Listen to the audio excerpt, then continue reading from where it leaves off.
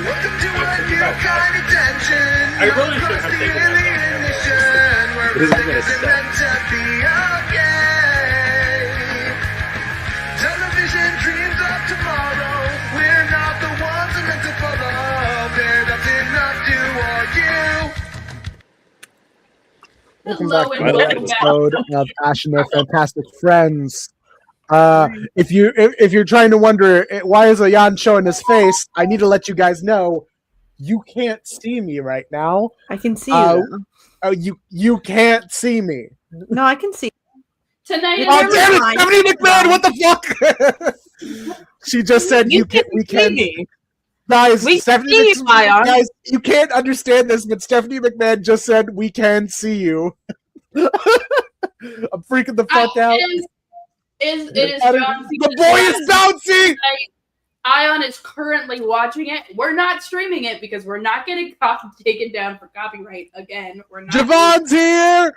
Ah, come on, eat that camera, man! Yeah! I feel like you gotta keep some of this to yourself. Yeah, I think this maybe all of it. For a bad live. All right. I literally said that this would be a bad live, and no one listened to me. Everyone's like, "No, but we have to watch it live." There is an hour left. No, it's just me and Ayaan who are doing this. It's no one else in this chat, by the way. Oh, yeah, that doesn't make it okay. For talking. Anyway, we found more zines. We went to the same half-price books and found more. We think we're solving a murder right now. And I've also saw Wicked today, the second one, and I was with a friend who hadn't watched the first one until the day we went to watch it. And when I mean the day we went to watch it, I mean he was watching it during the opening credits.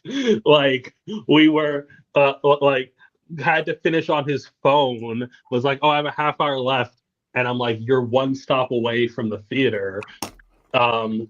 Didn't get to Defying Gravity until during the previews. Like the movie had already started for like 10 seconds by the time he could put his phone away because he finished it. That's really fun. I do feel like the funniest way to watch Wicked, actually. I feel like Wicked Part 2 was specifically made with the intention that you saw this, the first part, like last year. I cannot imagine the experience of watching them back to back because the intro. Sorry, what? Slight spoilers for Wicked Part 2, but they reworked the opening song of Act 2 to include more like musical reminders of what happened last time. Like they do One Short Day riff. I didn't want to do too many spoilers. Sorry. But like they do a bunch of there is a moment later on that literally flashes back to like a scene, like literally it uses the footage of a scene from Act 1, you know? Yeah. Which I was like, I think I got the point. You didn't need to show me it again. Like, can I tell you guys what I think was the funniest complaint that I heard about Wicked Part 2? Yeah. But I saw somebody who was mad because they were like, I don't know, it just felt incomplete. It felt like there was a second movie happening that I wasn't seeing that was going on with like Dorothy and the Tin Man. I'm like, yeah, girl, the Wizard of Oz. That is the funniest complaint. Yeah. Like, there yeah, is a second going you on. know it. You've seen it. It's the Wizard of Oz. actually, I've bitch, not that's seen the it. joke. You should watch the Wizard of Oz. It's pretty good. The Wizard of Oz. I told I've my never seen friend that. Oz either. I told my friend this, but I do feel like Wicked is at its best when it isn't trying to explain the Wizard of Oz, and I think it knows it. Wicked, that is the joke. Yo, of Wicked, so. I know, but Dragon Lee's gear is popping the fuck off right now. But I also think Dragon Lee's back, whatever. But I do think the musical. I do think the musical knows this because it does like explicitly. What's the word? Avoid doing it until the second act. Like Act 1 just has the Cowardly Lion. Act 2 is where we get the Tin Man and Scarecrow and Dorothy, and it's like this is the weakest part of the musical. This is the weakest part. Well, the first act also does a lot of stuff about Wizard of Oz. Yeah, yes. It does They the do wizard. the bubble. They do the munchkin thing. Like it starts right where. Well, but that's not it explaining the Wizard of Oz. That's just it including parts of it. The wizard is there. They do the thing where she says that she's like dancing through life is entirely a reference to him being the scarecrow. Life is What? For the I don't know. brainless. Yeah, you don't know, Oh, but I you see. might be missing the best Why match. think of the too night. hard? Yeah. It might as I well see be now. if I only had a brain. One thing I will say about the movie is that, like, whenever I would listen to the Broadway soundcast, or soundtrack, I would always skip "Sentimental Man" and "Wonderful." I do not like the Wizard songs. Wicked Part 2, the movie, made Leon Slater like my and favorite songs is "No Good Ayaan, Deed," we don't care. "Wonderful." I'm sorry. They I love made you, Ayaan. We Wonderful don't a care what's top happening with the tier rest of song, me. and that's crazy to me. I mean, cannot. my friend did not like Wonderful, including Glinda in it, which I found interesting. I don't know. I feel like this was a weaker movie. I did not like the song. Other than No Good Deed, none of the songs to me The hit as general hard. consensus among Wicked fans before the movie is that, other than a few, Act 2 is really good in story, but not. Music. Act 2 is a really good story, less good musically, and they tried to make it better musically, and that kind of came at the expense of the story. Like adding those 2 songs.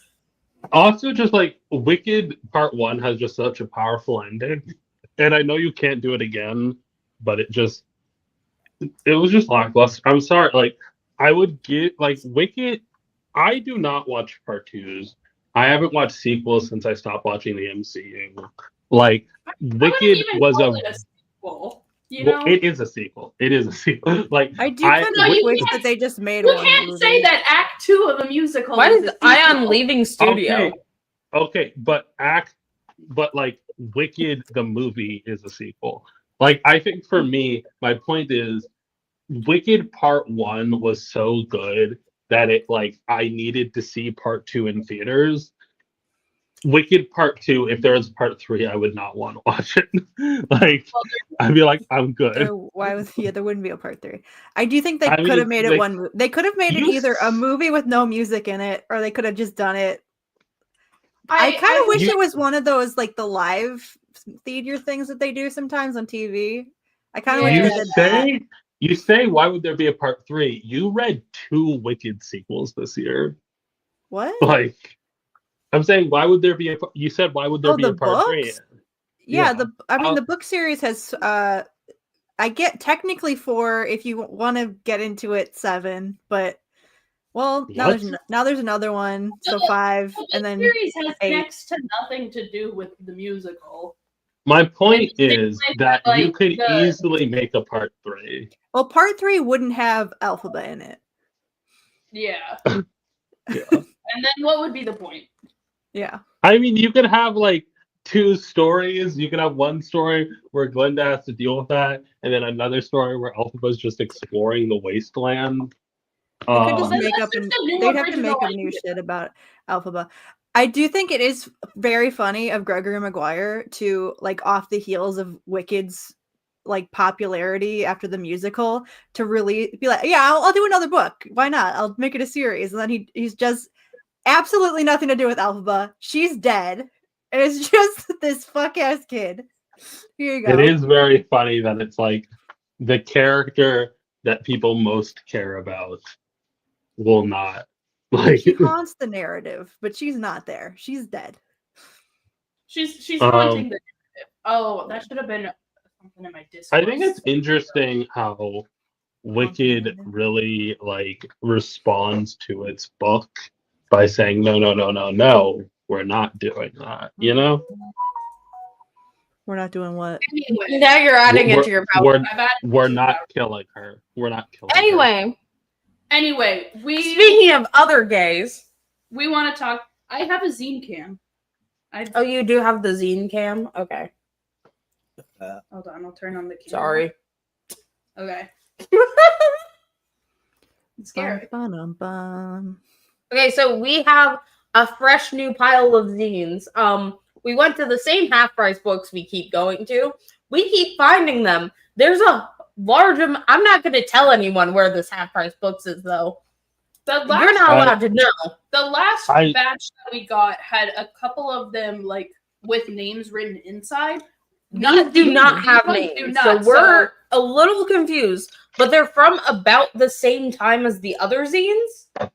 So I do feel like this entire segment just serves to make me jealous, you know? Yeah. So we have issues 1, or reprinted issues of 1, 3, 4, and 5 of Spockanalia. Show each of the covers. So here's the first Spockanalia. Then this is Spockanalia number 4. They also have Amanda Sarek and Spock on the back. We have Spockanalia. Which Spockanalia? This is Spockanalia 5. This is the last Spockanalia. It looks like Kirk and Spock are kissing on that, but with the mind meld. But I don't think that's actually what's happening. I don't think they're actually. I don't know what's happening. I think they're just mind melding. And then also Spock's on the back, which is more gay. This is Spockanalia number 3, which has to bring on the front. Show the back. I like the back art. The back has Scotty there. Yeah, she's the first. Don't tell Scotty. And then we also have what I thought was another Spockanalia, but here, Daystar's here. You missed the Spring cover. No. And then we also have this. This is Vulcan Reflections, which is Is the Zine cam frozen for anyone else? No. Just me? Okay, that's great. I was like, I looked to the other computer. But we have Vulcan Reflections, which is a bunch of just fan theories about Vulcan. They're essays. Oh, yeah. Is on Vulcan. I'm reading this through for my own personal fan fiction. And then, last but certainly, the horniest. I don't know if we can show this one. I'll cover it with my hand. I want to see so bad. This sucks. Love this. We will send Post a a picture. photo of it in the server. It's just her ass. It's that's the only thing I'm covering right now. I want to see ass. And then this looks like Chris Pine. Okay, we're gonna show drawing ass real quick. We're gonna get in trouble. We're not gonna get in trouble. We'll be fine. But this is also the one where I said that there's a lot of dicks in all of these. I will say. This one's oh my god. Yeah, there's just a full penis. This is the one that has the horny Spock and Uhura. Woo! Which I think is the best one. This one is a little bit weird too because it also features. Let me skip past the porn. Hold on. No fun. It also features that one Indigenous American woman that was in that one episode of Star Trek. Yeah. And I don't know why she's there. Very culturally insensitive. Just an update. AJ Styles and Dragon Lee beat Leon Slater and Javon Evans in the tag team match. There's another thing I have to show from this one. I just have to skip past all the very artful porn. My next project that I'm gonna do is I'm gonna take scans of all these and like save them as PDFs and make a Google Drive folder, and then I will send them to everyone and anyone who wants them. Send them to the whole world. Next up is the main event. Stack, you have to figure out how to do whatever YouTube did that one time where they just made their album show up on everybody's iPod. This is the weird one that has T'Pring in it. I want to see T'Pring so bad. I can't believe I can't see any of this. Okay. Still frozen for you? Yes. Oh my gosh. It's like it's like Spock having to ritualistically murder T'Pring. Okay, that's not the one that I saw. Your phone is right there. Pick it up and take a picture. I'm gonna so take a Daystar picture. can see. I don't even know what's happening this time. I'm sorry that the Zine cam is frozen. I don't know how to fix that. It's not frozen for me. Is any of the other cameras frozen? Here, I sent No. an image share. So Rena, you can see I can see you guys moving and me moving. I can't see Rena moving or the webcam moving. I Rena's can see moving. everyone moving. But yeah. I Oh, can wait, see Rena everyone moving. just moved for me. Can I you was not like, hear Red me? wasn't moving for a hot minute. Ren is just anyone- generally still. I mean, that's not true. I move the most out of anyone because I'm pacing half the time. Everyone, I'm looking at the zine as Ash is flipping through it. Woo! Bless you. Sorry. I did not I just sneeze get on like glimpses of titties. This is very horny. That one was very horny. The Spock I'm gonna Spock scan aliens those are not first. nearly as horny, but I will say it's really fun because you can tell Kane! that you could. Who was that? It's Kane? Kane.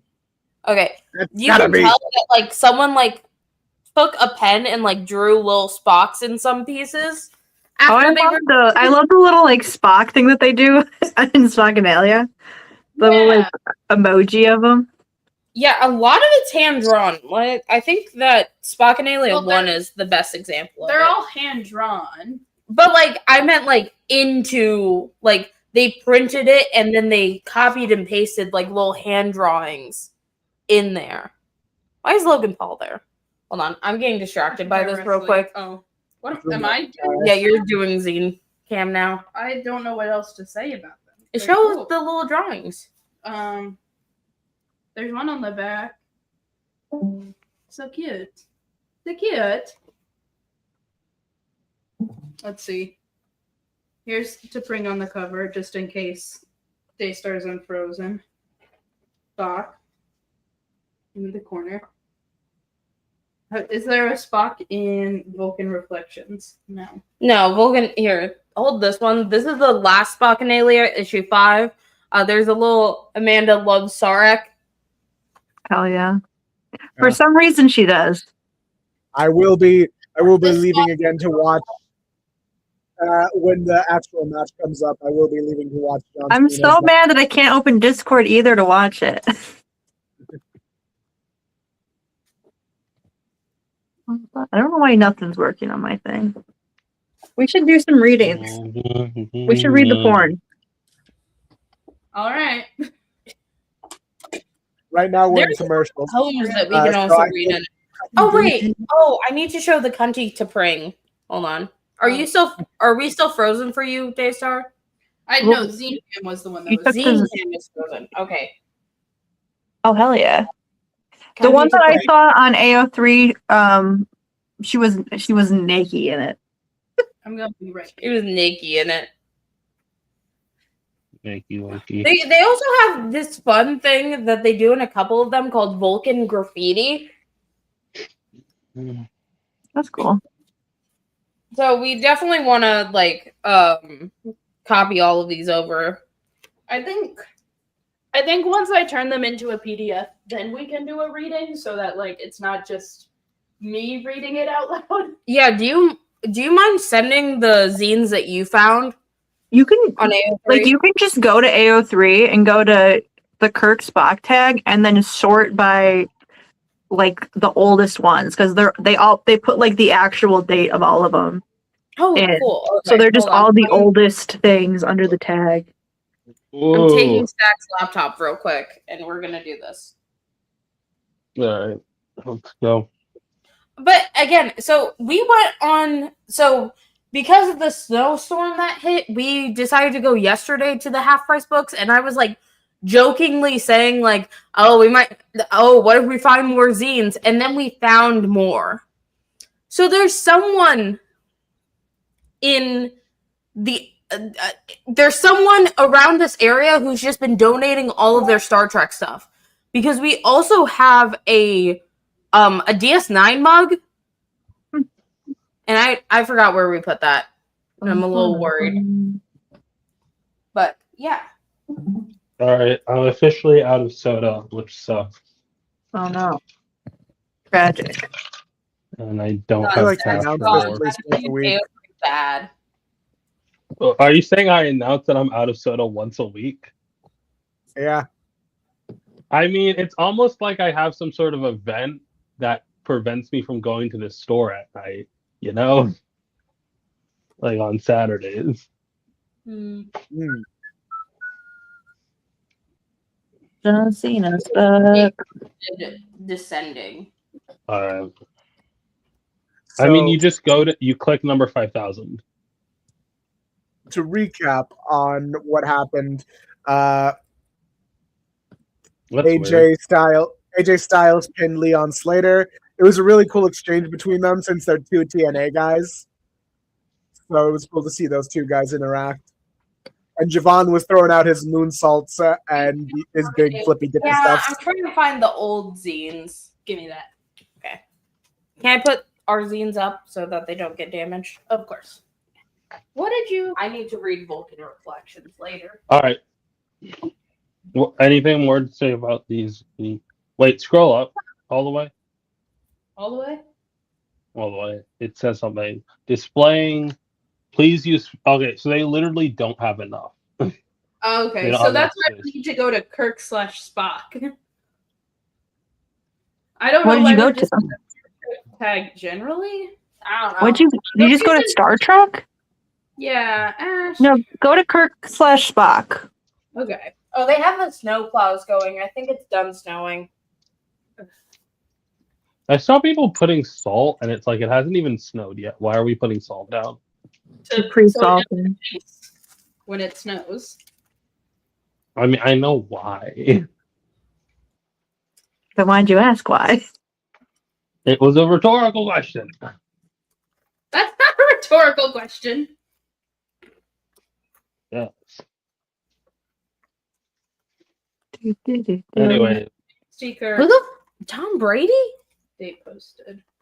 the two things going on right now are wrestling and Star Trek. I truly am in hell. Jimmy Sorry. Kimmel? Okay. Huh. It's still not showing up. What's not showing up?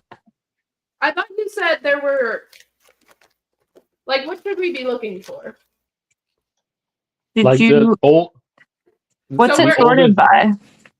It's sorted by date posted. And you went to the last page? Yeah, maybe let's go to date updated.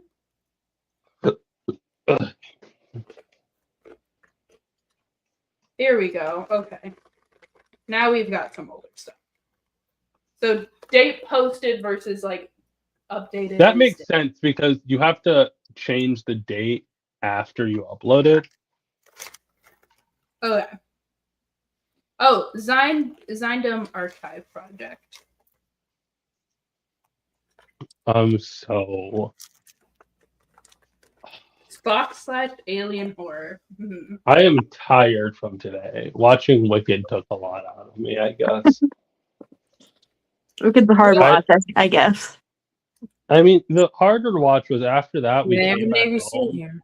and we decided to watch bits of Elf the movie. Oh, And that's I a terrible movie. Oh, well, hater. Sorry, were you going to say something good about Elf? Well, I didn't enjoy it because I don't like how awkward he is. Like, I'm like, he was raised by elves, not fucking, like, he should know things. He wasn't raised by babies, you know? Oh, so you also hate Elf. I don't hate Elf, I just don't feel comfortable watching it, okay?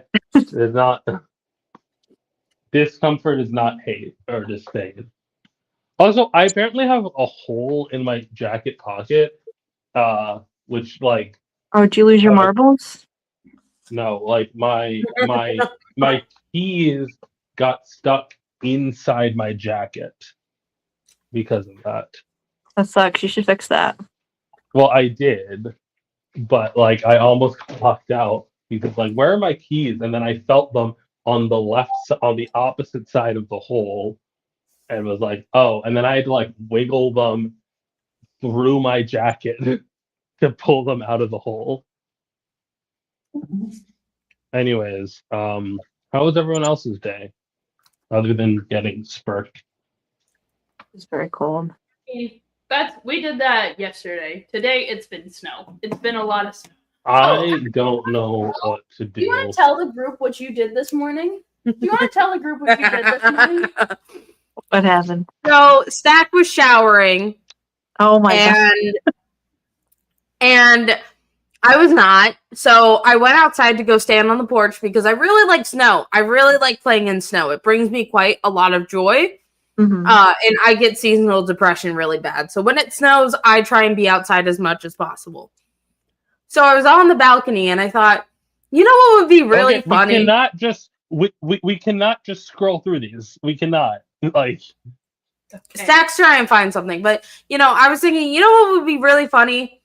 If I took a snowball and I threw it at Stack in the shower.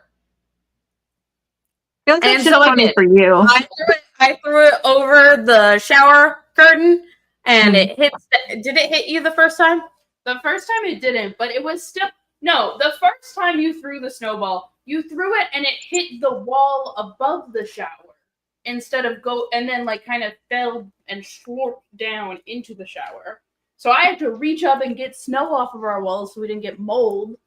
And then you did it again and it kind of hit me the second time. And then the third time it hit me directly on the head and I had to wash my hair again because the snow outside is dirty. It was so cold. It was terrible. you're right. That is funny. Mute me. It's fucked I up. am yelling something. I haven't muted in here. Okay. Okay, so Oh, Joe Hendry's here. Why is Joe Joe Hendry? Hendry's at His it. name and he do we want appears. I to do a believe. reading from some old zines, the ones that are on AO3? Ayaan's coming to tell us about Joe Hendry being there. Joe Hendry's here, yeah. Yeah, we saw. We were just talking about it. It's not even out yet. It's fucking Joe Hendry, The Miz, and Surprise match, bitches! Yo, R-Truth, the guy who John Cena should be fighting. Yeah, yeah. they're having him play. If you were going to have if you were going to have an older wrestler retire John Cena, why not R-Truth? Yeah, I feel like they had Why the not? perfect setup for them being like the guys, Yeah. They're gonna do the thing. Maybe there's gonna be a secret extra fight. You know, Huh? I'm gonna cope like the Sherlock girlies. This is a fun pairing. I'm not mad about R-Truth and Joe Hendry. You can't see me. Everybody's having a good time, huh? No good. They did the 10 knuckle shuffle. You think Joe Hendry is a Deprang fan? Maybe. I will say, Wicked was slightly worse because of woke, and I will not elaborate. What was woke and wicked? They did a thing with Nissa. Guys, you gotta wave your hands from side to side. Be nice to I Nessa. think, okay, I think it was. Genuinely, it was Rena, Can I finish? I think it was the right I choice. believe in I think it was the right choice. I think they should have continued with what they did, if that makes any sense. Like, I think they did a. have been screaming at Wicked for years. Change. Yeah, this and I agree horrible, with them. awful It's a shit. bad thing that they did, and it's a good change. I just think that the way they did it, they could have gone further, and they It filled me didn't. with too much joy. I feel like Vince McMahon is about to show up. He's not allowed. Ugh. I don't know. They're cutting to their ad segments where they've been saying thank you, John Cena. And it's been a bunch of celebrities. Like, how do I put this? When you change something like that, it's inherently going to change the musical. Like, it's not a thing that you And can that's just not like 100% fair. change. Why? Whatever. Maybe she likes wrestling. Is Zoran Mamdani there or no? Is he? No, Zoran Mondani is an AEW guy. Okay, Got a yeah, buddy. I forgot. No, he went to an AEW show just completely separate from like everything he's done politically. The man's allowed to have hobbies. No, I think he's better for it. It shows that he has an appreciation for wrestling as an art form.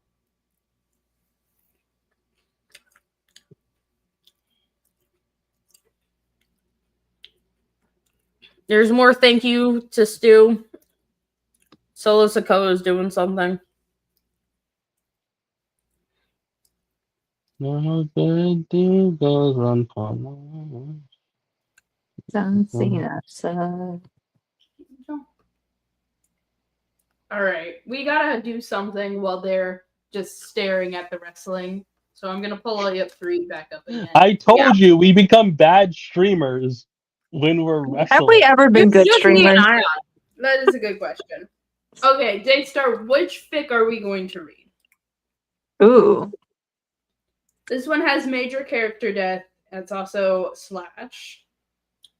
Do we want to Robert- read something horny or regular? This is not horny. This is violence. This is the Romulans offer Kirk a choice, his officers' lives in exchange for an asylum seeker. And it just seems like Spock is crying really hard. Or Kirk is crying really hard. He killed Spock, huh? I guess we'll find out. Let's find out. Let's get in there. Okay. Editor's preface. We are just about to complete this zine when we received the following story. As we read it with a mixture of pain and delight, we wondered what to do with it. We had planned to use it in our next issue as we felt it might be a bit much in the same copy as Eulogy, and we didn't want to present Contact as morbid. And yet we found it to be such a poignant and powerful vignette, so typical of our theme, that we felt compelled to share it with our readers. Thus, we made our decision to include it at this time. Many thanks to Connie and Carol Frisbee for thinking of us. The story was originally published in 1975 in the first fanzine Contact. Let me open this link in a new tab, see where it leads. Oh. Leads to a fan lore wiki. Ooh. Okay. Yeah, the fanlore wiki for the Star Trek fan fiction is very extensive. Hell yeah. All right, nice. Maybe the most documented fandom of all time. It has been posted here. You can read more about the history of the fanzine on fanlore. The artwork was uncredited in the original fanzine. Oh, is there artwork? Ooh. Haunting. Okay. Communicator. Okay, are we gonna do a reading? I Want to think go we should. paragraph by paragraph? Yeah, I'm trying to pull it up on my side. Oh, fair enough. Here, I'll send the link to you. Well, I want the whole list in front of me, so I'm getting there myself. Okay. I'm on a journey. If any of our viewers at home want to follow along, here's the title and author. Wait, okay, hold on. Who's this author? Did they just post other zines? I guess so. Profile. Nothing. Okay. What's your deal, man?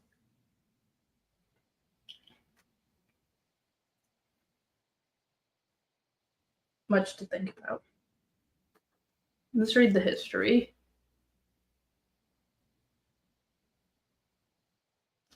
Oh, this was a Hurt Comfort zine. This is where Woomph started.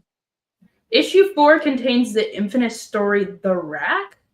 Infamous? Oh, What's so infamous about it? we're reading that one next, I think. The Raft? No, The Rack. The Rap? Rack. Rap. R-A-C-K.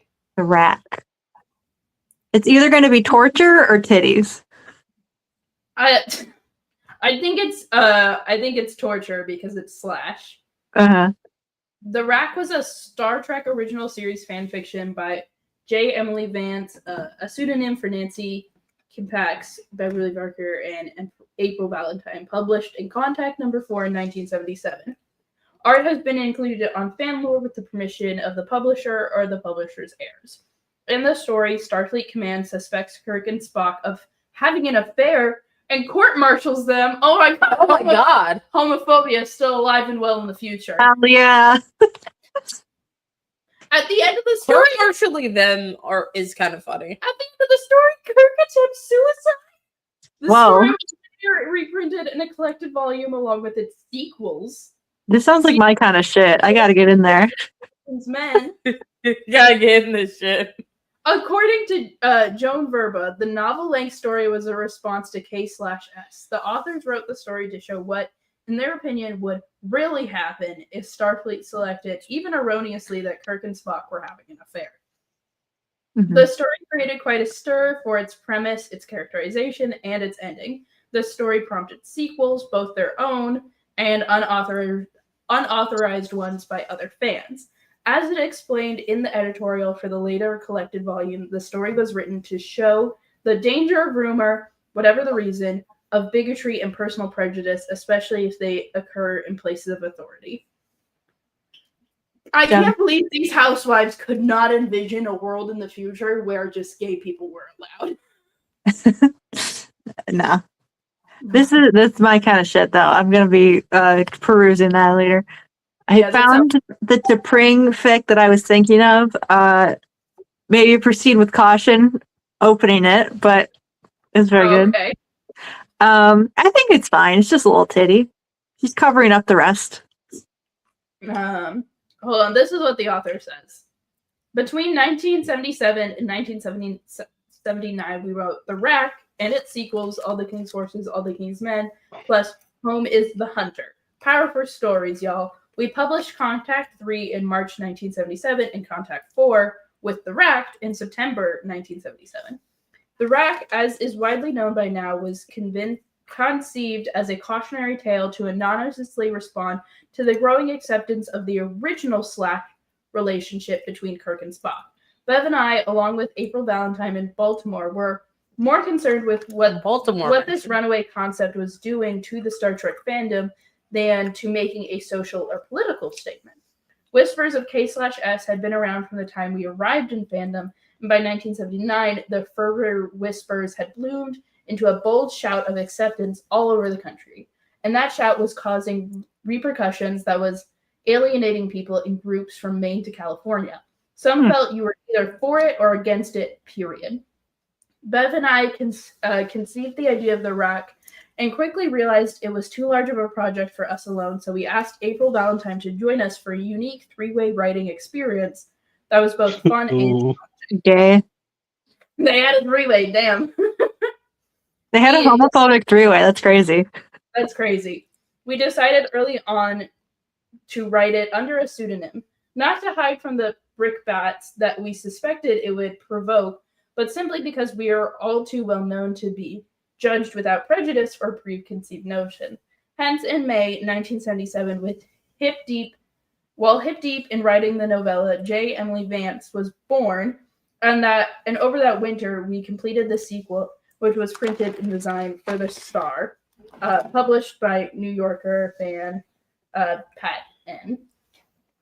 So, like, I guess like this story is kind of like a. Is it like judging from this quote? Are they saying like, "Hey, y'all"? They decided get down. They wanted to invent the centrist spurt. Perhaps. I think maybe they're being like, "Hey, you guys actually aren't being homophobic enough in your fics. Have you considered things might be a problem?" They're being yeah, they I forgot what I was gonna say. It's a meta commentary on the fandom. But I did this. It's like it's almost like a poem. It's called "The Song of the Unwilling Bride," and it's like a muck time from T'Pring's POV.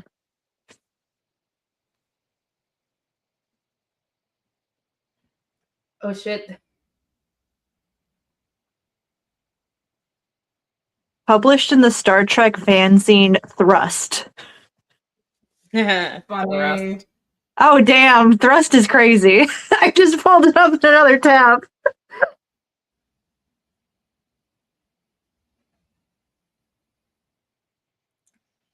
Dude, at least 2 separate Harry Potter and the Cursed Child shows have shut down. Neat. Thanks. Because J.K. Rowling is like no one wants to work for her anymore. This is fascinating. Kirk's cock out on the cover is crazy. What are you talking? Hold on. I'm talking about thrust.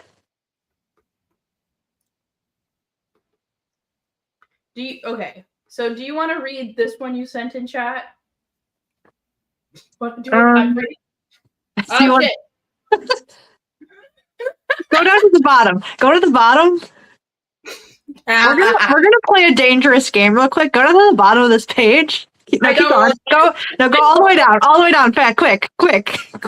No, you're not going quick. Not fast enough. You're not fast enough. I want you to go to the bottom and This is click gonna hit us so fucking hard.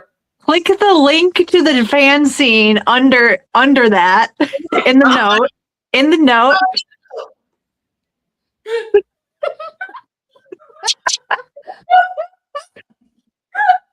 Kosa's gonna remove this channel. No, we're not letting that bill get passed. Yeah, call your representatives. I've been tweeting stuff about it for the past couple days, so just go on my fucking Twitter. They're so beautiful. Kosa's back. I hate this.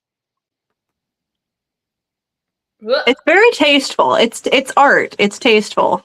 It is tasteful. This is not pornographic. This is art. It's allowed. We're using 2017 Tumblr rules right now. No, that These would not. nipples are not female presenting at all. Nipples are This not is female true. presenting, it's fine. You can't say that about Captain Kirk's nipples. Are they 69ing? Never mind. Which one? Anyway, I'm gonna stop sharing now. This is like the most beautiful art that I've. A lot of these, the art is a little rough. These ones are all very beautiful. We'll show you them when we have them scanned, but there is some like interpretive like Kirk's box sex in the big fan scene, which is fun. This is like the time we showed Nightcrawler's balls on stream. And now the Nightcrawler's balls bit is just constant. I'm not blaming us for that. I'm blaming Ayaan for that. That was Ayaan's fault. We can make fun of Like, there Ayaan was all no we want. we in He's that. busy WWE. Oh, Gunther killed Alright. John Cena. Yeah, John Cena's fucking dead. I feel like that's weird. I feel like John Cena should have won. Holy fuck, this one's crazy. Why is there a dragon back there?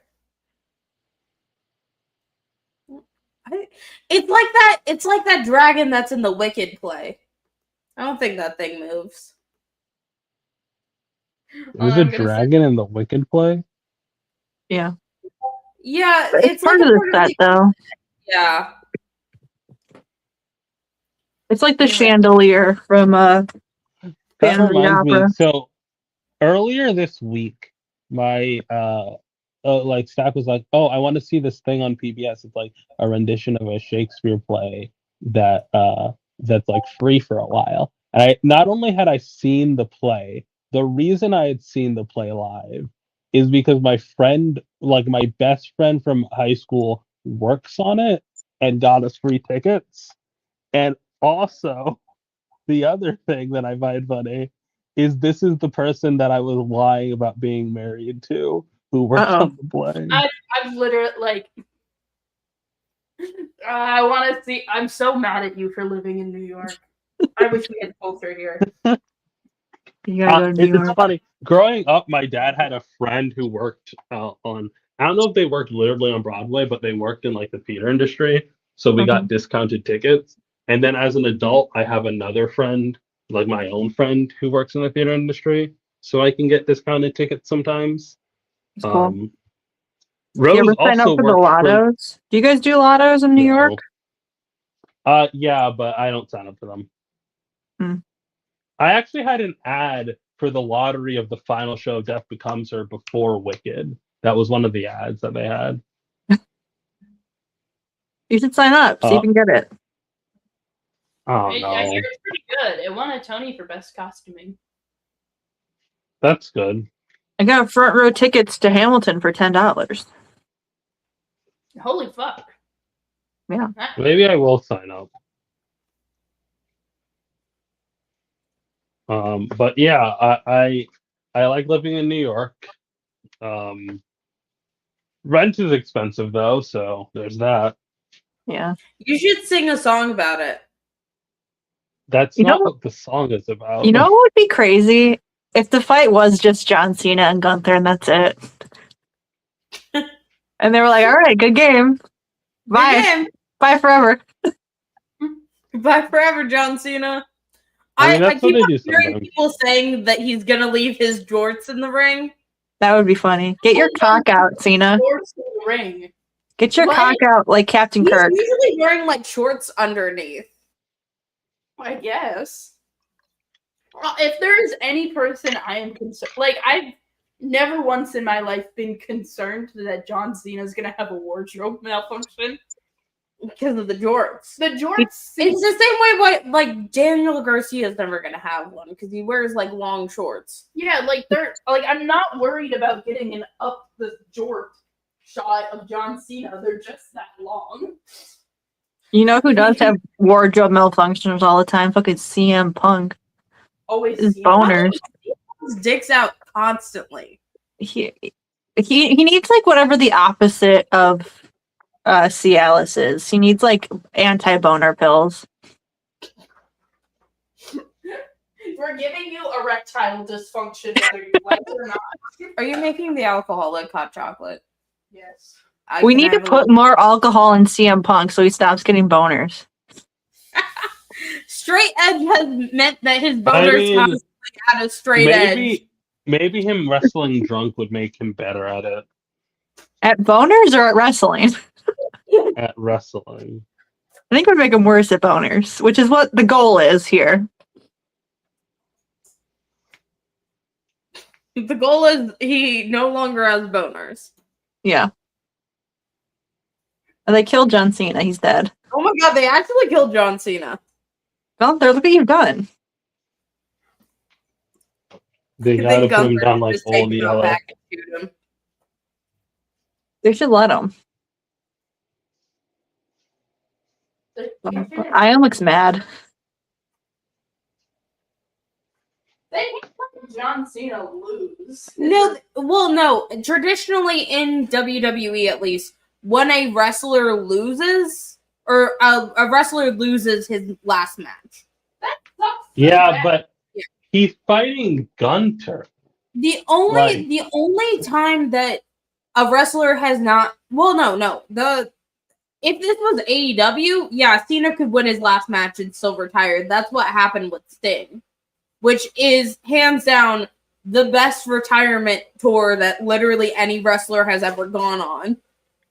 But like, I don't think John Cena needs to win his last match, you know? He doesn't Yeah. need to win his last match because it's the last match. He does need to win because it's Gunther. Like, That is true. That is true. I think having Gunther be a retirement match for people is a bad idea. I feel bad because he's not bad at wrestling. He's just not very interesting. He's not interesting. Like you can't cut a promo with fucking Gunther. They tried that before and it never works. Easy spit. Ah, gross. Gross, Gunther. All right, I can get a can, I guess, if I go downstairs, but I shouldn't go downstairs. I have an addiction to caffeine. Okay. Same. Here's what we're gonna do instead of nothing and just talking about it. Mhm. Talk about wrestling. I'm gonna take little stick figures and I'm gonna act out what's happening. No, Don't- we're gonna play a game, y'all. Can What's the I game? Don't you while you're making hot chocolate? have a presentation? Oh no, I'm But gonna I choose want everyone Blossom. to participate. We're waiting till Ayon's done with John Cena to do that. I'm Here, gonna choose Is Blossom. this the Rule 34 one? You can switch to AO Friedel if you want. Okay, What is well, the other one? I What don't know, about but I know which one's gonna win. Oh, what? Okay, hold on. Ooh. Wrong.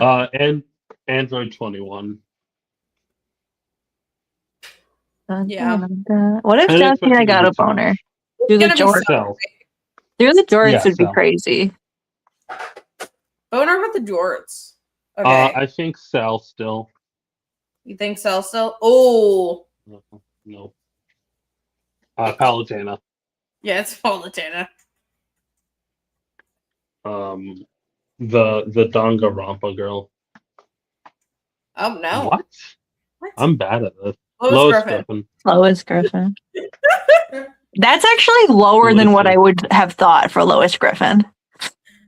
I think because it's just Rule 34. Yeah. I think Genshin Impact's a crapshoot. I would have thought that Lois Griffin would have had huge numbers on Rule 34. Princess Celestia. Yeah. I'm gonna go with I guess Princess Celestia. So Princess Celestia. The Valorant girl. Yeah, because the other one's a man, and those are never high. Yeah. Who? I don't think Cookie Run's that popular. That's my hot take. Cookie Run? Let's see. Knew it. Cookie Run is very popular. I don't think it's popular around people who draw porn, Oh, I dang. should say. That's on me. That's on me. Okay, I'm back. Oh, I made myself a little drink. Definitely Kill a Kill. It's What'd always you make so- yourself?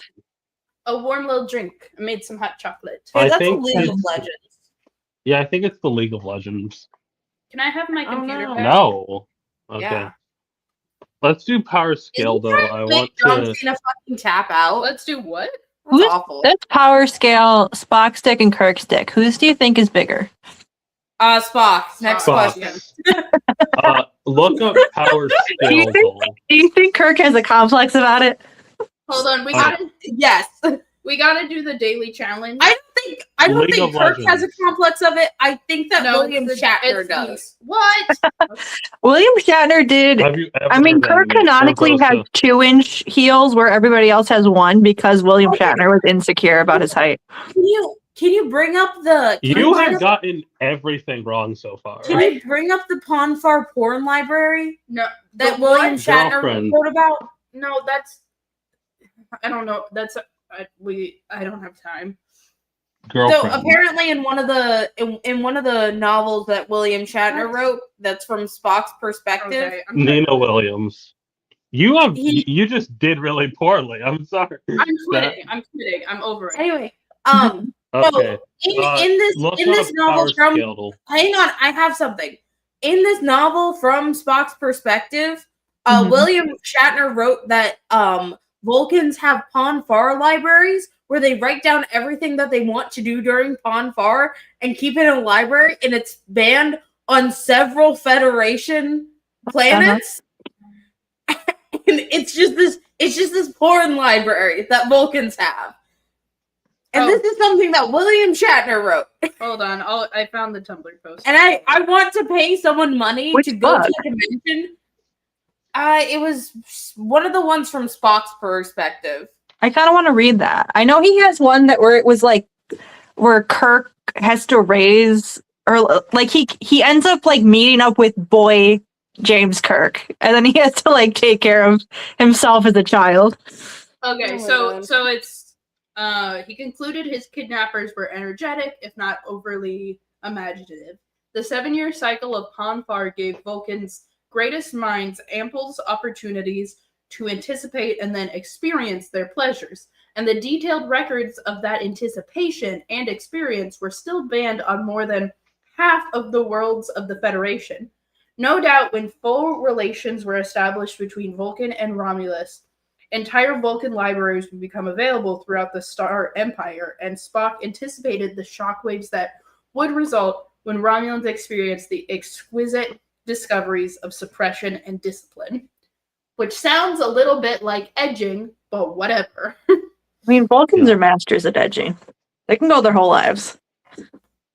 When I read this, I had to slam my book shut and pace. What do you mean Vulcans keep records of all the things they want to do during Ponfar and then publish them? And they're so pornographic, several Federation planets have banned access to them. Keeping in mind, this is the William Shatner author book and written from Spock's point of view.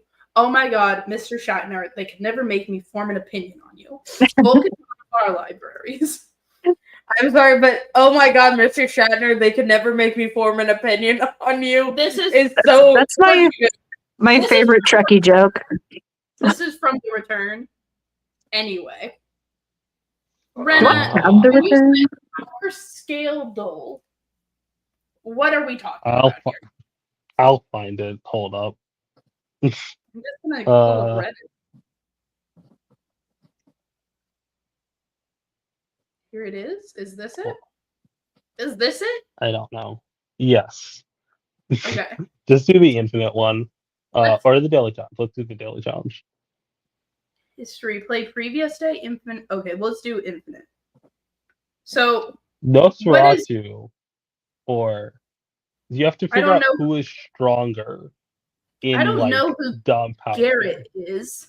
It's gotta He's be an anime Nosferatu. boy. Isn't Garrick your you're alien man wrong. that you love? So it's it's golf What do these rules. letters mean? It means how strong they are. You can So click the on them to figure out 9A the actual is meaning.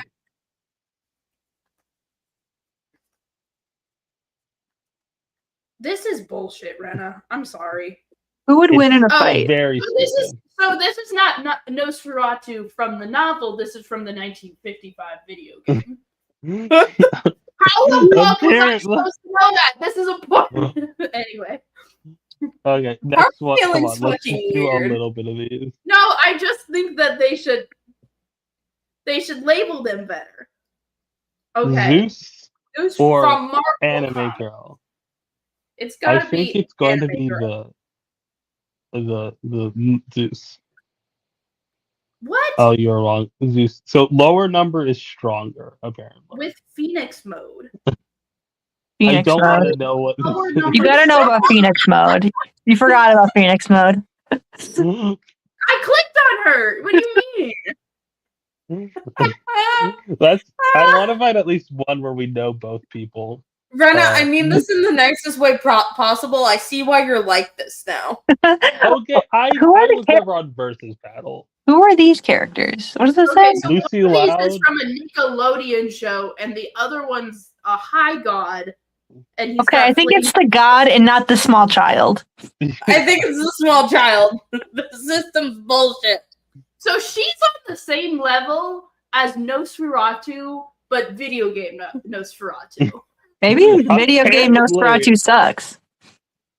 Probably. Okay. Ayaan just did a really big yawn during the John Cena match.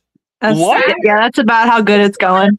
I think Yeah, the it's character not. from I'm gonna guess the character from The God of High School is the one. This goat guy is scaring me a little bit. Maybe he's very powerful looking like that. I don't know. Okay. Still Nosferatu level. So Nosferatu has the power of a dog. No, Of a dog with a Nosferatu was face. 9A. This one's 9C? So I assume that's weaker. Who will win? I think it's the anime girl. I'm always gonna bet on the anime girl. But Lady Bullseye is really badass. Have you but considered that she's badass?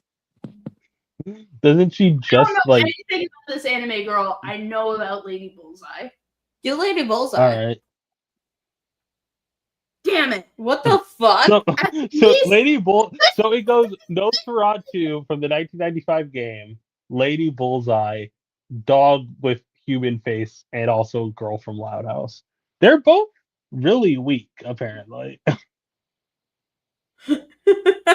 This is bullshit. All right, one more. About I as don't know bullshit who as these John fuckers Cena's are. last match. I think it's the god. I assume it's the god. Okay, we are Okay. right. Okay, 6 rounds. The problem is I don't know who these people are. Yeah, because it's the kind of people that power scalers care about. It's not. Can I Like, tell you how That's insane kind it of like was? the Wordle, or the Rule 34 duel. I know who most of the characters are, and if I don't, I can be like, okay, that's anime, Okay. that's League of Legends. Okay, who You're would win in a horny. fight? John Cena or Gunther from Wrestle? Who knows? I'm gonna guess Gunther. We're wins. still trying to figure this out. They I Okay, also we're have to gonna say check that out- we're gonna that, we're gonna try AO3 can I talk about DCKO while we AO Threedle? Because No, it makes me so Sure. mad. Let's talk about why DC. did we do DC I think we need to start Superman? chugging hot chocolate. Why did Superman Prime 1 million exist? Why was he introduced in DCKO? Does anyone here know who Also, why did you Superman use my- Prime? Does anyone Yeah, here I know know who who- Superman Prime 1 million is? Oh, Superman Prime 1 million? No. Okay, so back in the 90s, DC did a flash forward to the 853rd century, which is when like their comics would hit the fabled 1 million mark. Yeah. Superman Prime 1 million is like they inspired a whole collection of Supermen, like Mhm. and Superman Prime is the original Superman who's been living in the sun for centuries The and is super like core. super powerful, you know? The super whore? And he only exists Yeah. to win fights, essentially. That's the only reason why he's around. And for some reason, he's in DCKO now. Are they gonna make Cena tap? Oh no, never mind. Most of this match has been Gunther trying to make Cena tap out, and I think that's the worst way you could. I thought he was about to, and I was like, oh, that's the choice. Yeah, like That'd I be just. really funny. My computer's having a I'm gonna be completely honest. I expected more cheering for Cena's last match. I have it muted, but like I'm watching the audience, and like there was more cheering during the Ring of Honor show I was physically at.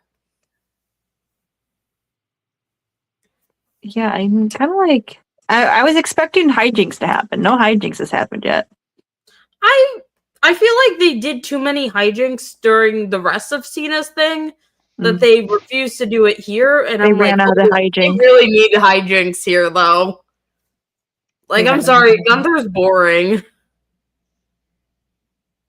At least if it was Logan Paul, we would get to see John Cena kill Logan Paul. At least if it was Logan Paul, we would get to see John Cena kill another human being. That would be more interesting than Gunther, I think. I feel like literally everyone else on the roster is more interesting than Gunther. Like Gunther's fun when you give him like a shitty guy who can't really like if you let him just like completely murder a guy. That one time he murdered an announcer, that was probably the most we've ever liked him. Yeah. That was sick. But like when it's John Cena, it's just sort of like, okay. Okay. Like we're just going from, because I watched AEW's Collision like earlier today, and so going from that where like we had the Jet Speed Civil War where it was like them like people who were equally matched who knew each other's every single move battling it out, and like the desperation that comes from having to fight your friend, and then going from that to this, man, I'm really glad I watched AEW. Yeah. Mhm. Sorry, are you slowly getting distressed by Booster Gold? Yeah, You don't like his long hair? that's not the problem. He's had long hair for a while now. It's fine. Stack still has the Booster Gold haircut. I'm just kind of pissed that like they built it up that like to seem like he was like uniquely special, that he was equipped to deal with this, and now it's just like he's possessed by Darkseid, and it's just kind of like taking a lot of the wind out of my sails, you know? Can I confess something? Yeah. When the first DC KO issue came out, I opened it and I looked at the first page and I was just like, man. And I closed it and that broke something in me, and I really have not read comics since then. The only thing worth reading from DCKO is this Wonder Woman versus Lobo. This one was really My This one was really good. my And Miranda, my friend, is enjoying the Nightfall tie-in. Or not Nightfall. Yeah, I don't think Daystar is gonna she's like a it. Batman fan. Yeah. Nightfall. But Daystar, so this one's written by Joelle Jones. Oh, I like her. Yeah. I know people are like iffy on her, but The art's really beautiful. I think. did she draw it? No, No. she didn't do the art for But it, she which is the was writer. shocking, but she was the writer. But you can kind of tell when a book is written by an artist When because the art looks really good. I read the It Superman, really fits. when I read the Captain Atom versus Oh, Superman fight. okay, Cena tapped. Oh my god, Ayaan looks like dead inside. This what is were you crazy. saying when you read the Captain Atom versus Superman fight? I felt like Like everybody's pissed. The whole audience is pissed. The whole audience is pissed. Ayaan looks dead inside right now. They're cutting to some kid. They get cut to a close up of some kid crying. No one liked that. Everybody's mad. WWE is retire here for like 4 on retirement runs. How do you Because this is- retire the person with the most titles via a tap out?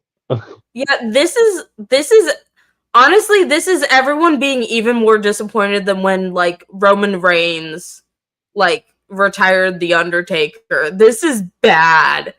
This is like WWE's not going to be able to sell tickets anymore levels of bad. And then Fred Figglehorn comes out.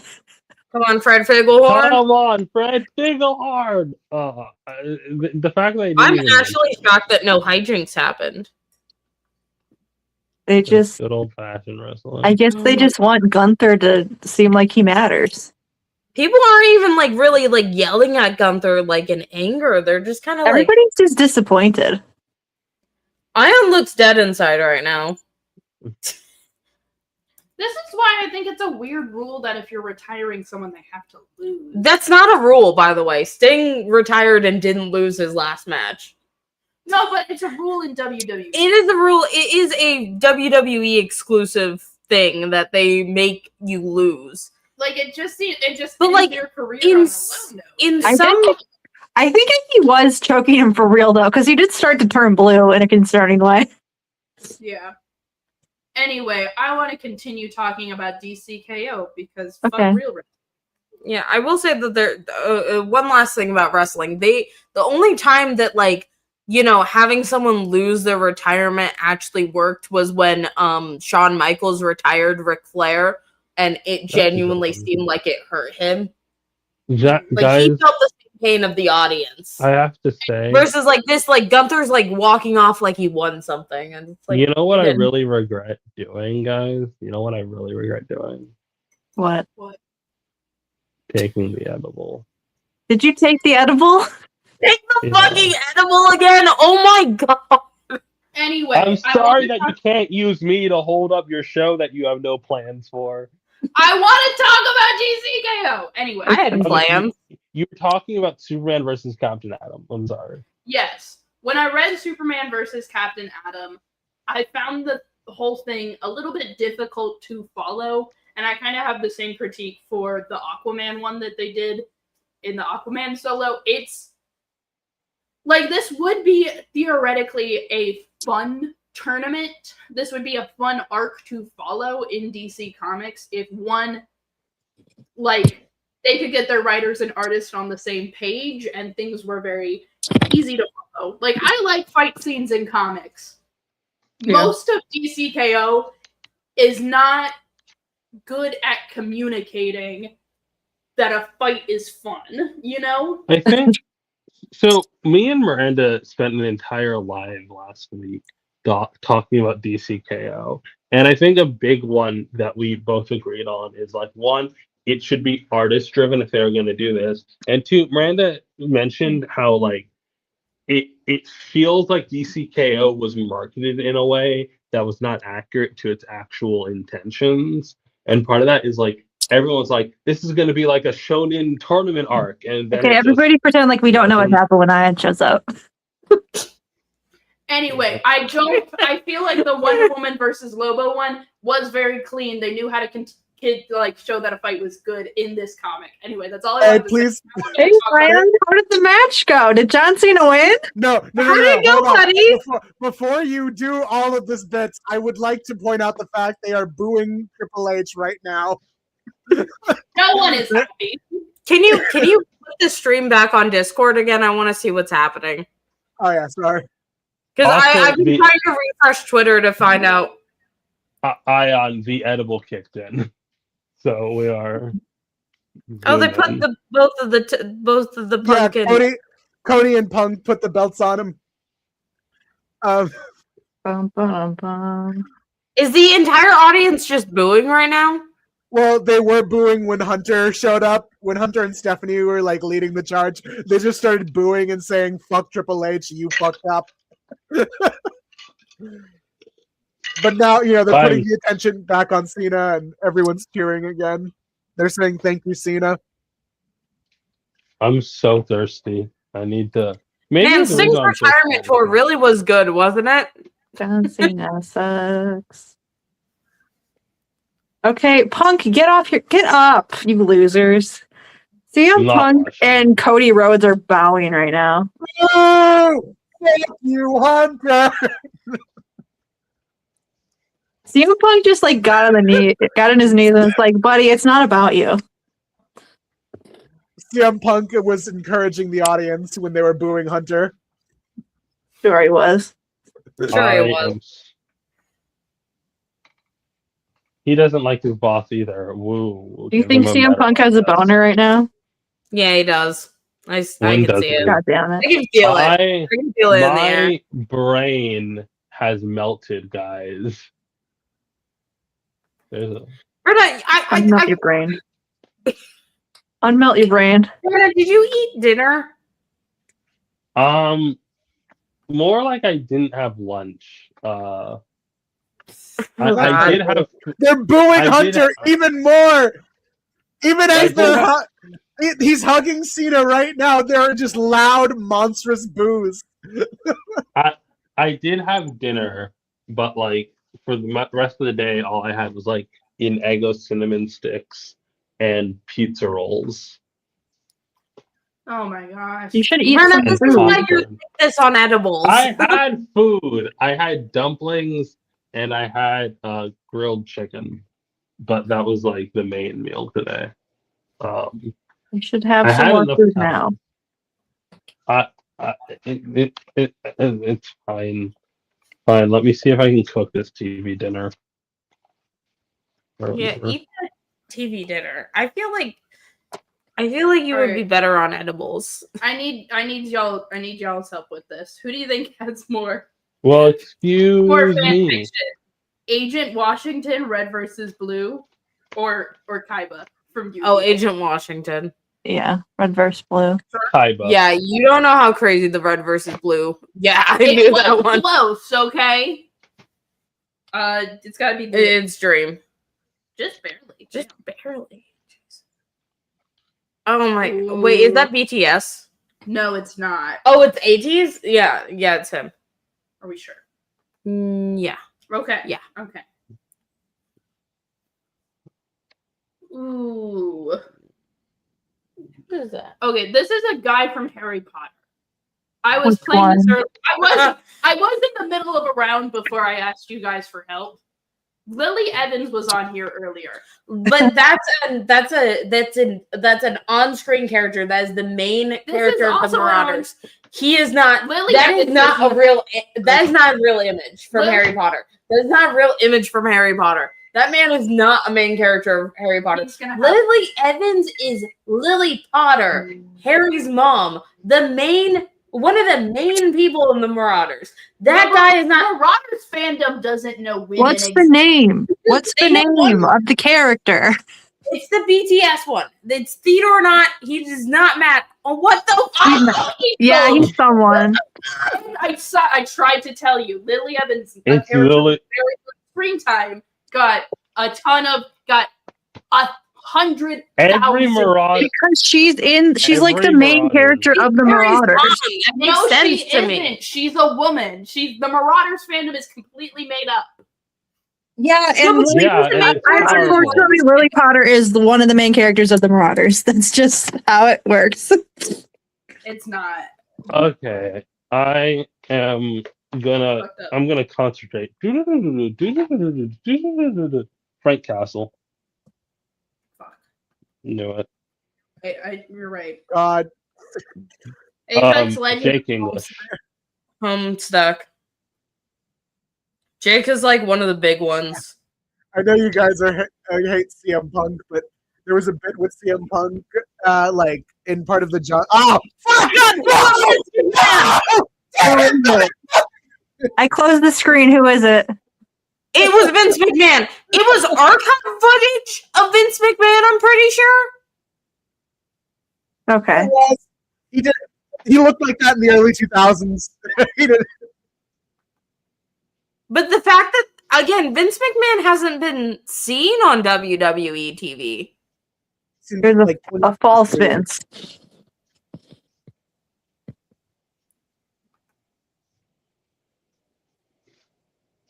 They're like recording Cena's reaction like he's gonna start like bawling at this, and he's just had a completely straight face this entire time. That's funny. That's what I was gonna say. He had a completely straight face, but like he smiled when he saw his dad. He smiled when he saw his mom, and also he smiled when he saw CM Punk for some reason.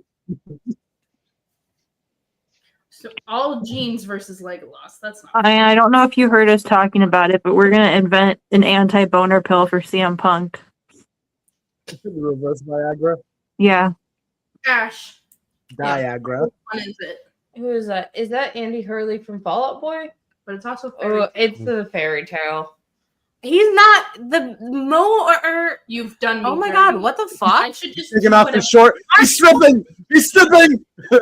He took off his socks. He's taking off his armband. Fuck. Did he take off the jorts? He's taking off his wristbands. He's taking off the jorts. Take the jorts off, Cena. Take the jorts off. Take No. the George off. Ah, you fucking coward. He kept the jorts. Hate to see it. He's taking those jorts with him. There was only one thing we wanted from you tonight, Cena, and you failed.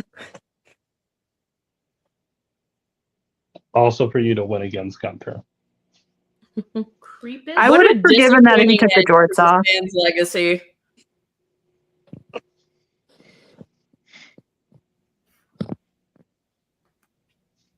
Man, I can't wait for Christopher Smith to show up in AEW.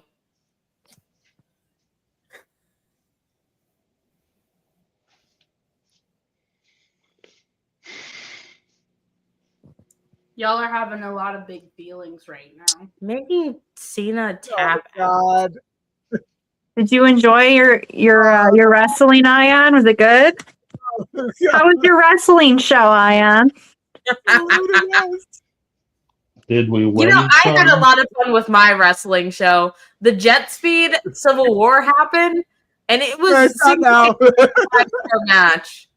This is the best match I've ever fucking seen in my life. Which I've seen a lot of matches so far.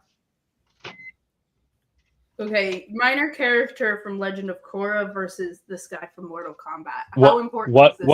What? How Opa's minor? pretty big. She's been in it since season 1. No, 3. That's She's not true. not. She's Lynn's love interest.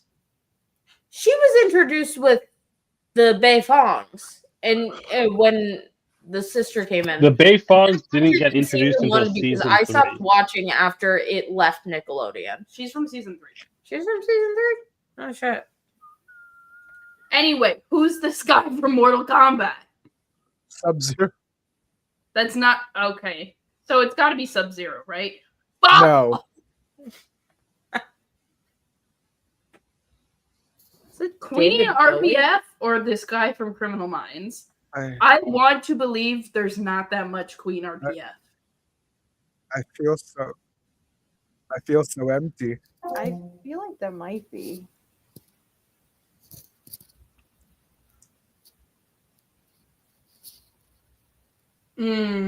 The Genshin Impact ones really fuck me up. I have no idea what's going on in there. Other than oh, it was close. Ooh. Woman in DC Comics versus this Genshin Impact lady. It might be Genshin. I think it's got to be Genshin just because DC Comics is a bit smaller and she doesn't really have a lot of adaptations. Yeah. Roy Mustang. Yeah. Do you guys like my Ooh, all original Undertale characters. Asriel only had 7,000. And he's like the main character. It's got to be Roy. Hey, what pride flag is this? The bisexual one. Damn. I'll take it. Close enough. Okay, I think we're getting a rhythm going. Oh no! Yeah, this is a tough one. This is a tough one. I don't know.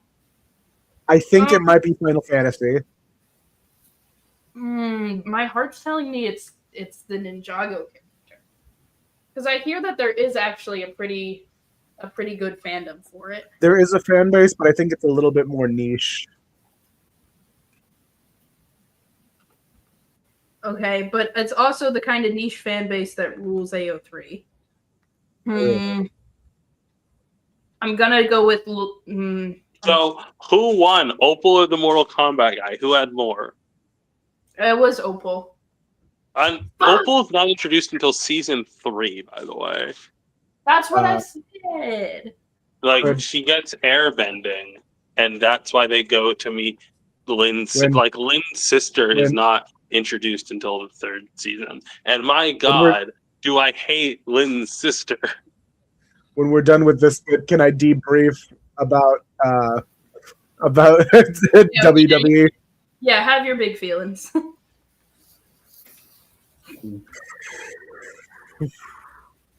So I'm still crying. Hang on, I have the thing playing still. I just need to mute that. Anyway, this is like the worst TV dinner. I've spent since April dedicated to paying attention to this retirement tour. I have learned so many things about the WWE and John Cena, and I've kind of made this a new personality trait over the course of 2025. That's really hard. That's really rough, dude. I'm so sorry. I'm having so much fun at AEW, though. I got to see my first live show. That's not we're being supportive of Ayaan right now. Oh, we have to be supportive. Yes. Be kind to your friends. Be a friend. Some of these tears aren't even like, wow, I wasted my year tears. They're more just like, I'm feeling the impact of losing John Cena alongside of it. Like a guy that I didn't even think of all that much last year. But like over the course of the year, when you absorb his entire career in a year in a compact space, you become emotionally attached, man. I am. I'm sorry. And look, I feel like I don't feel all that bad about Gunther. Sorry, I got disconnected. Is Ayaan still pretending like he's the only one of us that likes wrestling? I don't have a problem with Gunther making Cena tap. Hell, I like the way that Cena tapped. He smiled at the camera, and it wasn't even like a hard tap. He just like lightly tapped Gunther, just letting everyone know that it was all over. I thought that was neat. I thought the match was really good. We saw a lot of Cena like braving through a lot of Gunther's most visceral attacks.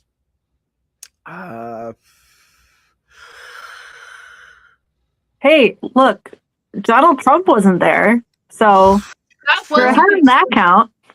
And Vince Yeah. McMahon was only barely I there. was a little bit more concerned about JD Vance, actually. You know what's maybe Trump heard how boring it was going to be and was just like, I'll pass.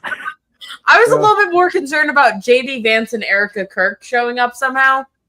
That would have What been if- they're what hard if- watching. Okay, here, picture me this, Ash. Cody Rhodes' theme starts playing. Instead of Cody Rhodes, out walks Erica Kirk.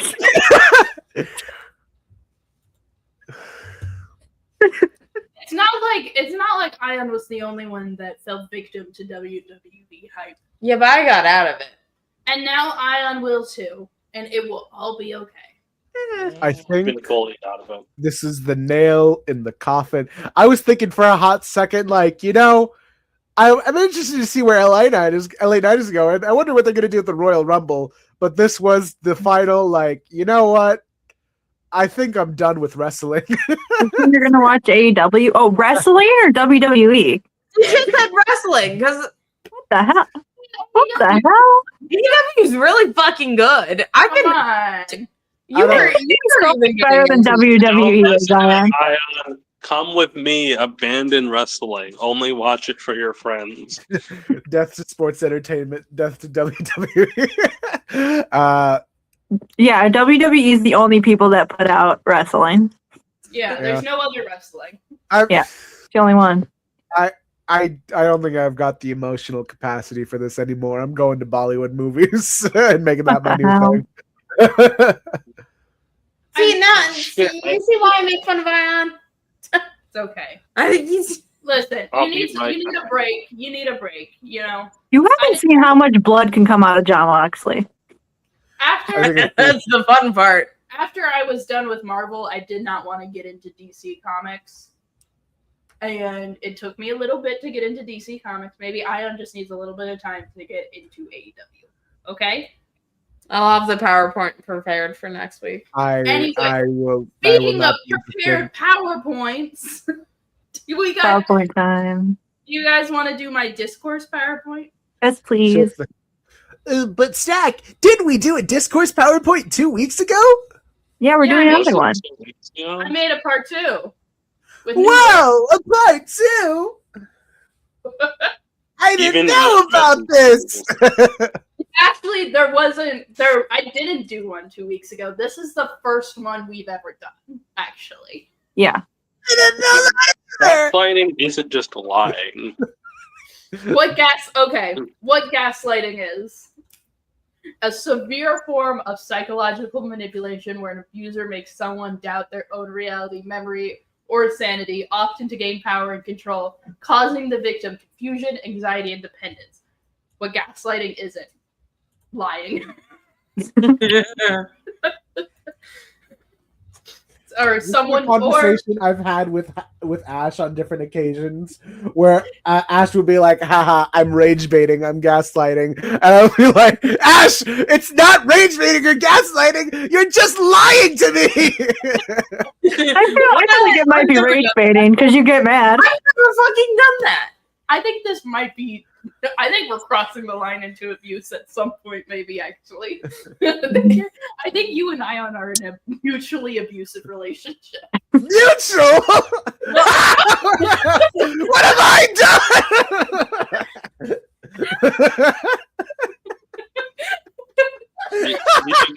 I just keep getting muted every time I speak. Be nicer to Ayaan. We can't lose our only straight person. Ash, stop. Yeah, yes. I didn't even do that. My hands were not near there. See, I'm being gaslit because more often than not, it's just Ion doing it himself now. It's Ayaan doing it himself. My hands were not. So you can tell when I'm doing stuff on my laptop because I'm hunched over. Rip Kirk? What are we doing, Ayaan? That's not. What the fuck? Who changed my name to that?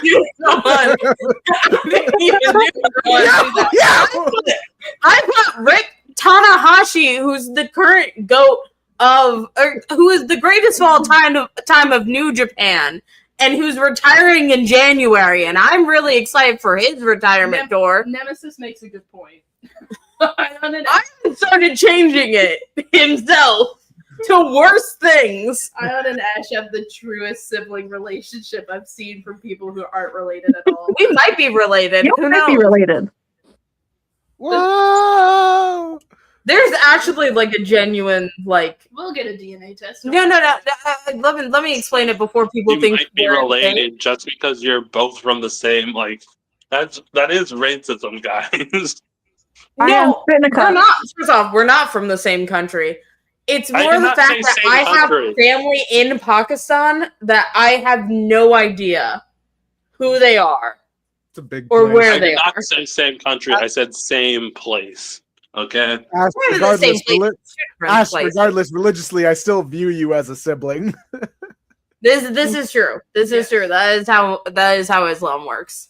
Anyway, Is there a non-binary equivalent in Islam of brother and Well, sister? don't ask me questions you don't like the answer to.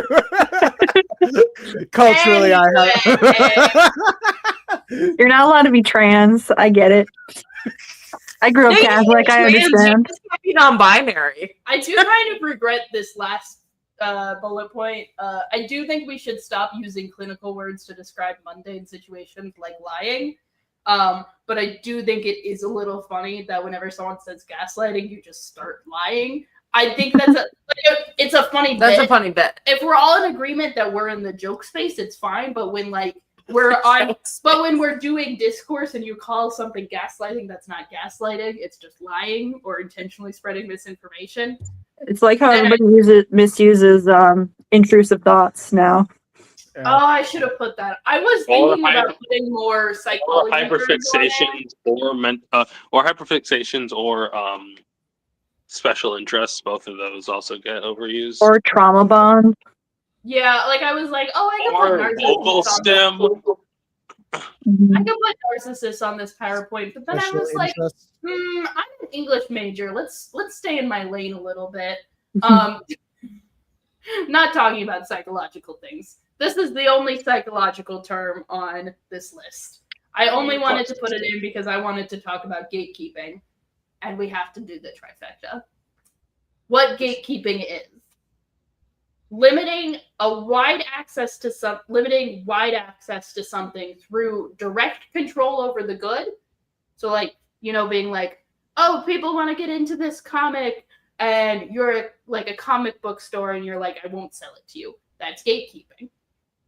Monetary power, that's like raising the price of getting into like a fandom space in general, or just like the most common one, harassing newcomers. Name 5 comic book writers if you're a real fan. Name 5 Spider-Mans. I got Name this. 5 Spider-Mans. Oh, I you're a got this. lesbian? Miles Name 5 Morales, women. Ben O'Reilly, Peter Parker, Kane, and lastly, Miguel Kane- O'Hara. Okay, no, Ayaan, you name 5 women. Kane Okay. never took on the mantle of Spider-Man. Marilyn Monroe, Okay, then fucking Marina Sirtis, Nana Visitor, Terry Farrell, Kobe. and Jolene Blalock. Okay. You started with Marilyn Monroe and then just went right into Star Trek. What I got the 5 women right here. Okay, we're gonna name 5 women. Okay. They can't be any of Ayon's. No overlap. That's Well, cheating. I'm not gonna name fictional women. Those are real Kamala women Harris, I named. Kamala Yeah, name Harris, real women. Yeah. Chappell Roan, Yeah. Taylor Swift, Okay. Ali Michalka, AJ Michalka. There. Ash, That's 5 women. Tony Storm, Okay. Mina Shirakawa, Okay. Willow Nightingale. Oh wait, you said 5. Harley Cameron, Megan Bain. Okay. All wrestlers. Cool. Okay. Stack, name 5 women. No. Fake I lesbian. mean, we are gatekeeping. Was I supposed to name 5 women, or was I supposed to do Everyone else did. I decided not. Okay, because I was going through. Wait, I was no, Daystar going never through named Twitter, 5 and women. everyone's fucking pissed. You got nothing to prove. So right now, I just want to do this segment real quick. Right now, there's two different groups in John Cena's: the people who are pretending that it's good, and the people who are like, that was dog shit. I think we all agree it was dog shit. Anyway. Okay. Okay, Ayaan is in the first group. I see. I am in denial. Guys, the match itself, they were putting out some pretty good moves. The finish is a bit contentious, though. I think that's fair. Yeah. But I'm gonna again, collapse. Why did I do this? Rena, sit down so you don't collapse. You're gonna get Anyway. dizzy. What? Hold on. I want to do a bit real quick. I blame you, Squid, for all of this. You did this. You made me watch wrestling. I hope you're enjoying yourself wherever you are. Squid's having a lovely vacation. Yeah. Yeah. I think we could just say that Squid Squid's on posted that they got married, so I think it's fine if we say Squid got married. We're so happy. And we got 2 Squid face reveals in one day, so that was fun. We did. Well, That's crazy. just for us. Just for 3 Squid face reveals. There's also the video. Is video? Okay. I wasn't paying attention to this word. There was a grill video. I see. I want to throw my brain against a wall, okay? I do not start singing fucking AI generated garbage. Sorry, I've had that song in my head. Ayaan does this to himself sometimes. Anyway, we're gonna continue with the PowerPoint. What gatekeeping isn't telling you to read one comic if you want to talk about comics publicly. This is coming from a personal place. Think that we gatekeep. I feel like an outsider needs to tell us whether or not we're gatekeeping because Yeah, I'm hit with this a lot when I say just like, you read comics. That's not gatekeeping. I'm handing you the keys to the gate. I'm saying, please enter my gate. There's always going to be barriers to entry, but that's also just like existing as a human person. Like, you're not like a little bit of gatekeeping is necessary. You know, like we can't just let anyone be a doctor. You know, like obviously that's an intense comparison, but like if you want to be anything, you have to do things. You can't be a fan and not do fan things. You can't be a cook and never cook anything. Like the definition of fan, like it means that you like it a lot. And like and you haven't even read it. So yeah, I don't think you like it. If you don't want to read it. Yeah. Like it's fine if you don't want to read it, but you're just not a fan if you don't like the thing. Mm-hmm. It is definitely the worst. The worst it is in the comic book fandom, but it is something I've noticed across all fandoms in general, is a growing sense of just like nobody actually, like everybody wants to just read fanfic and not watch or read whatever the main thing is, and I find it a little bit odd. It is I think it's spurred by the amount of adaptations we get, you know, where it's like if you only consume adaptations and you don't really understand why the real thing is important. Yeah. Like, I think there is just, like, our culture right now is kind of playing the hits, so to speak. Like, everything that's coming out right now is just, like, a thing that has already been done before. And so, like, if, like, I don't know, like, if you don't like the Wicked Broadway show, but you do like Wicked the movie, then, like, maybe if you really like, then, like, maybe the logic kind of follows. Oh, I like the fan fiction, therefore the comics have to be bad because like fan fiction exists to like fix what's in the source material. And so like it's like this idea that fan fiction and like the source material are enemies and not like companions. It's very odd. It's very odd. Yeah. I don't know. I think we should blame Supernatural. What? That's always the easy pick. I think that's where it starts. Like the idea of like, oh, just skip watching the show because everybody, like the whole fandom hates the show. Just skip it and read fan fiction instead. Like, Daystar does have a point. When I got into Supernatural fandom, a lot of people were telling everyone to skip the first 3 seasons to get to when Castiel shows up. Okay, well, we don't do that anymore. Everyone says seasons 1 through 5 are the best ones. The rest of the show doesn't exist. This is new. this is what we're talking about. This is exactly the problem. New concept. You guys are never going to believe what the next bullet point on this slideshow is. Uh-oh. Slam. Anyway. Slam. Come on and A slam. historic problem in nerd spaces, especially for women and people of Hey, color. can I go outside real quick? I want to go stick my feet in this thing. Actually, gonna go in the show. I think we need to treat the word gatekeeping with like some level of seriousness, so that like when someone is saying I'm being gatekept from this thing, it's treated as something serious. Anyway, but also sometimes gatekeeping is necessary to keep fandom safe and healthy, and so you don't have to see things you don't like. And an example of this is the 2 different Supernatural fandoms.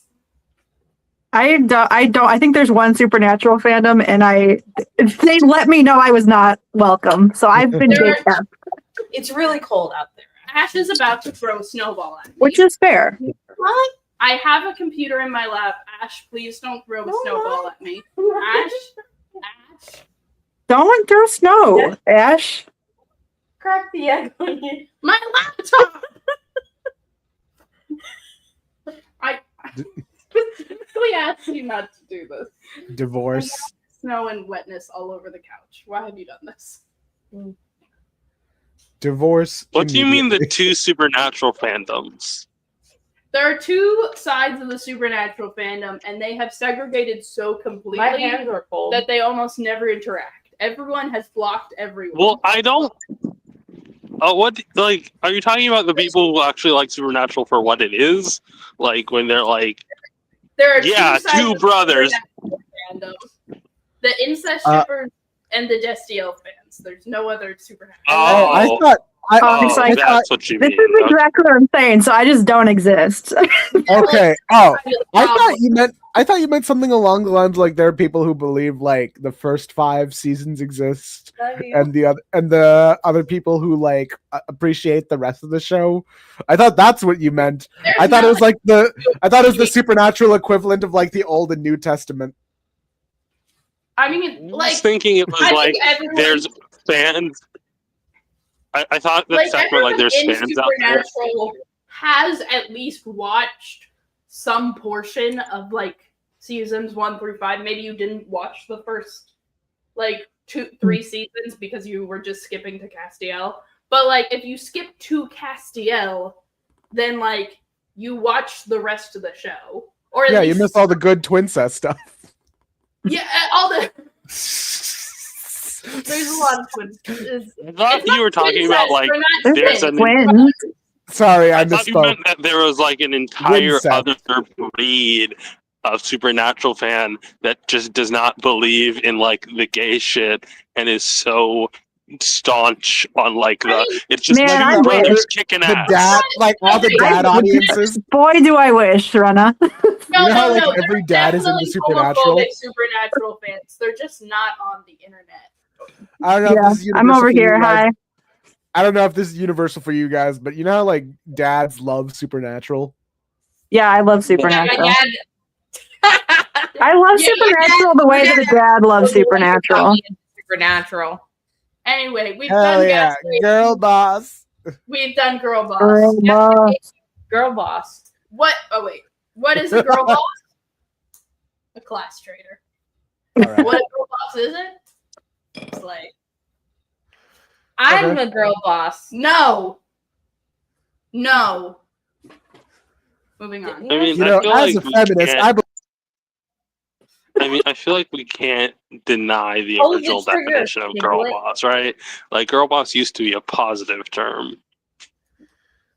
Yeah. I ate snow and now I don't feel good. Girl bosses. It is like a certain brand of feminism. It's a That's very not. random Great. feminism Look, that ignores I- intersectionality, issues of class. It's all about stepping on other women so that you can be the one in power, and it's equating political and social success for women to women's ability to get financial success.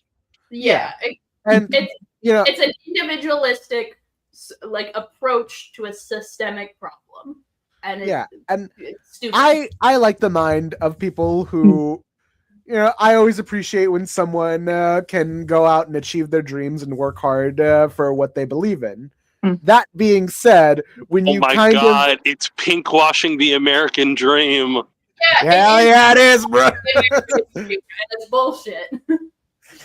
Yeah, but I do appreciate stories of people who work hard, achieve what they want through hard day's work. The only CEO I will stand is Mercedes Monet, and she's not even a real CEO. Yeah, she is a real girl boss, though. But here's the thing: she is also openly a class traitor. As part of her bitch. As part of the CEO gimmick, she is the class trader. She is still laboring. She still does labor to earn her wealth. Mm-hmm. She is not a capitalist. She's not a capitalist in the literal sense. Guys, I just saw the funniest fucking comment on Twitter. What happened? You know how Cody started to bleed from his ear? Yeah. I just saw this bit on Twitter that just said Cody doing a weird tribute to Trump in DC right now. He won. I saw that doing too. Fuck, that's good. that's really good. Okay. Fridging. Girl boss. Okay, so originally Gail Simone called it the women in the refrigerators. And it's useful to some extent to describe the unfair brutalization of women in comics. Hold on. Are we gonna talk about the ableism? Are we gonna bring up the website? We have done that in the fucking past. Okay. We're gonna do it again? No, I guess not. We're gonna do it again so Daystar can rant about it. No, I'll be quiet. Women in comics have been depowered, raped, or cut up and stuck in the refrigerator. The original list has been critiqued to death for its lack of nuance. We've done that on this podcast before. We can absolutely do it again if you guys want to. No, it's fine. It's fine. Okay. Gail Simone's perfect and has never done anything wrong. No, that's not what I said. It was a fair point to bring up originally, but I understand in the context of each of those stories, there's his own original point. However, I do believe that it is a sexist trope in media. It is a fair thing to bring up. It is an astute observation. Gail Simone is not the only person to write about this. She's not the only person to ever talk about women being brutalized in comics. There's been several. Tom King has also. Go me. Okay, anyway, with the name has changed, other feminist writers have written about it. What it means now is it means the brutalization or death of women for the sake of male character development / angst.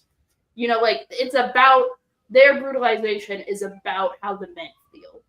Versus, women can be brutalized in stories and then have complex feelings about it. That's an interesting story. We can't, it's not, but a good litmus test for if it's fridging is how many people talk about her death. And if it's just her boyfriend or husband, then it's fridging. But if a wide variety of people react to her death and have very strong feelings about it, then it's not fridging. If there's a montage of her just sort of happily rolling around in the sun in bed, it's probably. Am I free to slightly disagree with this? Go ahead. Sure, let's see what the man has to say. Okay. Hold on, Okay. I'm listening. So I need to computer charger. Batman: The Killing Joke is one of the biggest examples. All right, mute him. Get him out of here. Get him out. Wait, no, wait. What? No. What about Batman: The Killing Joke? In the context of that story, and only through that story as a self-contained, Barbara Gordon having what happened to her is one of the biggest examples of fridging in comic book media. And she's there just to get shot and paralyzed and also assaulted by the Joker. And like, it's not just her boyfriend, it's also Batman and Commissioner Gordon, her father, and that's it. Mm-hmm. Not Did her, you have by a the way. point, or I'm just saying that sometimes it's not One just man isn't strictly the necessary, but when we focus on Batman and it's Jim about Batman and Gordon? Like, it's Yeah. not about her, which is what Yeah. this says. we yeah, don't that's my get point. to focus on. So her your feelings. point is the point that you're disagreeing about, Stack, is to say that you have the same point. No, it's not the same. No, it's I saying understand what someone Ayaan too. Yeah, I sometimes disagree we with the get up litmus to test. 3 people. Sometimes, Well, it's a sometimes litmus the dad is a test. man, is your point. Yeah. Or Or it's a litmus test. It's not necessarily like about. or if that. it's like a character in a team book and like Like, I'm trying to think, like, I think the Like, I'd litmus say- test is whether or not it's about her. yeah, that's what I And here's the agree with that. Here's the And- thing: is that I think that because that's the problem is you're trying to make a rule set for art, which is something that's like subjective. Like, it really depends on a case by case basis. Where if there's like a character, like, you wouldn't say that like Martha Wayne was fridged. That's just like part of what Batman's backstory is.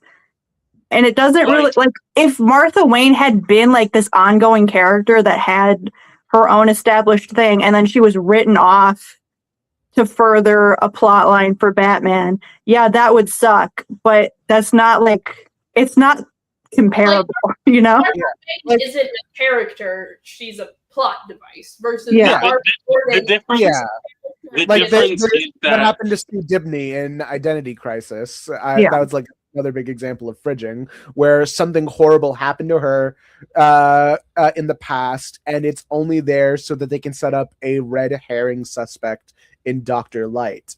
And they established this terrible retcon happening to Sue Dibney as a character, a horrible traumatic thing, so other characters can react off of it and not focus on Sue Dibney's trauma at all, just so that it's not great. Yeah, because Like, people, like, Sue Dibney was an established character that people cared about. And it was just sort of like, well, she doesn't matter as much as we want to make everybody feel sad about her being dead. And And, it's like, it's like, about I think- the I narrative think the potential alternative- that is wasted. Yeah, and I'd say the alternative, and not all of you have finished the show, but Twin Peaks, I think, is a good way. Like, they do introduce Laura Palmer as just a dead girl as the show goes on, but which also, I mean, it's fine because it's a murder, like it's a crime investigation show. That's the premise of the show. It's like that can work, you know. We Yeah, have a slide for Laura Palmer. We'll get to Okay. I'm so glad she's right here, actually, behind me. So Hi, Laura Palmer. I like that you keep that up just so that people keep being in your comments on TikTok saying, "Is that Laura Palmer?" It's good engagement. Say one of that these days, I'm gonna have to I respond don't know to how them. in 2 different friend groups, I have a friend who cares a lot about Twin Peaks for reasons I don't understand. Like completely It's a great unrelated show. friend groups. Mhm. Sure. Why do I have multiple Lynchian friends? It's a great It's lucky. show. David Lynch is a great artist. Well, David Lynch is a great artist. hard subjective. Was All right. Yeah. Yeah, no, get 'em. You get no, them. yeah. Art lives in perpetuity throughout the universe. Anyway, Unlikable was suggested by Daystar. Mhm. Here's how. Well, let's get into it again. It's literally just Like the literal definition of unlikable is not being liked. Well, no, it's hard to like. Okay, like that's the. I guess. Like it's like you're given the character traits that are meant for like you universally to not be liked. I think like a good example of this is kind of like how like in Star Trek the Ferengi are given unlikable characteristics because they're like greedy capitalistic bastards, and that's unlikable to us. But then like we kind of get more explanation of the Ferengi, and like humans are like unlikable to them. Like it's literally just a difference in like kind of moral subjective, like it's moral relativism. They're like our highest moral value is greed, and so like but that doesn't make sense to humans, but they get more likable when you kind of investigate them, but like they're meant to be unlikable. Like head writer of Avatar: The Last Airbender for the first couple seasons, and also showrunner for The Dragon Prince, Aaron Ehasz, had posted writing advice one time, and it's these little post-it notes that he had posted on what makes great characters. And in orange post-it notes, he says, great characters should be dimensional, fascinating, compelling, and believable. And then in green post-it notes, he had posted, false gods are likable, relatable, and sympathetic. He says that it sounds innocent, but can ruin storytelling. Note, these things can be okay, but can often be misused. So it's less about making your character likable or relatable or sympathetic, and more so trying to be able to tell a story with these characters and being able to use these characters for the avenue of your story. And that's what the Ferengi are. This is beautiful. This is also not what we're talking about in the context of discourse. This word gets tossed, like people use unlikable, but what they mean is like they feel like this is a bad character and bad writing. And like I feel like this word gets tossed, unlikable gets tossed around a lot by Gamergate weirdos to talk about women. Women this female character is unlikable because she's acting the exact same way. This is why I suggested it, yeah. Oh, so this is like when marks are getting way too into heel characters, and they're like, well, this wrestler is unlikable, and it's like, that's the point. This is like when Walter White stands are like, Skylar is unlikable. Speaking of, well, this is like, the reason that I put unlikable is because Pluribus pointed out to me it's like the most extreme example of this trend where everybody just complains that a female character is unlikable.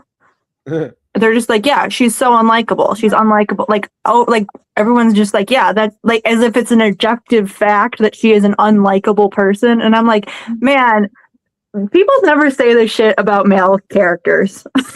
It's very rare for someone to say a male character is unlikable and like not explain what they mean by unlikable or what they don't like. Yeah. Or mean it as an insult.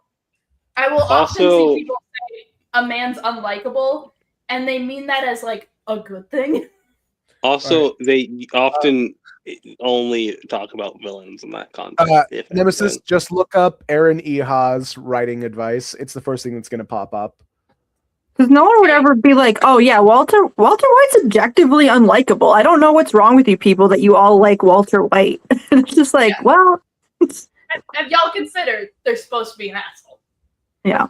Have y'all considered... It's because maybe other people like... Men can only ever take women at face value. They can't ever extend to them like reasons why they will be that way. Yeah, it kind of reminds me when I was watching Maggie Mayfish's video essay about The Shining and how Stanley Kubrick was directing Shelley Duvall versus how he was directing Stanley Jack Kubrick, by the way. Anyway, yeah. go on.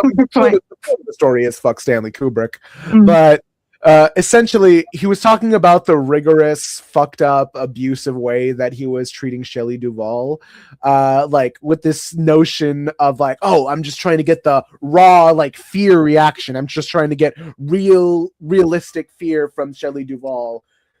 He never bothered to get realistic, gritty, like insanity from Jack Nicholson. He trusts Jack Nicholson to act insane. He doesn't trust Shelley Duvall to act scared.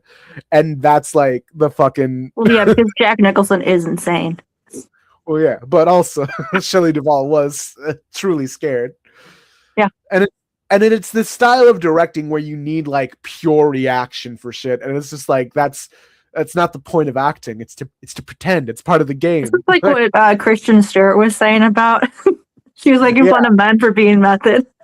Yeah, like how inherently method acting is a very male thing because Kristen Stewart Kristen Stewart said it better than I could, but essentially acting itself is a bit of a submissive play. You're taking someone else's words and someone else's directions, and you're kind of losing your own what's the word? Agency, yeah. And method actors, and a lot of times with men, will try and bring that agency back into their own hands through the lens of like, well, if I want to play asleep, I have to like actively stay awake, or if I want to play hungry, then I got to starve myself for real. Yeah, it's interesting how many of these men who you hear about, like, oh my God, they went through all this stuff to just get in, to really like put themselves into the character. They went through so much and they put their body and mind through so much to become this perfect portrayal of this abusive man. And then they just turn out to be abusive men in real life. And you're like, well, you have to try that hard, huh, buddy? You're just like that. And it's really funny. Jared Leto is a method actor. Pretty shit one. Same motherfucker each time. My hot take is method acting is lazy as hell. You're bad at acting. You don't have to like fully and like how about instead of method acting, you just act. Yeah, you have to do it. You can't pretend. You can't play pretend, asshole. Yeah, like look, I sent this to Daystar when we were talking about it, but in shooting the film, Laurence Olivier and Dustin Hoffman got into a discussion where Dustin Hoffman was trying to like actively stay awake multiple days in order to be as exhausted as his character, and he was telling this to Laurence Olivier, and Sir Laurence Olivier just said to him, "My dear boy, have you tried acting? It's much easier." My high school theater teacher told us that exact anecdote. It was so fucking funny. Yeah, it's a great one. And like as an actor myself, like I can understand you want to get inside the mind of the character, but there's an on and off limit. When the cameras are off, when you're not on stage and you're not on that you're not that actor, you're not that character anymore.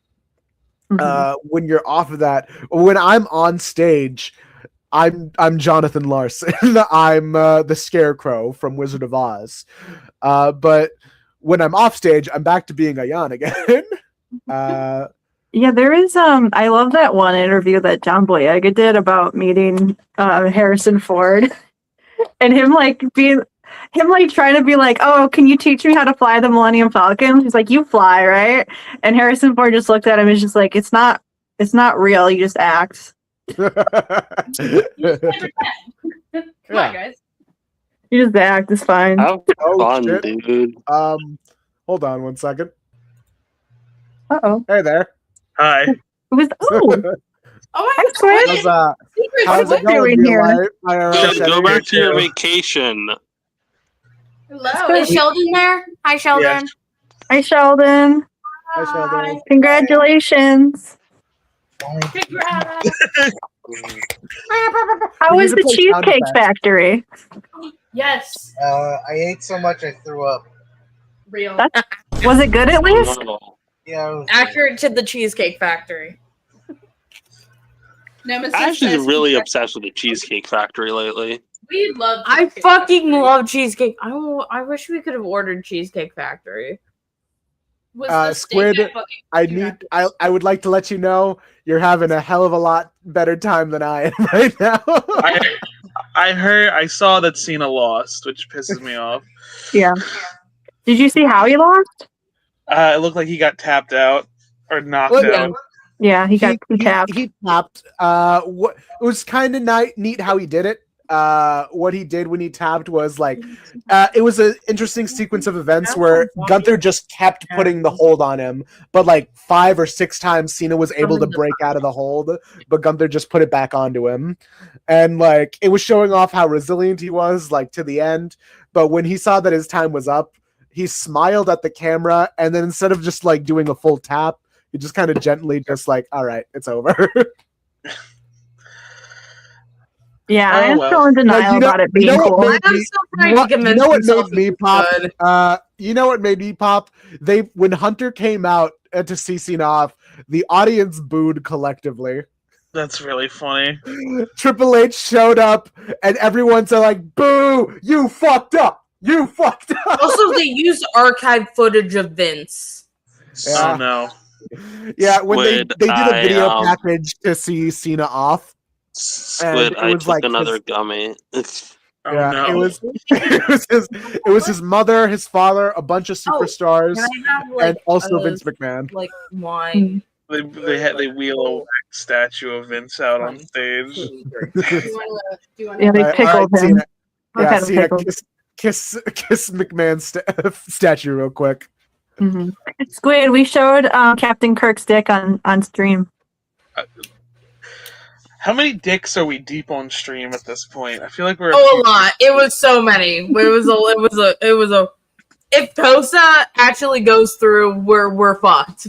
Yeah, you know, I think where it is definitive to say, Leon Slater, Javon, AJ Lee, and AJ Styles and Dragon Lee, they put on the best show of the night, as I predicted. It's really funny. Cody and Obafemi's match was relatively short, I think. Because they fucked it up. Yeah, Cody got thrown Cody into fucked up his an announce table, and we saw him bleeding from the ear, and I was like, that doesn't seem normal. That doesn't seem right. He was bleeding from the ear and the mouth. I was like, something may have fucked up here.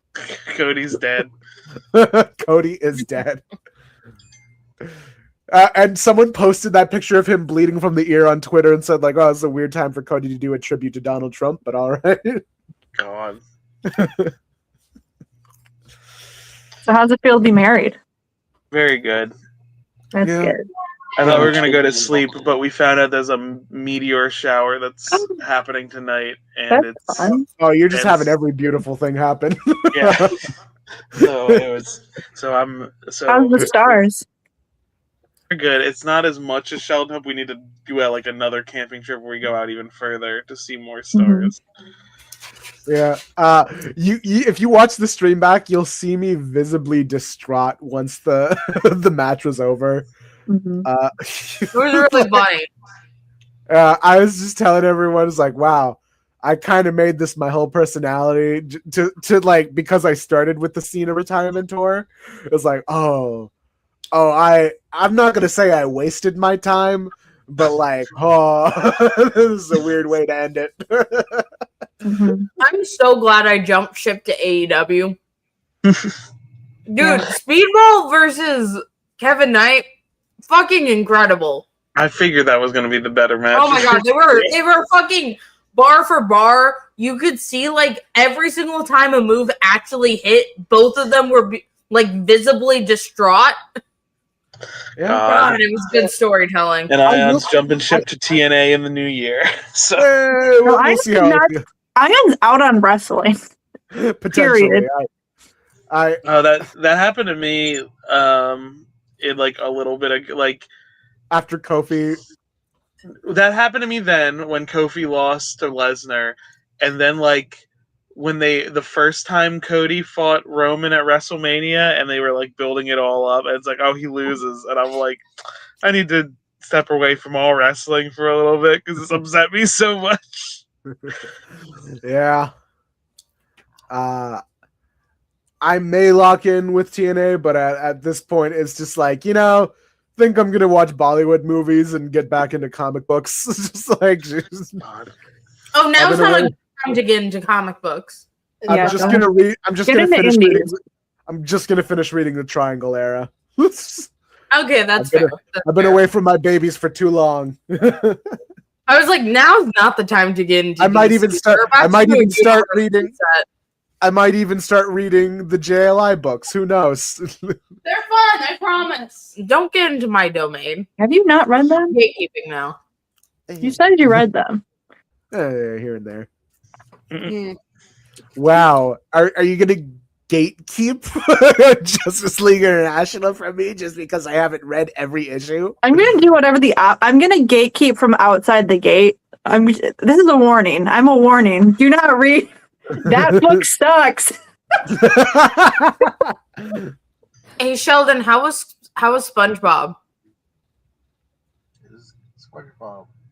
If I don't know if you heard him, he just said the word SpongeBob. Yeah, we kind of faintly. I got it. SpongeBob Big Pants. SpongeBob. SpongeBob Big Guy. Big guy pants. Okay. SpongeBob Big Guy Pants. Okay. Big guy. Big guy. SpongeBob Big That's guy. my pants, that's okay. my Shatner, my William Shatner reading the lyrics of it all. He's like SpongeBob Big SpongeBob. Guy. Big Guy. Do you Pants. think William Shatner Okay. and Ice Spice would ever collab? No. They can I collab think if you calling give someone William gay Shatner on enough Twitter. money, he'll do anything. I mean, They should doing a lot call of one stuff. guy gay on Twitter together. That's what they should do. Yeah. Hell yeah. That was a weird interaction. I still don't understand what his clapback was supposed to be. What did you not understand?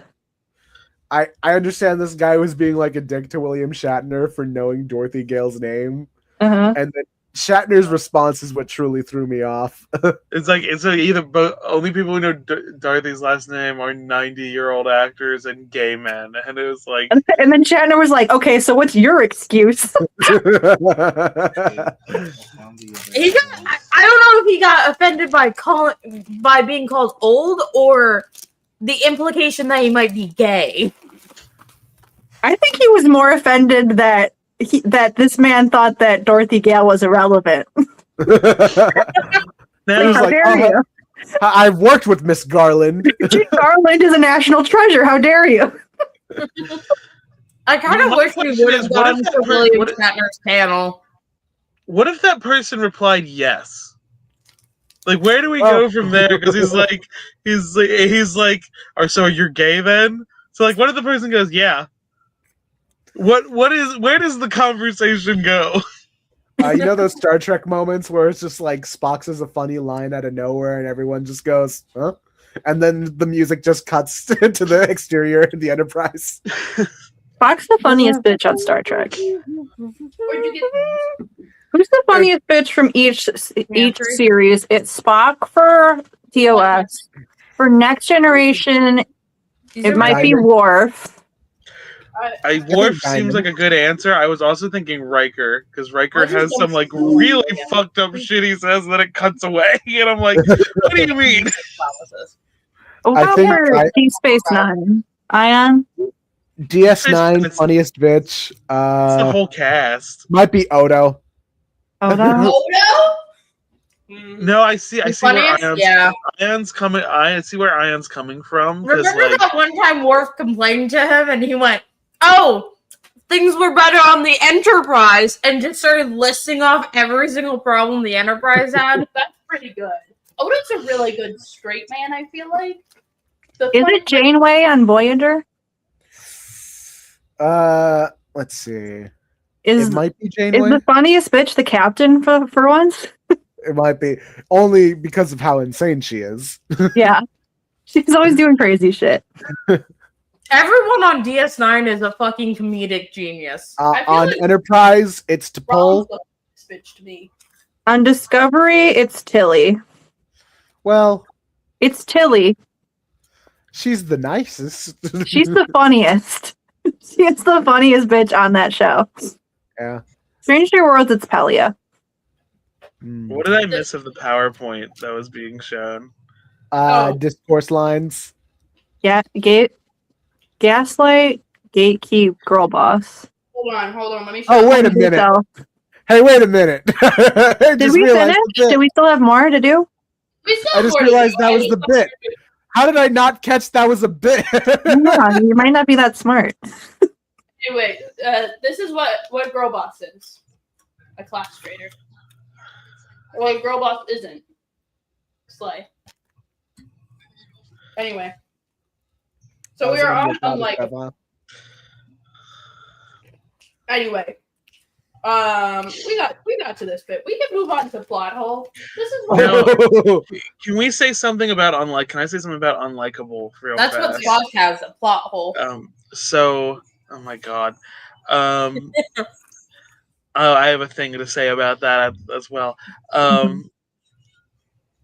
But this one, it's because there's a Sonic character, Lanolin, in the IDW comic. She's like in charge. She's kind of a rough exterior, and some people hate her and say her unlikable. And every time I see discourse posts about her, I have the urge to type "bad writing is when the woman is mean." This is true. This was the entire point of the unlikable slide, actually. Women are usually mean to me.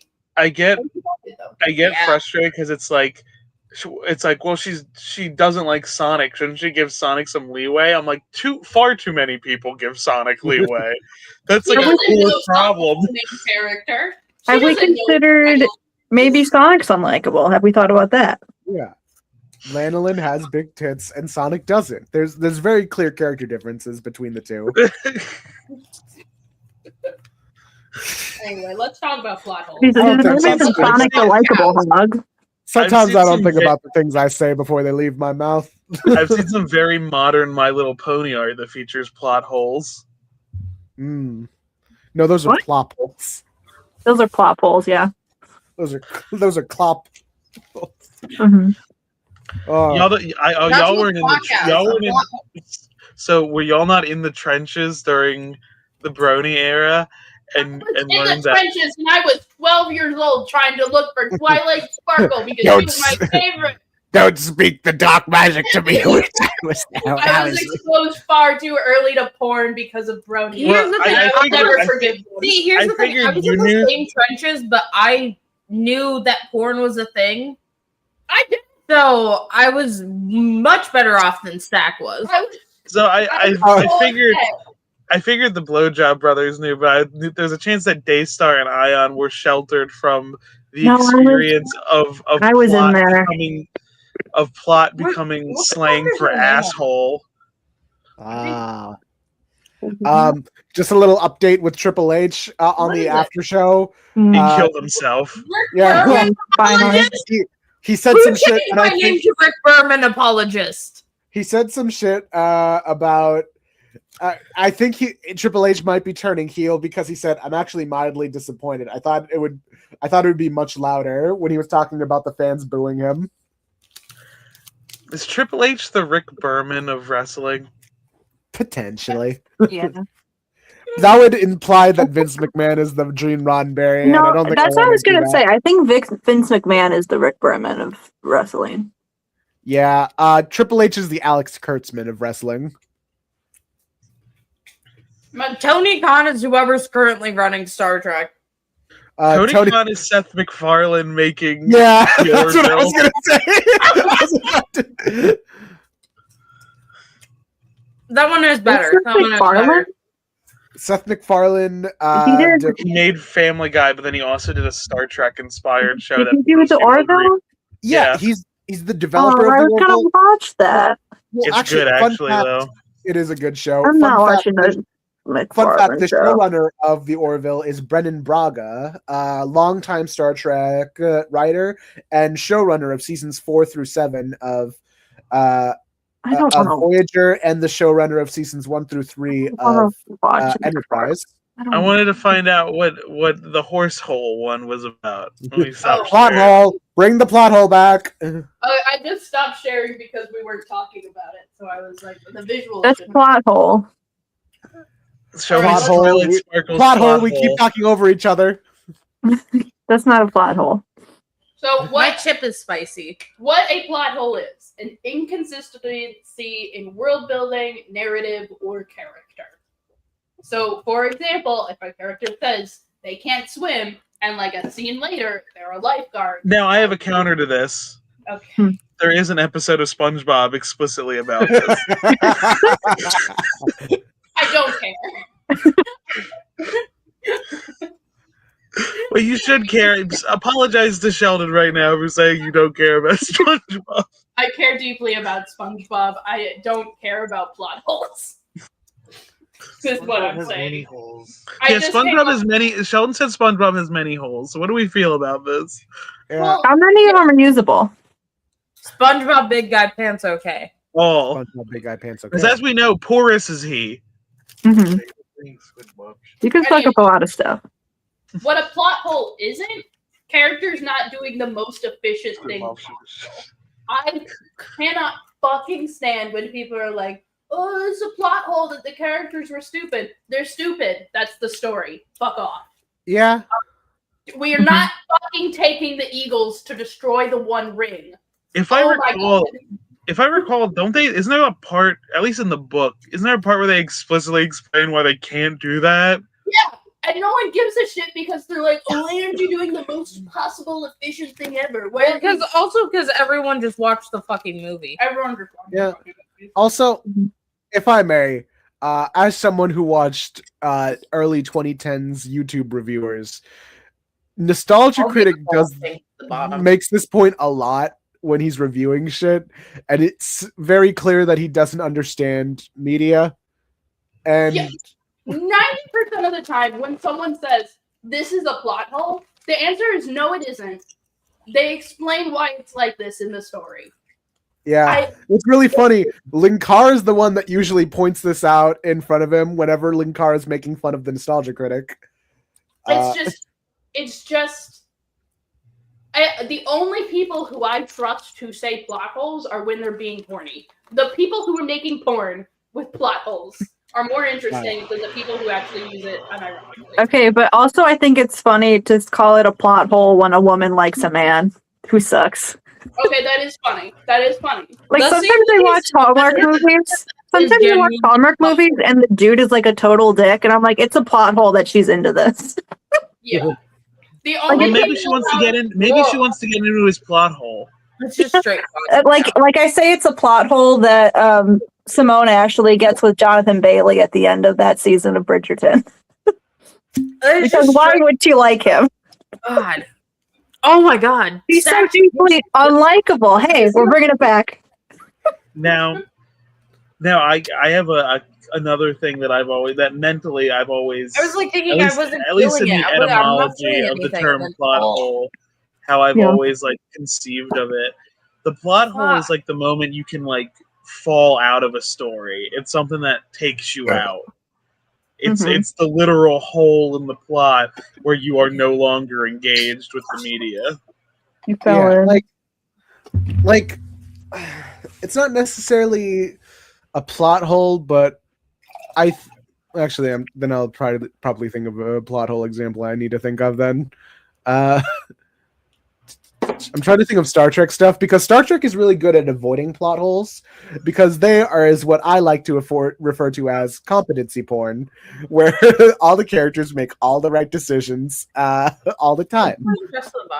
Well, I think like a plot hole, I think it makes more sense when you're talking about something like the editing process, where you're like, okay, well, this doesn't fit with the story anymore because I've changed this, so you have to like go back and fix a plot hole because it's like whatever you changed later on no longer works with what you had. And I think like maybe a good example is like horror movies where people try to say that it's a plot hole that like a girl is just like screaming and falling in the mud and scrambling for her keys when trying to get into a car when running. I feel like I would do that if somebody was trying to murder me.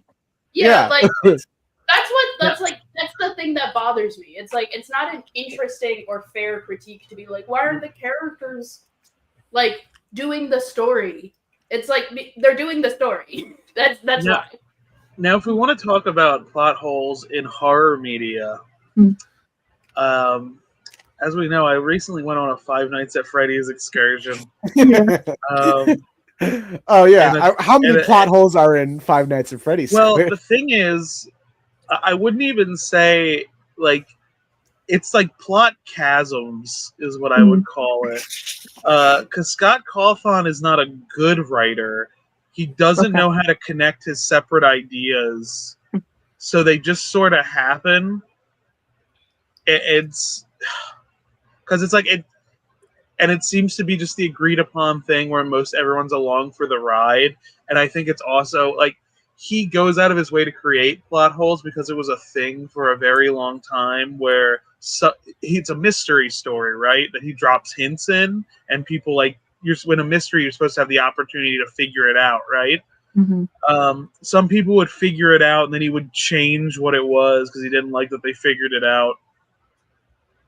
Yeah, and I think that's insane to me that he decided that Five Nights at Freddy's was no longer going to be like self-contained within the games, and that like, well, you gotta read these fucking books that suck if you want to understand.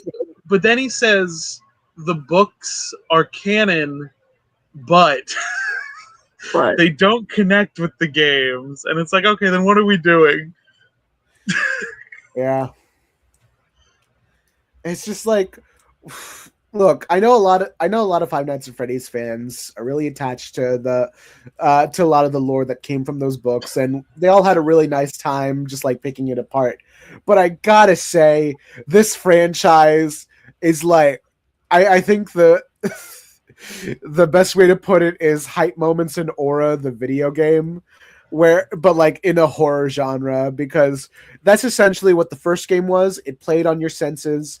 It was a very simple but very interesting game with a mystery element of like, well, what's the deep background? What's going on behind the scenes of just simply being a guy trying to get away from these possibly haunted animatronics? And there was a neat element to that, a neat element to like, what are my surroundings? What is the history behind this place? And I don't think Scott Cawthon is a talented enough writer to keep that going. Yeah. It is funny that like in my entire follow-up with like people who like this franchise, like, no, you're right, because Scott's a bad writer. Like people joke about the newest movie. They're like, what's the scariest thing in Five Nights at Freddy's 2? It's like screenplay by Scott Cawthon was the scariest thing I saw in that movie. Yeah. You think he wrote that bit? No, that's from a meme. That's from a meme that just gets shoved in the movie. No, that's what I'm saying. Do you think he wrote the meme into the movie? God. Because like in the movie, they pick up a plush bear that does the or. Anyway, headcanon, fanon. I want to explain this because everyone uses these words wrong. Yeah. I don't. Shut the fuck up, Ayaan. Okay, so canon is the actual text of the story that is like Hold on. I am gonna have your question on your stance on something after this. Okay, so like canon is the actual text of the story that is unarguably true within the story. Obviously, fiction isn't real. Let's get into that. So, example, like the canon of Lord of the Rings. Frodo is tasked with destroying the ring. That's canon. Headcanon is like a small detail that is not stated in the text, but doesn't contradict canon. It is like a personal belief. It is canon in your head. That's why it's called that. And so like an example of this is like I can headcanon that like Frodo prefers sleeping outside after returning to the Shire. You know, like it kind of complements canon. It's not directly stated, but it makes sense. It doesn't. It just works. You know. But like if someone else thinks otherwise, then it's like whatever. That's their headcanon. And then fanon is a headcanon, or like to make it a little bit bigger, an interpretation of the text, largely agreed on by a lot of fans. It can contradict canon sometimes, but like it doesn't have to. So like I think the thing that a lot of us think about is like the Bat family fanon. Like that usually contradicts canon because it doesn't bring up kind of the nuances of relationships. But like fanon doesn't have to contradict canon. Like in the example of like the Marauders fandom, like I don't think they're going directly to the text of like Harry Potter itself because there's not a lot going on there, like in terms of what is actually stated. So it's like, okay, whatever. Like everybody agrees, Vulcans got double ridges on their penises. Yeah, but like a good example of Fanon, Sam and Frodo knew each other biblically. Okay, it's really. Yeah, so is this the last part of this slide, or is there more before I can ask my question? Yeah, ask your question. What do you consider Word of God? That's a headcanon. All right. I am very strictly death of the author. Once you publish your story, you are now a fan of your own work. Your personal interpretation of your own text does not matter more than mine. I do not care about an author, actor, screenwriter, editor, director, producer's opinion on the thing. That's none of my business. I can read the text and come to my own conclusion. If you tweet out, this character's gay, that doesn't do anything for me. What if I don't have Twitter? That's your headcanon. I'm not a Twitter fandom. Fuck you, J.K. Rowling, for other reasons, but also that too. So, but also, like, this happens a lot in comics where people will be like, or like one random writer of like a run or like a few issues in a run will be like, yeah, this character's gay, and everyone's like, whoa, representation, and I'm like, this. It's like when Jeff Katz. What are you talking about? It's like when Jeff Katz was the only writer to say that Booster Gold was Jewish. It's like, well, you're Jeff Katz. Why are we taking your word for it? So I do have your Freddy versus Jason comics suck. Yeah, this is true. I do want to talk about some of kind of like the nuance of it, because I do agree with that. Because I think Word of God and the artist's own interpretation is important in like figuring out like intent and kind of like, because I think that's interesting and when you're kind of breaking down a story. But the thing I've gotten when it's like artist interpretation versus group fan interpretation, the sentence that always pops in my head, like to say to the artist, like, well, you weren't even there. Like, as to imply it's a description of real place. So, but I do think it's interesting. So it's like, I'm thinking specifically about Gargoyles. We all know the 90s cartoon. So like the creator of Gargoyles, who 9 times out of 10 is the only one who's ever writing this series whenever they bring it back for anything, or at least he has to be like creatively like asked what they're doing. It seems like he has some type of control over it, even though it's owned by the Disney company. He said, like, when in like one of the periods where they couldn't do anything with the IP, he did say Lexington was gay. Which, I mean, if you watch the show, you can tell. But like, but it's also like he was also producing a cartoon in the 90s. Yeah, that's what I was thinking about, because I spend my time reading a lot of older media where things could not be as like I hold modern writers to a higher standard than I would writers that were talking about stuff that they wrote decades ago. I have a question about this then. In Francisco de Goya's Saturn Devouring His Own Child, when Goya says that, or when you look at the history of Goya and see that when he made that painting, it was in relation to his like anger towards war and the Spanish Inquisition. Is that his headcanon, or is that Ayaan, it's canon because it's the actual text. You sure? Because it's a painting of a guy eating some kind of head. These words are not in the painting.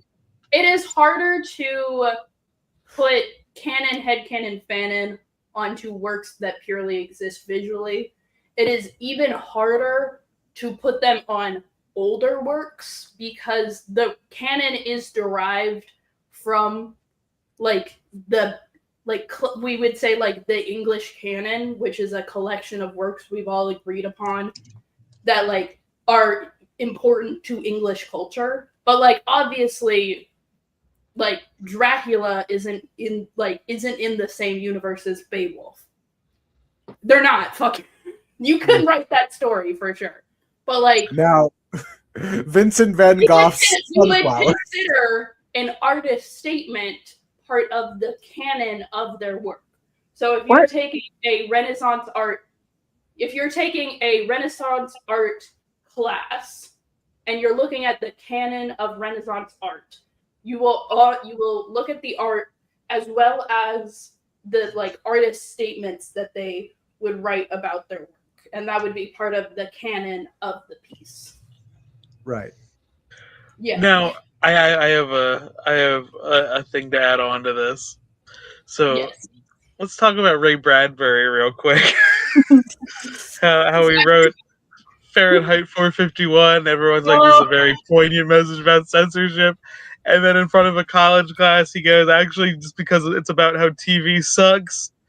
Did that impact your enjoyment of Fahrenheit 451? No, Ray Bradbury is a horrible person in real life. He's dead now, I'm pretty sure. But he has also written some of the most beautiful works of science fiction, and some of the most influential works of science fiction. If you've ever anything related to time travel is always riffing off the butterfly effect, which like the flap. It's called like the flap of a butterfly's wings or something like that. No, it's called the sound of thunder, and it creates the butterfly effect. Ray Bradbury wrote that, and he's a fucking horrible person, and I hate him so much. But he's also written some of my favorite books. How do you feel about the Simpsons bit where it's like we'll have a science fiction library with all the greats from A to Z, and then when they get to Bradbury, they're like the person's like, "What about Ray Bradbury?" The person goes, "I'm aware of his work." Yeah, that's how I feel about him. Can I, while we're bringing up paintings, can I show off one that I really like?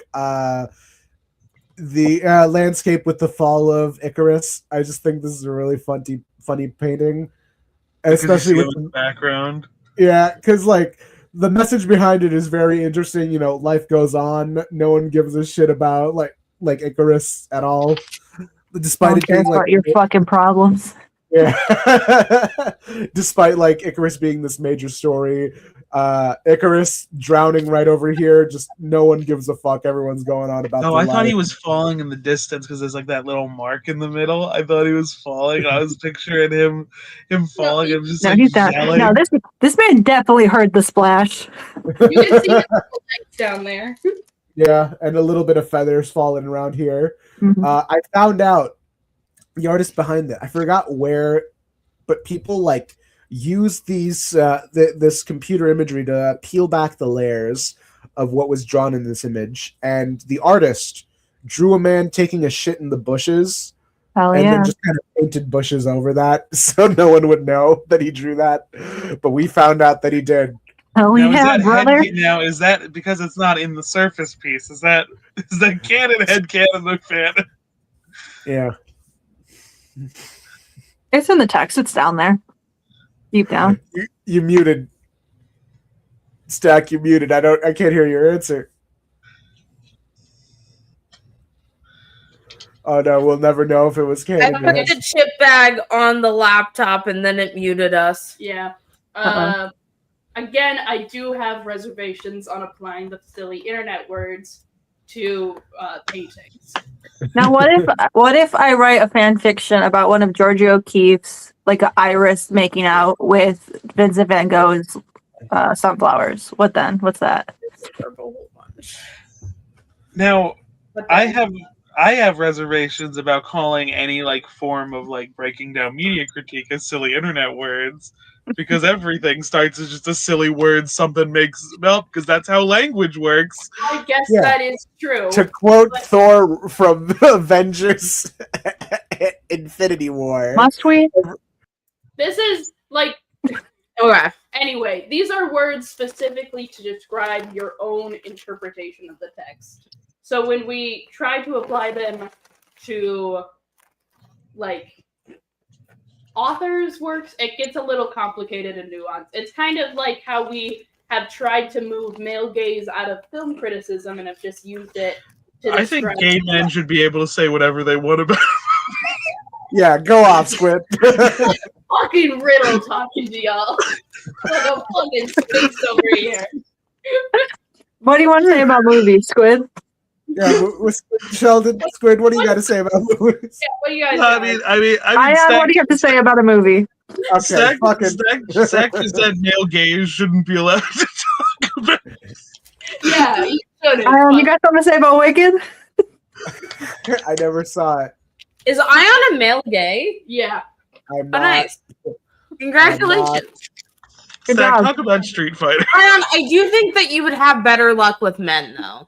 Wait, what should I do? Ayaan is any close to being gay after hearing him simp for Madame Blueberry.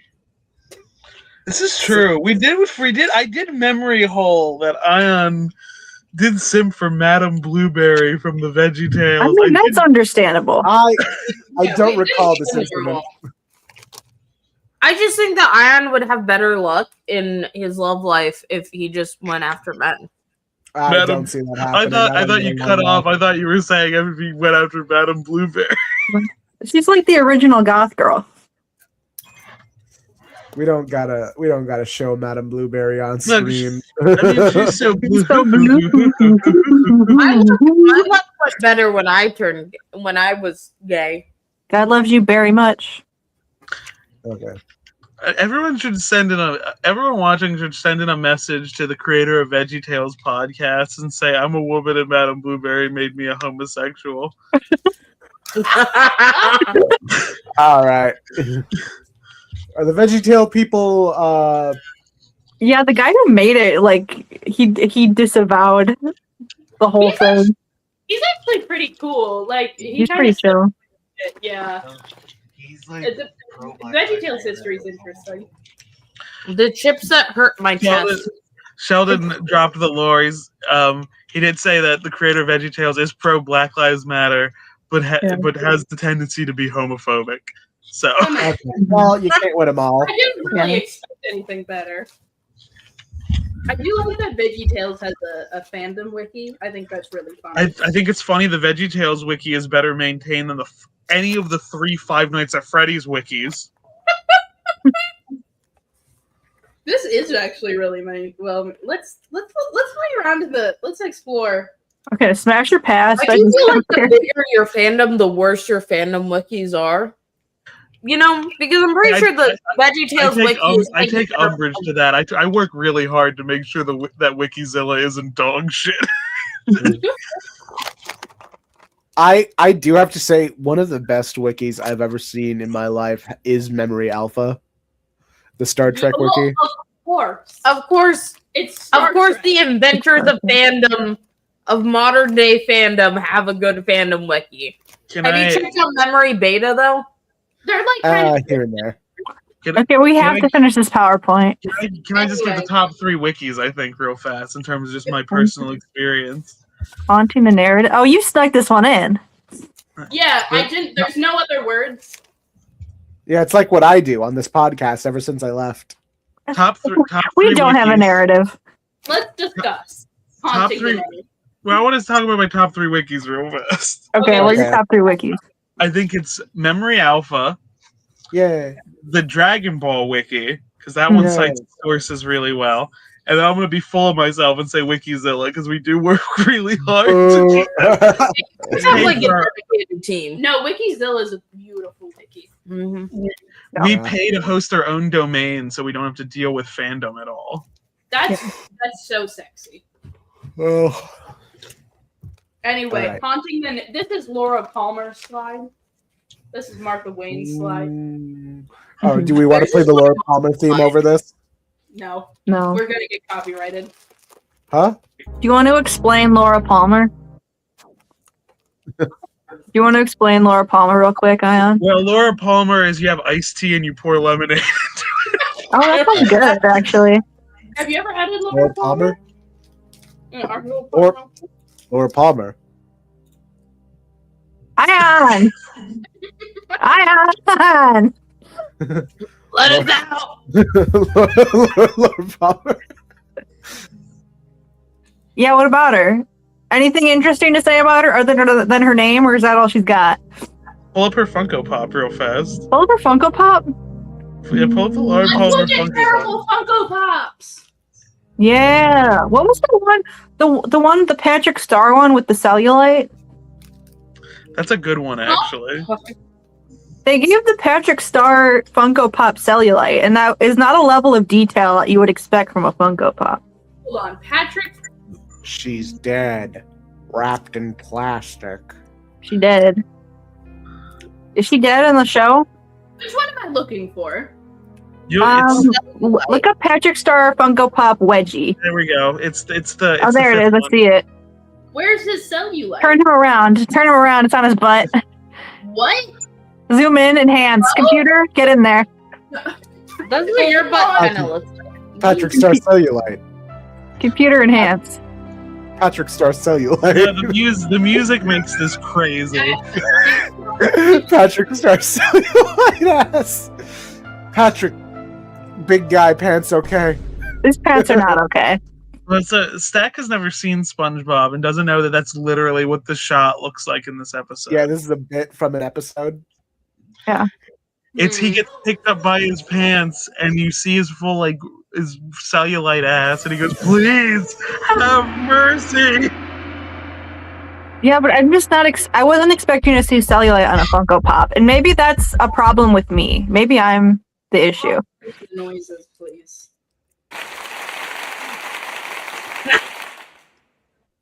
Now I want to see what haunting the narrative is. Now I kind of want the Psy Funko Pop though. We'll put Ayaan, how does this one make you feel? That's a child. The little girl. What the fuck? That's Violet Do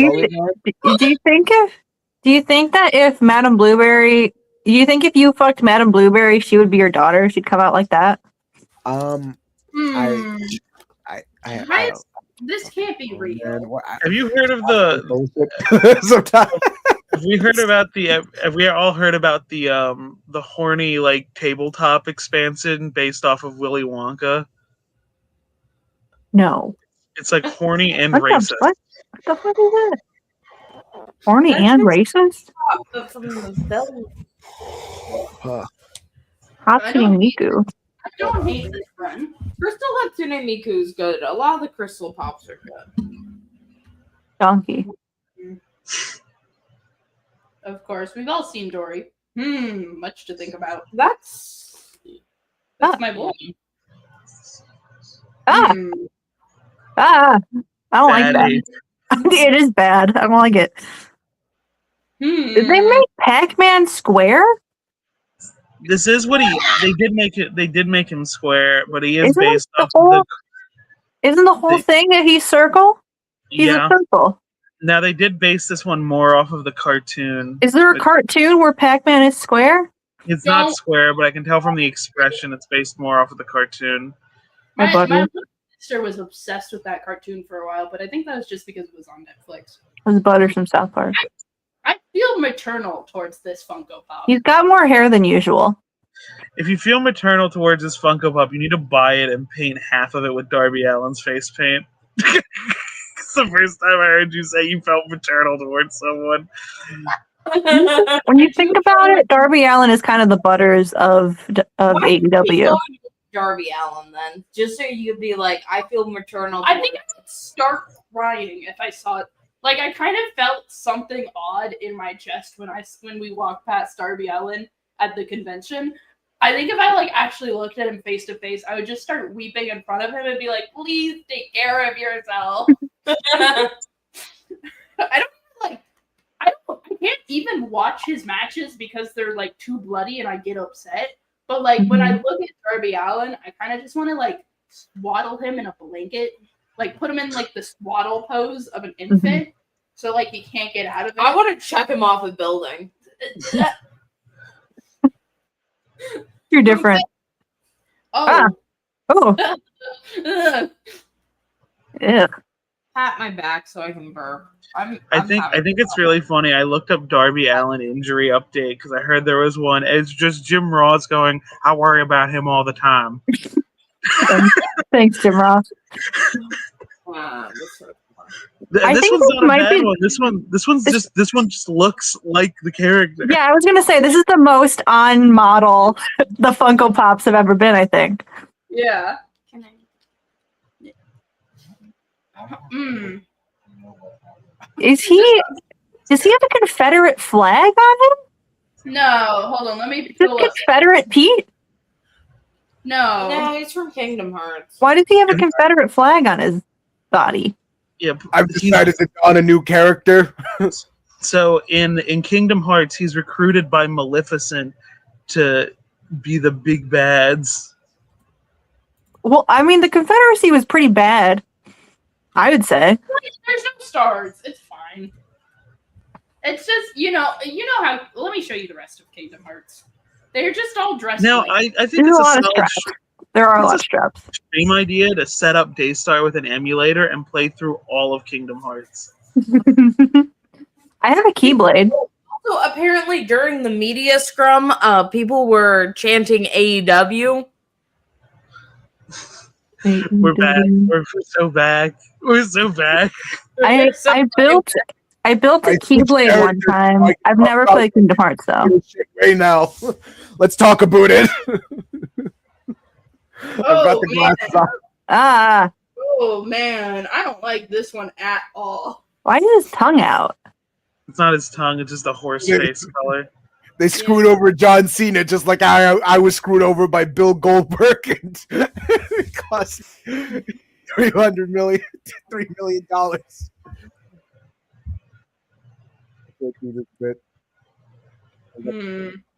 Ugh. I don't like that one. Oh, I don't like that one. Why is This one? They made the rat bigger than the man. Are we going to talk about haunting the narrative? It was a blank slide. All right. Oh, is it haunting? Is that haunting the narrative? That's haunting my narrative. Oh my god, it's Grover! Hey, Grover. You want to talk about haunting the narrative? No one haunts the narrative more than that no good Bill Goldberg. I have a question. What the fuck? Why haven't they done this? Where's his mouth? Yeah. Do they not have mouth? Can we scroll back up to Grover real fast? I have a question. Yeah. This is an opinion-based question that we can all answer. Who is more gender, Grover from Sesame Street or Gonzo from the Muppets? Gonzo. I will say it's a transition. Almost like as you get older, you go more towards Gonzo because I felt that Grover was very gendered when I was a kid. I think you would be a waiter at a restaurant and give someone be like, "We want the small hamburger or the big hamburger." I remember seeing this theory that all blue Muppets are Jewish. This is true. They can also be trans. They're also at least bluish. Yeah, it's pretty good. Anyway, I think everyone should watch Muppets from Space. It's one of the best Muppets. Hell yeah, I love that movie. I love when he has the Jello and he just like, I got some Jello. Watch this yet? What do you mean let you? You have free will. Let's watch it right now. Let's watch it right now on live.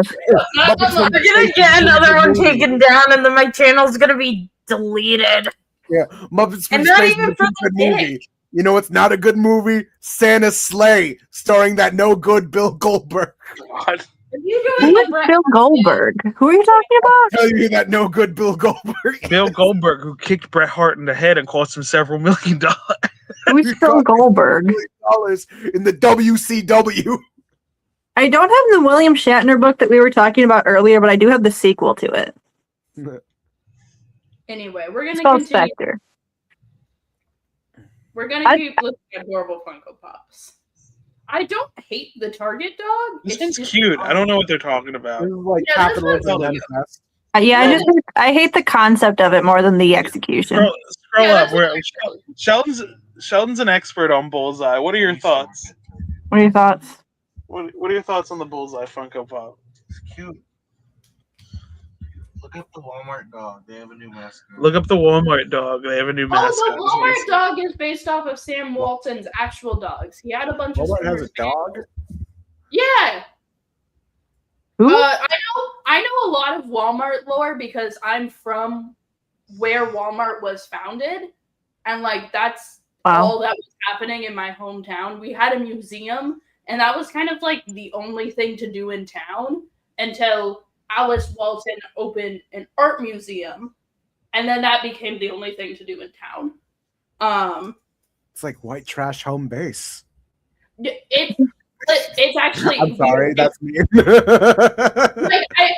But here's the thing: the rest of Arkansas hates Bentonville because we have all the money and we're actively making the rest of Arkansas worse. So it's like concentrated wealth in the top corner of Arkansas. It's horrible. The worst part of Arkansas. Anyway, here's the Walmart mascot. She's based off of Sam Walton's actual dogs, Roy and Rusty, I want to say. Huh. Yeah, they like their pictures are in the museum. I'm allergic to dog That's so sad. Fix that. and cat. But they're very sweet dogs. This truck. I'm more allergic to cat than dog. In the museum. Let me pull up the Walmart museum. The only thing about my one real fan, my cat Smokey. I'm still Bret Hart now. He has a cat named Smokey. Okay. You have cats?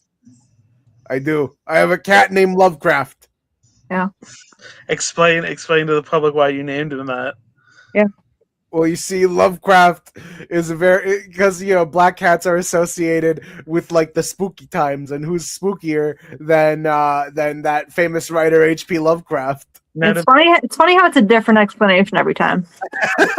Now, didn't Lovecraft have a black cat as well, Ayaan? I'm unaware of the status of Lovecraft's black cat. You should look up what the name of Lovecraft's black cat and say it out loud. You know what? A fun place to go to the Volo? No, not on stream. Not on stream. No. We should go to the Volo Auto Museum. The what? It's haunted. Apparently. I've been there one time. I didn't know it was haunted at the time though. Now, Stack, was that a bit, or did you actually not know what his cat's name was? No, that was the bit. I was on images, and I was sure that they weren't going to show an image of that word. Which word? Anyway, this is the second thing to do in my hometown. We have an art museum that kind of looks like turtles. That's cool. So yeah. Stack, look up the Bean, Chicago. This is what you should do it. You search do where the I'm Bean from. and get an up close photo of a clitoris. I was scared when I just searched the Bean that was gonna be, but thankfully no. Wait, what's that pink bean? It's just the Bean at sunset. Oh no, in the tab that says pink is pink. Oh, that's Anish Kapoor. Do you know the lore with him with the black is black? Yeah. It's somebody doing a thing about it. Yeah. It was that someone found like the pink is pink and said everyone's free to use it except Amish Kapoor. Yeah. And then people were like, let's paint the Bean. Oh, that would be fun. Now, is that gatekeeping, Stack? What Anish Kapoor did to the color black? Sorry.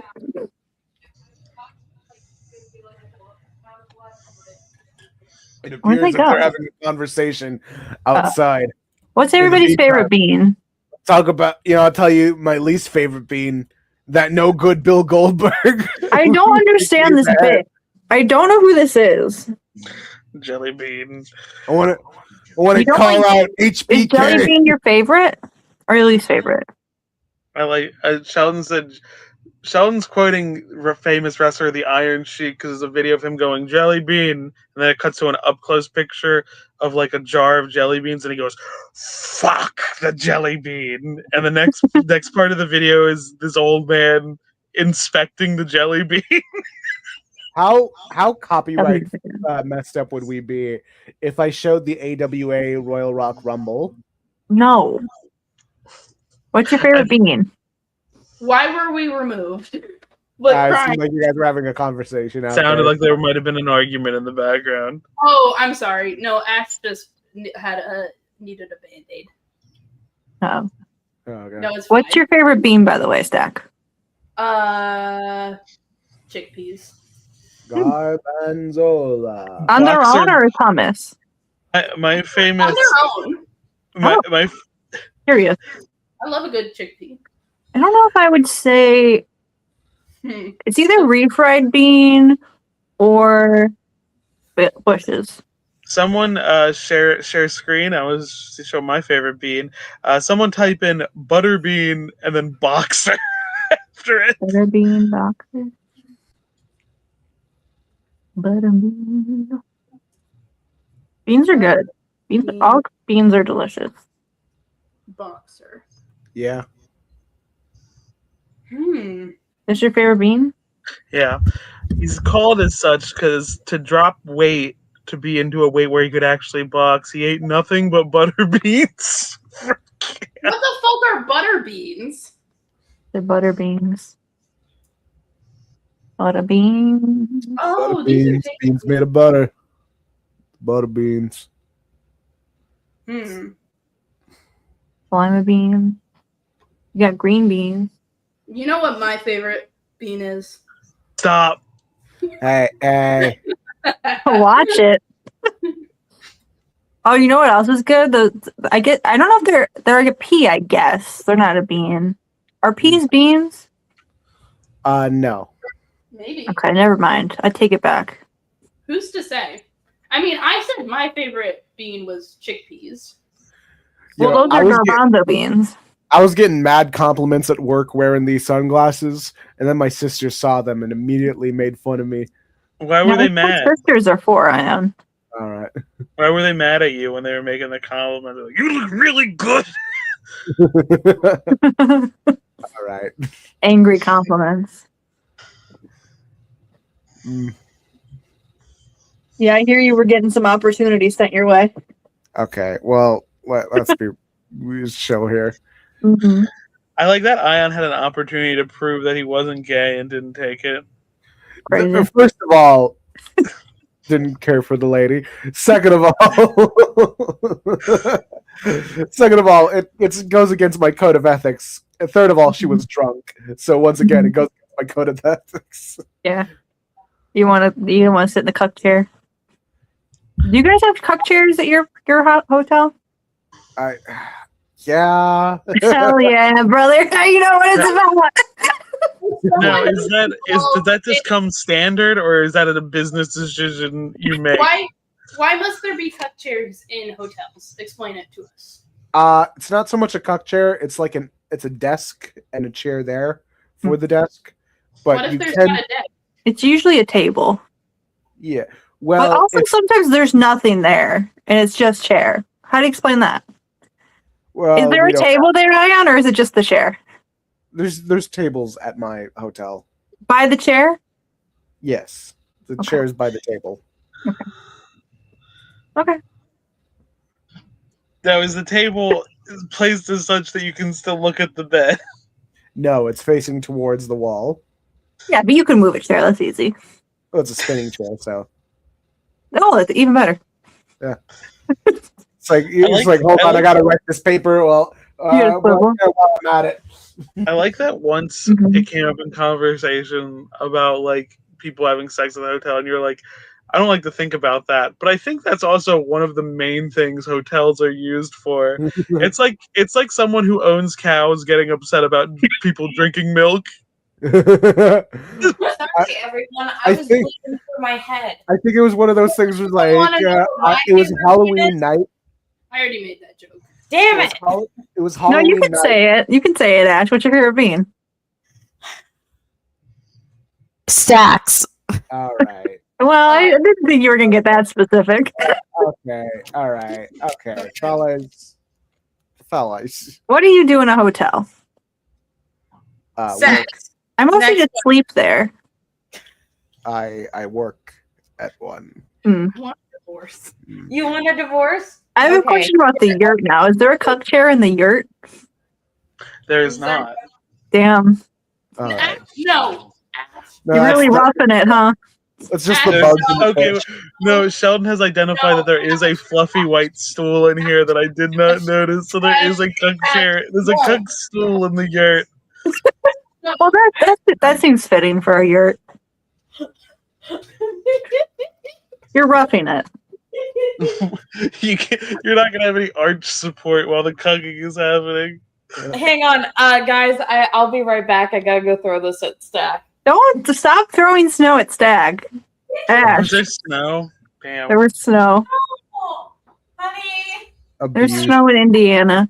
put out. Don't worry. I did. Later, can you come back? You want to talk about snow? We can talk about the amount of snow that HBK was doing at the WWF, which made me want to leave there and go to the WCW, where I got kicked by Bill Goldberg. Who are you supposed to be, even? Bret Hart? Yeah, Does he wrestle?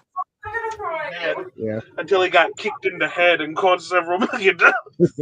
Until I got kicked in the head by Bill Goldberg. Who's Goldberg? Computer, show me Goldberg. Imagine Stone Cold Steve Austin without a hint of charisma. Yeah. Does Stone Cold Steve Austin have charisma? I know the only thing I know Stone Cold Steve Austin from is that one clip of him and Undertaker with the beers that was like kind of homoerotic. Oh yeah, where they throw That's the everything that I know about Stone Cold Steve Austin. Guys, I think I went too far and Stack might actually divorce me. Ash, gotta go stop clean up. throwing snow at Stag. It's not nice. I gotta go clean it up. Now, I do want to share a core memory for me and Sheldon's relationship when Sheldon moved up to Baltimore. I have a question about this man's shoulder first, though, real quick. Why is one so little? Well, 'cause Okay. it looks like a man piloting a mech suit. It's like like Okay. there's some kicking Bret Hart in the head. And Okay, back to cute stuff. This Okay, would- so like when Sheldon first moved up, there was like a blizzard, and so what we would do is because I would work super late at the bar, we'd always go to Denny's afterwards. Mm-hmm. Like one time we were driving down the street, and there was like big clumps of like ice and snow mixed together. You know when you get like the big blocks of snow that you can like pick Yeah. up. We were driving down the street to the house, and Sheldon's like, "Give me some snow, go." And I open the door, I run out of the car while it's moving, and I get like this huge thing of snow that's bigger than my head. Yeah. And I just get back in the car. And it immediately starts melting, and Sheldon's just looking at me. We're still slowly drifting down the street. He's like, "I didn't think you would do it." I'm like, "You asked me to do Well, why didn't you do it, though? it." Sheldon, what do you think about that moment? Great. It seems a little unsafe. It happened like twice. It did happen a second time because it happened with like the next night. He was like, "Do it again." And I'm like, "Yes." You've been Like, trained. I would be driving the car and then I would like hit the switch to unlock it and I'd say go, and then Danny would just do his thing. That was all he would say. What were Everybody you go, doing "Go." with the snow? Why did you want the snow? He grew up in Texas. This is like the first time he got You just wanted to touch it? I just want to make Dan do things. Yeah, that's pretty much how it is. I had never sliced a tomato in my lap before today. It's a very thick tomato. I did. What were you? Did you make like burgers? I made Sheldon a sandwich before he took like a nap. He's like, "I want to." Oh, We were yeah. driving over to the campsite. He's like, "I think I want a Sammy, and then I'm gonna take a nap. Can you make me a Sammy?" And I'm like, "Yes." Hi, Ash. Stack dump snow on me. That's what you get. That's what your ass gets, and you deserve it. When we were walking, because we were walking to Target, because it's a snowstorm, but I wanted shorts. I did pelt Stack repeatedly with snowballs. Stack just isn't fast enough to get them, okay? Does Stack think it's funny, or are you being mean? It's a little funny. Does Stack think it's funny, though, or do you think it's funny? I think it's funny when we're outside. I don't like that you're bringing snow into the house. No, don't leave it there. Is that clean? Yes, this is clean. Okay. So you want to talk about clean? I didn't win clean when I faced Bill Goldberg in Starrcade 2000. Oh my god! You were in Stargate? I do like that. Was Bill Hart in Stargate? What? I'm sure he was. Sit outside. I like that the hate Bret Hart feels for Bill Goldberg is so strong. It infects all that hear it. I'll do it tomorrow. I don't want to do it right now. Does he hate It's him really for funny. real, or is he part of his wrestling bit? He hates it for real because so the story Goldberg famously unsafe as a wrestler. Every wrestler will tell you that. Bret had never wrestled him before. They go off of the ropes, and the only words Goldberg says to Bret is "watch the kick," with no information. And normally it's a gut kick, like when people do like the off the ropes kick. Goldberg full on kicks him in the head as he's running and like seriously concusses him and ends his career. Oh. And Goldberg did not apologize until like years later, Bret complaining about it. And at that point, Bret is unwilling to accept his apology. Later. Yikes. Well, the funny thing is, Wrestling Bios actually compiled a history of his beef with Bill Goldberg, and they talked about like the different instances that they talked about. So the next week on WCW, like Nitro, they did make it where Bret was in character, like, I worked with a bunch of wrestlers in the past, but not one of them like tried to cost me my career and millions of dollars. Like he was doing that as part of the character. And like 10 months later, Goldberg did apologize. And it seemed like through whatever Bret was saying in interviews and in books that he was saying like, Bret Hart or Bill Goldberg, young, it was dumb. It was really dumb of WCW to push that, but I do accept his apology. And then years go by and he keeps talking about Goldberg. And it's especially after Goldberg goes to Saudi Arabia, is like, why the fuck is he still doing this shit? It's been years and he's still making the same mistake. Yeah, he's not young and dumb at that point. It's just like this was the extent of his ability, and his extent of ability hurts people. Like it's like he shouldn't have been this popular. Yeah. I subscribe to the idea that with Bret Hart, I think he's constantly in kayfabe all the time, and I think he thinks it's funny. Because I think he's bitter, but I think he's right about it. Can I show you? Can I show y'all an ad I like? Yeah. Winter has arrived. Poop. Poop has it for you. It's got it. Is Poop a real streaming service? Oh my god. Yes.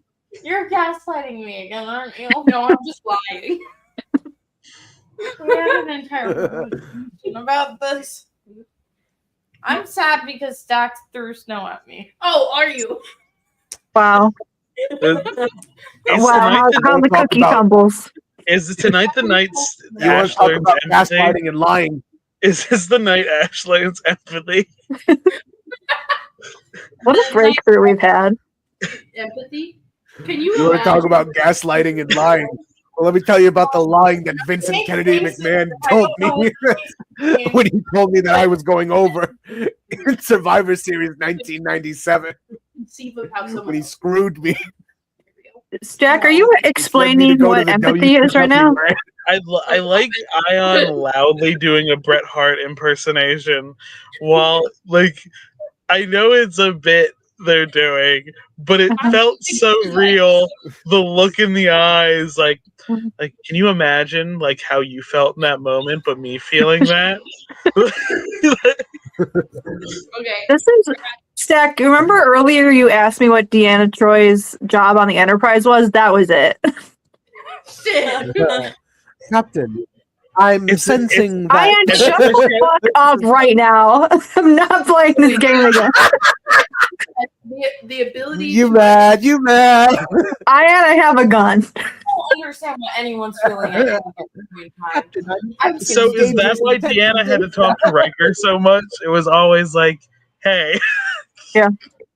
So, Yeah. like, if you saw someone laughing, but you didn't know what they were laughing about, would you start laughing? No. Okay. I think you're a liar. But I'm laughing. Well, I know folks, what you're there's a laughing at. great You're way to try and teach Oh, empathy, but you're also laughing. and that's with wondering whether or not they're an asshole. Which brings me to my next subject. Bill Am I the Goldberg. asshole? Oh, are we gonna read Reddit again? Am I the asshole? Am I the asshole for still hating Bill Did you Goldberg? at least screen a couple of good ones for us this time? Or are we just gonna go in, I go in kicked dark? Bill Goldberg in that. Bill Goldberg kicked me in that. Oh my god. Which one would you prefer? We talked about fridging earlier, so this is called a callback, I think. Are we gonna look at the list? Let's look at the list. Okay, that's. Do you want to rate the validity of the different lists? Wonder Fridging, Woman's though. crazy to me. I would not describe Wonder Woman as someone who's been fridged. Yeah. It's So- in the context of I missed our definition that we're working with for fridging. It's the killing off of like a woman to further a guy's development. Is that correct? Yeah. Okay. My problem is that a lot of the times, because the definition is so loose that most of the time we end up talking about women who have some kind of trauma that is explored through them in the storyline is being called fridging, which is like half of the names on this list.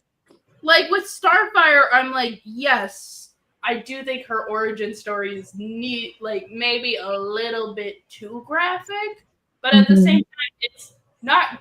It's graphic maybe for like the male author's titillation, but it's not for any like male character's development.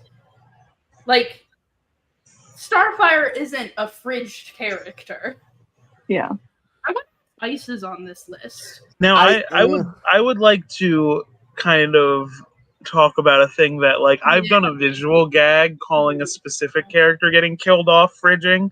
I once like talked about Maria from like Shadow's backstory, and I did a thing with her getting crushed by a fridge in a video because I thought it was funny.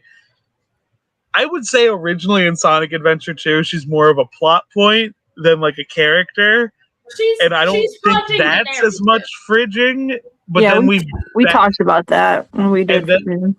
And then we've kind of backfilled her as a character as time went on.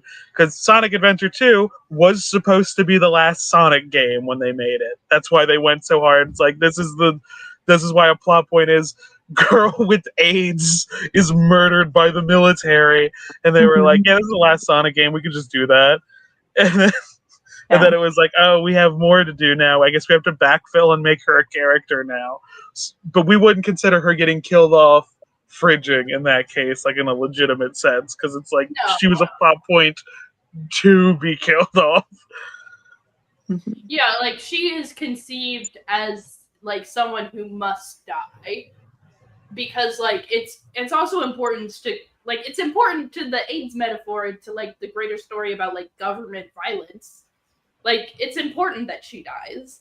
And it is for Shadow's character development, but so is like Martha Wayne like dying so that Batman can become Batman. Like some like it is interesting that like the like dead like mom, dead girlfriend storyline is more common than like dead boyfriend, dead dad. Although I'm sure dead dad is a pretty would. Like I mean, Batman's got both the dead mom and dead dad things going on. Doing double duty. Thing.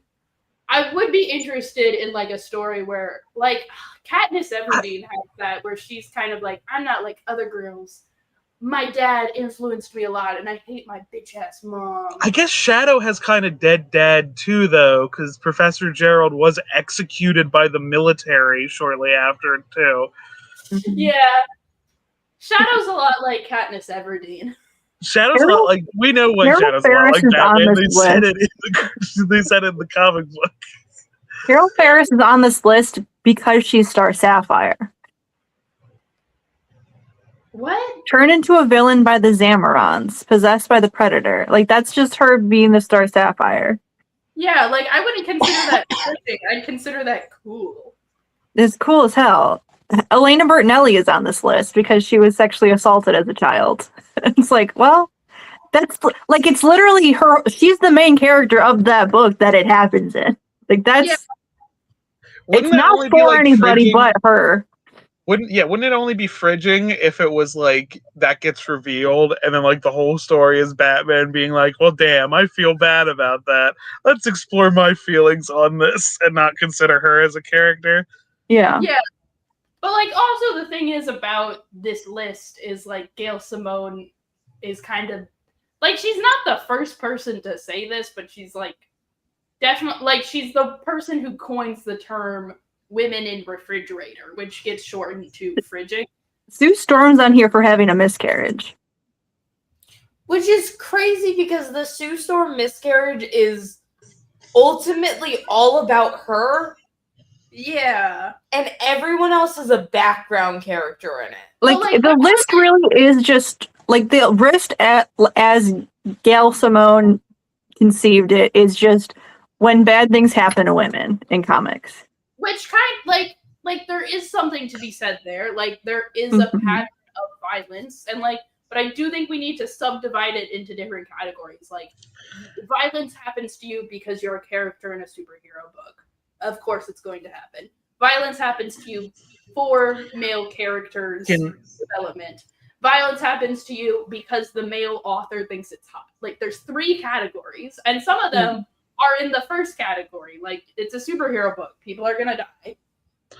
Now, I feel like it's important context. Let's share like the webpage again to like just talk about an aspect of it.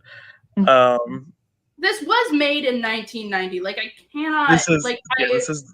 And I think the problem that I have with it is that people treat it as so like they're like, this is the rule and we have to conform anything we're talking about to fit the rule. Like if it hits these certain levels of what the criteria are, it is therefore bad. And I'm like, I wish we could just talk about whatever you want to talk about without being like, well, that's an example of this trope and this trope is bad, therefore this is bad. And it's just like, well, we can have more nuance than that, you know? So the thing I want to point out is this is a very Web 1.0 looking site. And I feel like this is very much like, again, because this is the thing that's described is a real thing and it's worth talking about. I do think some of this list is purposefully bullshitted to make the list longer, to make it to like further exemplify it. And I think that's fine to do to get a conversation going. And now us several decades down the line, it's fine for us to deconstruct it. But I feel like also the same thing that Daystar is describing about like the women in refrigerators things, it's the same thing of people using the Bechdel test as like the Bechdel-Wallace test, yeah. There's like a lot of things that kind of get taken out of their original context, and it's kind of like, well, guys, come on. We can think a little deeper than this. I know we got it in us. I should have put the Bechdel test on the discourse. Do you want to talk about it now? You can sneak it in. We could pretend that it was there. Before we do, I do want to point out the top of this list says not every woman in comics has been killed, raped, depowered, crippled, Gail, turned evil, maimed, tortured, contacted a disease, or had other life-derailing tragedies before her. And I think that's untrue. I think every main character in comics has experienced this at some point. Yeah. Like, I don't know. Like, this is ground zero. Like, I can't be like, oh, there's a new definition of fridging that's more useful, and you didn't anticipate that. Like I'm glad that this term exists now because I think it's useful to describe an actual problem. But I think when we look at the actual list, it's kind of like, well, Where's the part where she said? I think there. I remember there being a part where she said that it was a joke. too. That like the term, the fact that it is called fridging is a joke. Let's see if we go to. I mean, because the concept is very funny that it's like one person did something super over the top once, and it's like this is what it's called forever now. I think it's like a fair thing to call it. Like it's called woman in refrigerator because they literally put a woman in a refrigerator, and like this does kind of suck that they put a woman in a refrigerator. Yeah. Yeah, I don't want to talk about Green Lantern anymore. Let's talk about. Do you guys want? Bechdel Wallace test. I found. I'm surrounded by millipedes right now. What? Eat them. 1, 2, 3, 4, 5, 6, 7, 8, 9, 10, 11. Eat them. Can we pull up the fridging page real fast? Like the page. I'm not saying anything. You can say because I do want to say something though. This is an insane page. This is me when I find out Sheldon ate the last pudding. Like,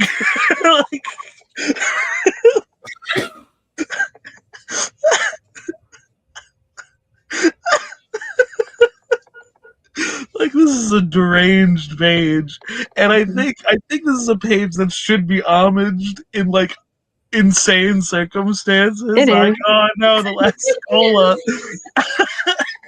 It is all the time. Anyway, we're gonna Like talk. if my ass was writing something like Savage Dragon, I would be throwing in this every other week. Someone looking into a cabinet and seeing something that doesn't matter and making that face. I don't find the whole comic. Why is this so hard? Is it in the book? I got the book. It probably is in the book. If I go to Alison Bechdel's website, I'm sure I can find it. Yeah, it's gonna be on there. Shout out to Alison Bechtel. Better website than this one. The other one that we were just on. Where's your website? I also think it's funny the fact that the reason that Tom King is now like the feminist in comic writing circles is because he was once in a room with a bunch of writers for some TV show, and he said, well, you can't do that. That's fridging. And they all went, what's that? And then he explained fridging to them, and now they all think that he is like the expert in feminist writing. I swear to fucking God. Anyway, we're talking about the Bechdel-Wallace test now. I've talked about this several times. Like I definitely read this comic more as, oh, that's like a very like kind of nuanced point about something. Like, yeah, we should think about this a little bit, and not it be used as a rule for the quality of films. I mean, like it's very much like the joke is it's a personal rule, and like because it's in Dykes to Watch Out For, a lot of the humor of that comic comes from how frustrating it is to be in lesbian spaces, because like in the time, like at the time, they were very political and militant and strict, and it's just like, guys, I want to watch a movie. Like that's the joke of most Dykes to Watch Out For, especially for Alison Bechdel's self-insert. It's like, you're a neurotic little freak. We're gonna go have fun, okay? It's fine. We can have fun. See, I always took it. I always was on her side. I'm like, yeah, most of these fucking suck and are boring. You're right, girl. Okay. Like, on her side, like I do think like the way the movie posters are drawn, it is very much like, yeah, obviously a lesbian doesn't find this appealing. Mm-hmm. Yeah. Should watch Pluribus. Godzilla is a really. I do want to see that movie though. You should watch Pluribus. It's about being the last lesbian on Earth. Okay, I've got an Am I the Asshole? I think it would be interesting to read. Am I the asshole? I reside between two cheeks. Wait, Ayaan, what do you think about lesbians watching movies? I think that's cool. Anyway, am I the asshole for Well, they don't do it, Ayaan. They don't do it. Lesbians don't watch movies. They have a rule. Yeah, there's a rule about it. That's sad, I guess. Anyway, No, I think am there's at least some lesbians who make a podcast about it. all right, you do what you want anyway. I just said I don't care what you dykes do. Wow, Ayaan, I can't believe you said that. That's crazy. Whoa, Crazy thing to say. I've put up with the Crazy behavior. words. Ayaan is the minority. no. Ayaan and Squid are the minorities here because it's all lesbians right now. Yeah. It Okay, is mostly so lesbian. it's this. Well, no, Sheldon. Squid, do you want to be a lesbian for the night? We can bully Ayaan. Well, Sheldon is also Right after the marriage is insane. It's only gonna be a he him. Okay, so am I the asshole for wanting to No, sell my this is the dynamics we do. And like most of us are just gay, and then Ayaan is straight in quotation marks. It's not quotation marks. You guys put the quotation marks. I didn't. Okay, so am I the asshole for wanting to sell my dead husband's comic books, even though my Yes. kids want them? All Yeah. right. I mean, if you don't want them, give them to me. The kids want them. The kids want them. Yeah, sell them to a comic book shop because Here's they'll the take- thing. I can guarantee you she doesn't have anything worth shit anyway. All Like, they right. only matter to the kids because they were their dad's comic books. What up, All right. Nemesis's message?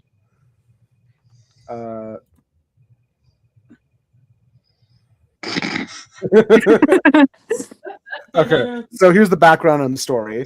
Like, My husband passed away in 2014 at the age of 46 from ALS and frontal temporal degeneration. Before we knew he was sick, I left him because he changed into someone that didn't speak to me, touch me, or interact with me. I tried for 2 years to fix things, in quotation marks, but they just got worse. I was in the lab trying to fix his ALS. I was conducting spells in my wizard tower. I have a lot of guilt about this, but again, I didn't know. We never got divorced, and we still saw each other every other day because kids and parenting. I honestly thought he was just terribly depressed and just wouldn't get the help he needed. That obviously wasn't the case. Anyway, the circumstances, he came back home within a year and discovered he was sick. Very, very sick. And I cared for him until he passed. While he was sick, it was difficult to get any help at all from his family, and I eventually quit my 9-to-5 job to care for him. His family didn't really help me with anything, and were in the hills of denial for almost the whole time. So much so that while I was caring for him in the way the doctors told me to, and sharing info of what was happening with the doctors, they were accusing me of lying and not caring for him well at all. Husband would tell them that I was his advocate and that I was doing a great job making sure that he got the care he needed. All that to say, his family wasn't a fan of me, and as his health declined, so did their opinion of me. Fast forward to now. My in-laws both passed during COVID, and my brother-in-law, husband's brother, 50 male, was clearing out the dad's condo, and in the storage area found a bunch of stuff that husband had stored there, including thousands of comic books from the 70s, 80s, and 90s. Husband didn't have much, okay? Anything really, and he even downgraded his life insurance the last year of his life to save money. It was a side effect of his brain not working. He was super focused on money, but in weird ways. So while we did get some life insurance, we didn't get much. And while we did get his Social Security, that also wasn't much. Brother-in-law gave everything of husbands he found directly to our kids, 19 female and 21 male, bypassing me completely. Here's where I might be the asshole. I don't believe brother-in-law had any right to give those things to the kids. They were husbands, which makes them mine. Of course, if things had gone how they should have, I would have let the kids pick out their favorites, but we don't have a lot, and selling these old and well cared for comics would be a huge help to me and to the household. But he did give them well cared for and was stored in the basement by themselves with like nothing. Like they were not well cared for. So I do. Comics from the 70s, 80s, and 90s those are going to be worth $100 collectively. I'm Yeah, sorry. so she said, but he did give them to the kids. So any talk of selling them, the kids are saying they aren't mine to sell. Am I the asshole for thinking the comics are mine? And if that I want to sell them, I should be able to sell them. No, here's the first thing I want to say. Very first thing I want to say. Whenever one of these stories happens, and it's like all 100 different people think I'm an asshole, but they just don't understand the situation. Chances are they're an asshole. Chances are they aren't doing shit. Mhm. Like just from like perspective, like it also strikes me that like she's like, oh, just she only talks about like her like in-laws opinions about it, about like what they're trying to do, but like never talks about what her kids' opinions on what the treatment of the dad was. Like that part is completely bypassed. The kids portion of this is completely absent from like the father's story, because like what if, I don't know, she did leave him in the middle of it. Yeah, that's suspicious. What if like her version of taking care of things was telling the kids to do it? Yeah. Yeah. And I feel like she thinks that she's thinking, if she thinks that she's looking at like thousands of dollars worth of comic books, she's wrong. She's wrong. And I know like, you might have some Daffy Ducks in there, so yeah, like you might have a couple keys in there that might be worth something. And like I would say it would be worth going through it and seeing if you have anything that's actually valuable, but you probably don't. Like most of it's not gonna be worth much. And it's like just let them have the comics, girl. It's not. This is a woman who clearly didn't do super great while he was like going through the illness. And it makes sense that the children maybe have some resentment towards her. No, you know who this fucking reminds me of? It fucking reminds me of my bitch ass Aunt Cindy. Okay, so my Aunt Cindy got my grandpa's comic book collection. He gave it to her when she was a kid. My grandpa's still alive. He didn't know what the fuck he had. Okay, and it wasn't anything good. Okay, but so we found the comic book collection again, and I was like, hey, I'm really into comic books. I'm willing to go through them all, sell off the really expensive ones, maybe keep like one or two for myself personally because it's series I enjoy or things I find interesting. Because there was like a what if the Marvel like executives were like the Fantastic Four. That book is worth nothing. Yeah. I just like it because it's fun. Like I was being very fair. I was like, I'll help you sell these. Okay. This bitch ass was so concerned about me even getting a cent that she could not have that those comic books are now rotting in her fucking moldy ass house. And I am still pissed to it to this day. And this is why I upstage her daughter and call her a bitch. Also because her daughter's homophobic, but that's a separate point. Yeah. Okay. Can we put on Nemesis's message real fast?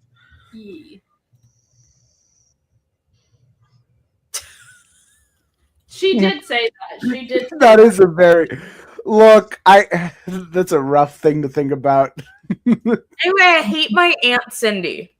Fuck Aunt Cindy. So the verdict. Cindy. Fuck her bitch ass daughter Grace, who's a white supremacist now. Like, I mean, okay, mind you, the most successful part of our family is the one born from immigrants, my side of the family. Okay? Like, we are multiple generations deep of the true American dream. Why the fuck does my white ass cousin who's adopted into this family come in and start spewing shit about immigrants? Like most of the family isn't like just aren't white. Yeah. It's also the family who's hosting and who's paying for all of this. Biting the hand that feeds you there. It's a good idea. Yeah. The verdict was asshole. She made an edit. Clearly, I was wrong to sell the comics. I will not be pushing the issue, and they can do with them what they want. Did she sell them? No, she didn't sell them. She let the kids have them. I tried to paint a clear picture in my post in the comments. I'm not sure if I did that or not, but I did try. Thanks, everyone. She sounds kind of I don't like her tone in the response. I was more how was I reading it, but I wasn't putting it. I was trying to paint a clear picture, but thanks everyone. Like, fuck Yeah. you. Yeah, Stack did say it more bitchy than you did. Mhm. Anyway, I fucking hate my cousin. We know. I hope he rots in hell. Ash. Just like I remember one of the guys at one of the stores died, and he had a big comic book collection. I was like, my mom was asking me all these questions about like, well, how do you even navigate that? Because I don't think his kids necessarily care about any of the stuff, but it's like he had like decades, like he bought comics every week for 50 years. There might So be he's got something. a lot of comics though. So I'm like, yeah, he probably has stuff that's valuable. And you can go through it. You can try to like do eBay, but it would be a lot of work. You could try to sell them in bulk to comic book stores. They might give you like something for a big box. They might be like, okay, I'll give you $50 and Yeah, like that's kind of the thing. Yeah. Like when you have bulk comics, you either have to do the like labor and time intensive thing of going through, checking, finding the things that are valuable, and then like you have to like either go to a comic shop and convince them to buy it at an expensive price, or you have to sell it on eBay, or you can just take the big box and be like, here it is, and they'll be like, we'll give you $50 from it. Yeah, I will say I know And my then they do the local labor. Yeah, I know I my mean, but isn't that local like the comic whole shop. thing? It's like if you want to make money, you have to work for it. Isn't that like the whole thing? Yeah, I will say like I know my local comic book shop, they will go through the box, and if there's anything of value, they will add that to the price of buying it overall. Like Yeah. they usually try and be a little bit fair about it because they're like, we understand, like, you know, we'll do the work for you and then we'll pay you the approximate cost. I know like the guy at my shop, like he does not have room for stuff. So he'll like people come in and be like, oh, I want to sell this short box full of comics. He's like, I give you $20, but I really don't need like he'll like go through them. He's like, yeah, this is all like 90s stuff. Like I'm not gonna even be able to sell these really. Like it's just dead yeah, stuff. see, my local comic book shop actually has like an entire like backroom warehouse that I've been in. Because they'll do like mass sales over there, and like sometimes you'll find like a gem in that like area, but like 80% of the time I'm going in there, I'm grabbing a bunch of comics from the 90s for like 50 cents, and I come out with like a stack this big, and there's people like 20, like 30 years older than me who come out with like nothing. Okay, Yeah. let's see if Very this funny one works. experience. This story works for you guys. Am I the asshole for asking like talk about Street Fighter? I want to hear about the Street Fighter movie that we watched. I want to hear the thoughts. Okay, well, Street pussy Fighter. titties.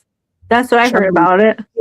Yeah, Daystar wasn't there unfortunately, but I think you would have liked it. Honestly, it was a good time. When did this happen? Monday. 2 days ago, I think. Oh, time has lost all meaning now that Ash is done with finals. Are you done with finals? Yeah, I'm done with finals. Congratulations. I'm not. I still need to read my. I still need to write that fucking research paper I gotta do. What's your research paper on? I'm going to write an 8-page essay about the WGA and SAG strikes of 2023. Oh shit! I have to turn in my grade reports. Do that. We can. Okay. I have to do that Let's talk tomorrow. about Street Fighter. Let's talk about Street Fighter, guys. I thought it was really fantastic. The fight animation. Oh man, they don't make anime like this anymore. I bought Stack of Roses and they look Oh, very pull up Chun-Li's titties or whatever that was. Y'all showed me. No, We're not doing that on titties. stream. Let's talk about the Street Fighter trailer that just happened. Oh god, I don't want to do that either. I appreciated though every time we taught like they went into Ken and Ryu's relationship, it was always like Stack going, "Oh my god, this is the gayest thing I've ever seen." It was so gay. But like, what the special little headband he wears? Oh, his boyfriend gave it to him. Oh my god. Crazy. Like they literally ditch his like Ken has a fiance and they like ditch her at every moment to be like, but this guy's more important to him, and it's like kind of like I'm like that's sexist, of course, but also it's very gay. It's very gay. I do think it's like the part where like Ken proposes to his fiance, like he's very like matter of fact, but he's like, well, let's get married. But the song in the background is that song "Them Bones," and the whole part that it's the lyric that keeps getting highlighted as like Ken is having this very like distracted interaction. It's the "I feel so alone," like, and then the song fades out as he starts thinking about Ryu. That'd be Like me. this, like the song fades out as he starts thinking about Ryu, and like he gets so lost in his fantasy, he almost runs directly into a semi truck. That's And pretty gay. friends with the other one fucking kicking a semi truck. The parallels. The truck parallels. The truck parallels. Two trucks. I can't put that on stream probably. Can we watch Heated Rivalries on stream? Probably not. No. When I first watched this movie, because I didn't know too much about Street Fighter, like in general, I did not expect Guile to become one of my favorite characters. But this movie sure like sells him as like, oh, this is actually a really good character, actually. Yeah. Like I like it was like considering the fact that it's a huge ensemble movie, like every single character in there had like a beat at least to shine. Like everyone was like really interesting, even if they only had like a minute of screen time. I was like, that's really neat. It's just it was a really tightly well-made movie. Like just like it was really good, man. And it's a fucking Street Fighter movie. We've had some really shitty ones of those. Like my whole thing is that like I'm always like a gameplay over mechanics person, so like I've never gotten into Street Fighter because no one ever like I see the character designs and I'm like there are really good unique ones, but no one like talks about like their characters and stuff. But after watching this movie, I am picking up the Street Fighter games because I am so emotionally invested in these characters. Can we address the elephants in the room? Well, we're Address in me. India. There's 5 of them. I'm counting 2. Like Ayaan, move.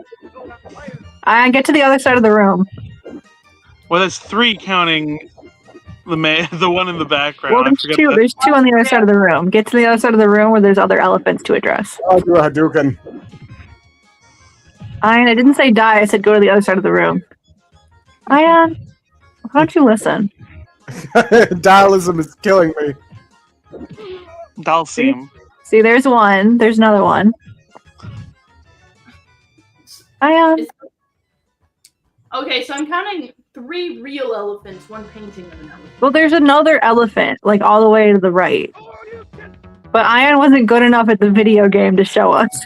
I'm bad at video games. Confirmed. No, Video games. like because the whole thing is like there were these characters, but like I've never like understood like their interlocking dynamics. But then like them showing like oh Chun-Li and Guile are really close and showing their dynamics, I was like, oh, this is really good.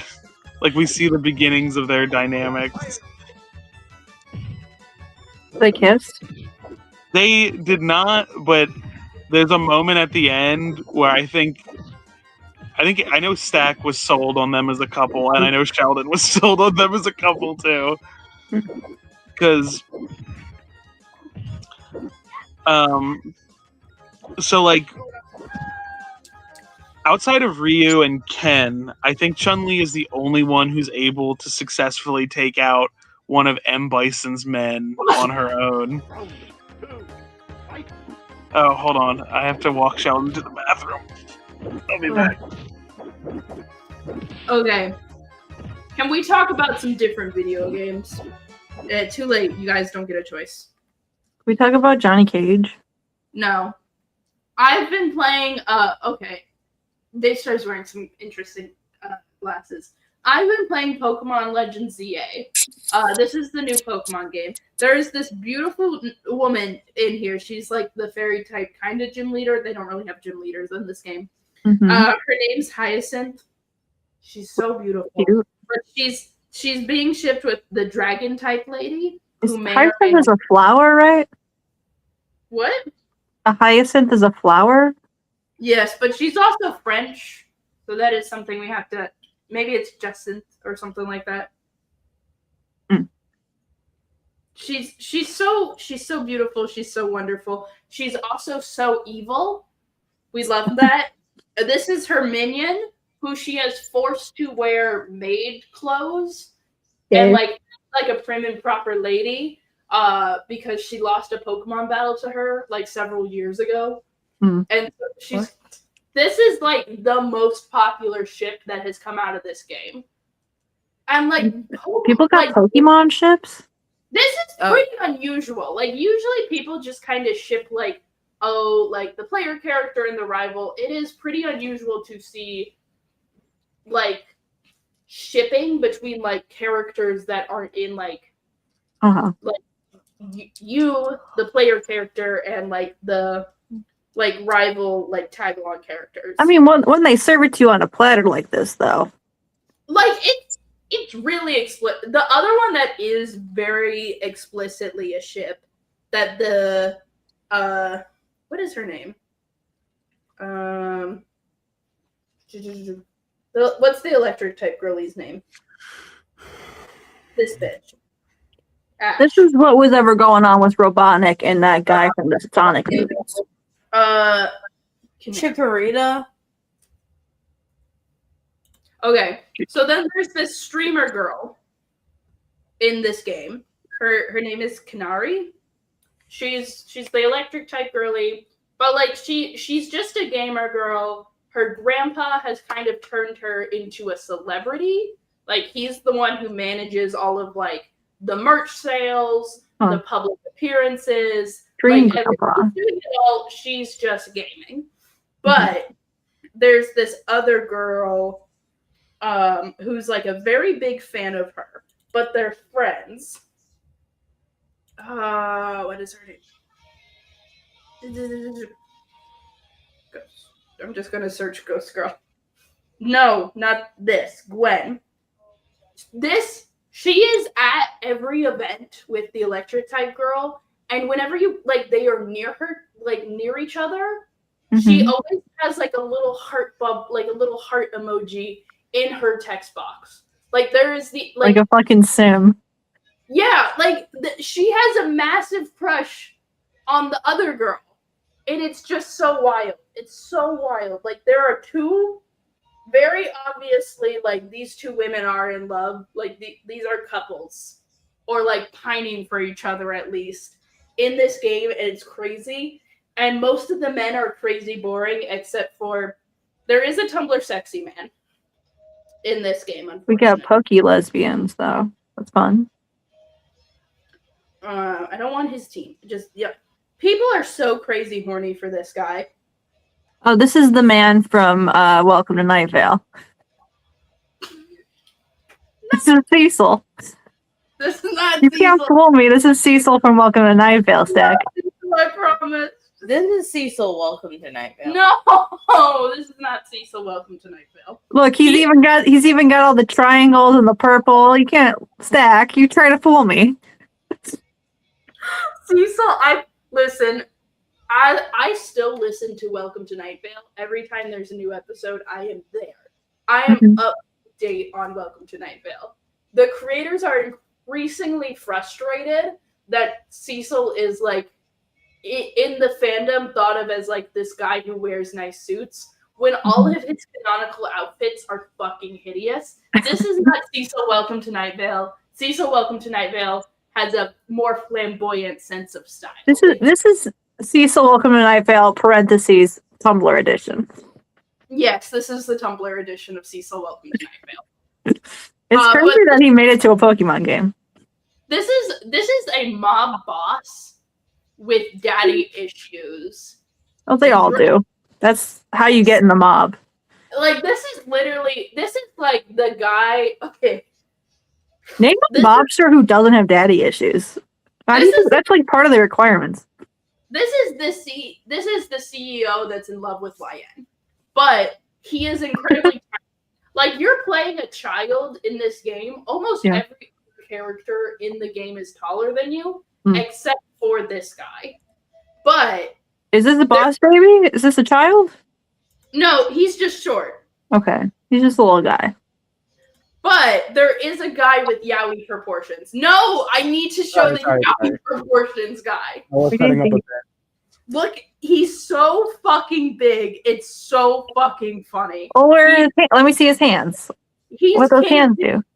He's kingpin wide. I feel like his hands are too proportional to be yaoi proportioned. He's so big. Is he trying to bone the CEO, the boss baby? Yeah, like they're not in love. There's not as much implication. They do make a point that like he's much younger than this one, but it's like this is the dynamic is like he has a baby Bjorn on his chest, and the other guy goes inside the baby Bjorn. That's the vibe. And it's so he is a boss baby.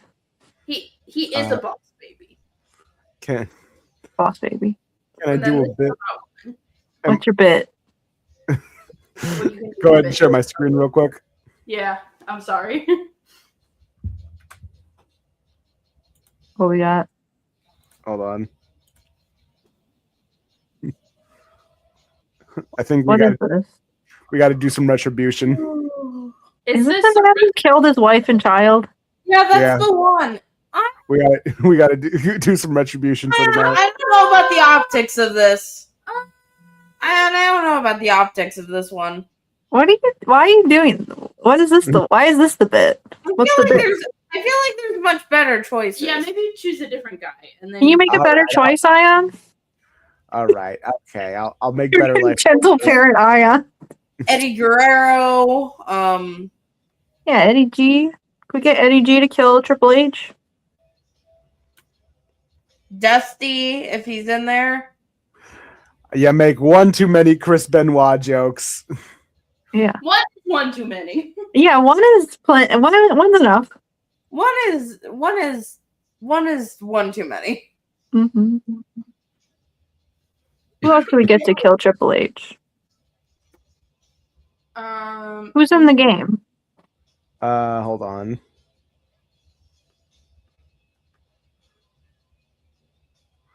Let's see. Is China in the game? I feel like it should be China. No, this is 2007. She's long gone. Damn.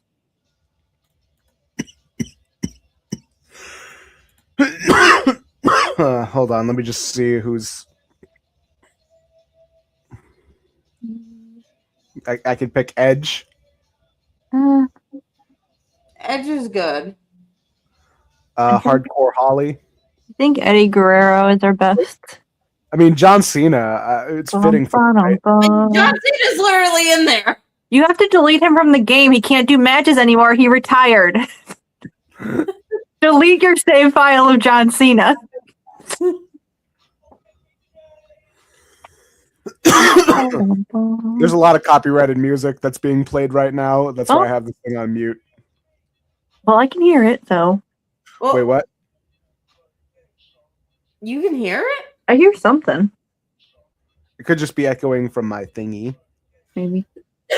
It's echoing, but it's not enough to understand.